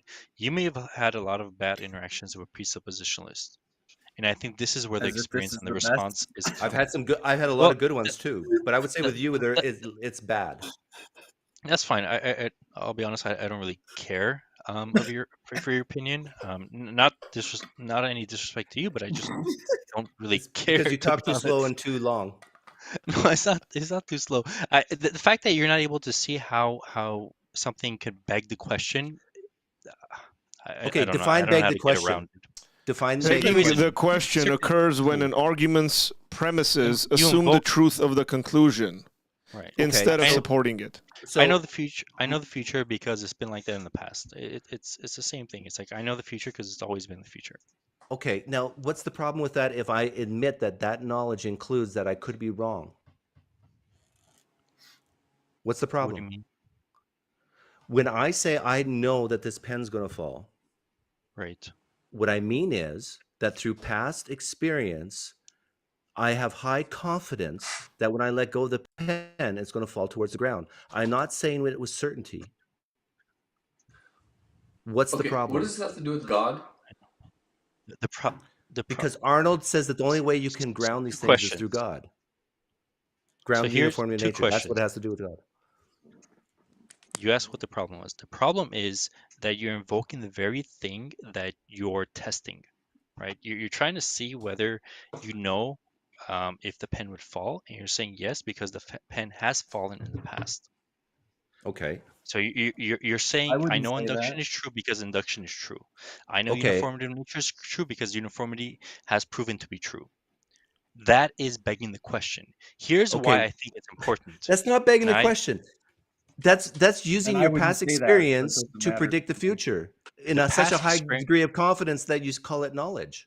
So you're when you proving, throw a ball at someone, do you throw it across from them or But straight at them? hang on. Sorry, you wouldn't call that knowledge. I would. No, it violates JTB. It's not justified.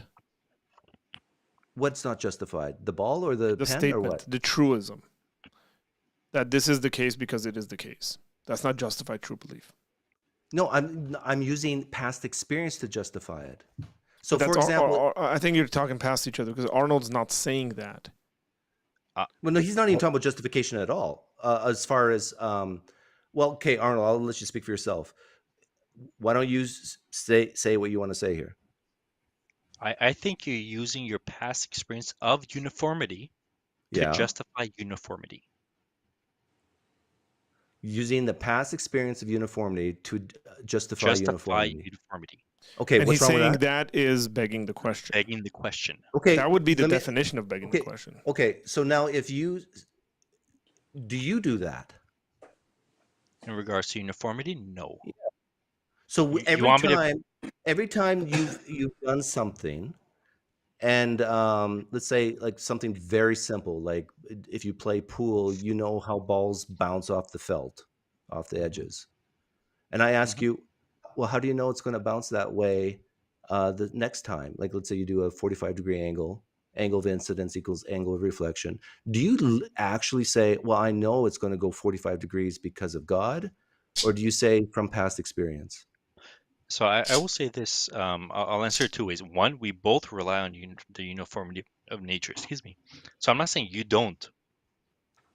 We both do. Right. So that when I say we both do, that is within the realm of ontology of what exists, of what Why are is you occurring. talking about this? I asked you a Because very that's specific important. question. I do, of course. We both do. Here's why it's important. This question, when we ask the question of why is it important, because it is a question of epistemology. I didn't ask you. I didn't ask you if it was important. I asked you if you hit a cue rely ball, on uniformity. and I ask you, how do you know it's going to go at that angle? Are you going to say, well, because of God, or are you going to say because, well, I've done this before 1,000 times, and this is how the ball reacts? But that's not why I think it's a problem. You asked originally both? why it's a problem. I rely on induction.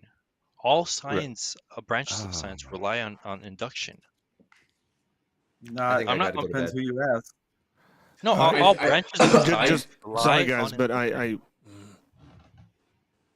I'm gonna have to What? shut There's us some down. philosophers that disagree with that. Can I sort of conclude why I think this is Yes, important? and then then we'll end it. We'll give you the last word, Arnold. No, you guys can take the last word. I just want to, because I think what Justin said is important. Doug left because Doug said he had to go to bed. But Aw. go ahead, Arnold. It's Say what you 3:13 got to here. say. Screw it. I'm gonna find a picture of Doug on the internet and just put it in that little box. 3:13, fake he's here. man. I did that when I was like 21. I can't do that anymore. What? Stay up. I have to find You have ways to to sleep, I sleep know. and not have my orbital touch I the have pillow, to wake up so. at 8 o'clock. You sleep on this side only.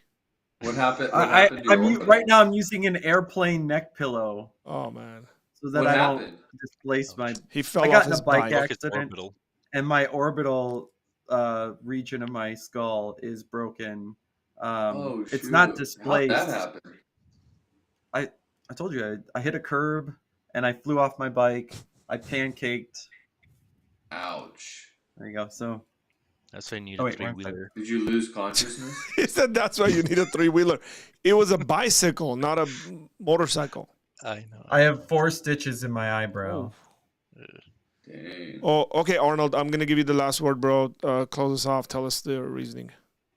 So the only reason why I think this is important and why I pushed a point is because when you when you speak to a naturalist, when you have the naturalism worldview, and I'll speak to you, Nitty, and then you have the Christian worldview, the Judeo-Christian worldview, you have an issue with induction, because when you talk to the naturalist, their justification is the future will be like the past because it's always been like that in the past. When you talk to the Christian, their justification when we're talking about epistemology is because how do you know the future will be like the past? Because God has promised in his word that he will sustain the world, his creation.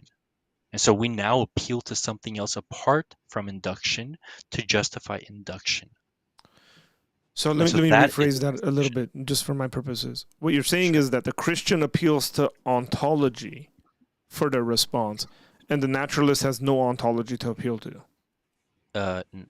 No, I wouldn't. I think even when we appeal to God, it's still within the epistemic framework. So when the naturalist would say, "How do you know the future will be like the past?" Because in the past it's always been like that. The Christian, how do you know the future will be like the past? Epistemologically, is because God, we believe that God sustains the world in such a way Okay, that's the that difference. we can Got it. rely on the I- future. I see what you're saying. Yeah. Okay. Well, it's late. I think we, yeah, Especially for Nitty. yeah, especially for him. I'll survive. Hey, man. In all serious, look, it's been fun. We've joked, we've laughed, we've had serious conversations. I had fun. I appreciate you guys. Appreciate you, I Nitty. like coming back Yeah, it here. was You guys fun. are nice to me. Because it's the best. For the most This is the part. best YouTube channel on all of YouTube. No questions asked. What Mr. Beast, bro? Like, this is the place to be. Mr. Apologetic. Mr. As, Apologetic. Yeah, that's right. As Pasabi. Mr. Pasabi says. Nitty, in all seriousness, man, I hope you heal and get better soon. Thanks. I really appreciate that. Yeah. Yeah. I just have to not blow my nose or drink through a straw. That's I crazy. think I'll be up. Yeah. Okay. So just Yeah.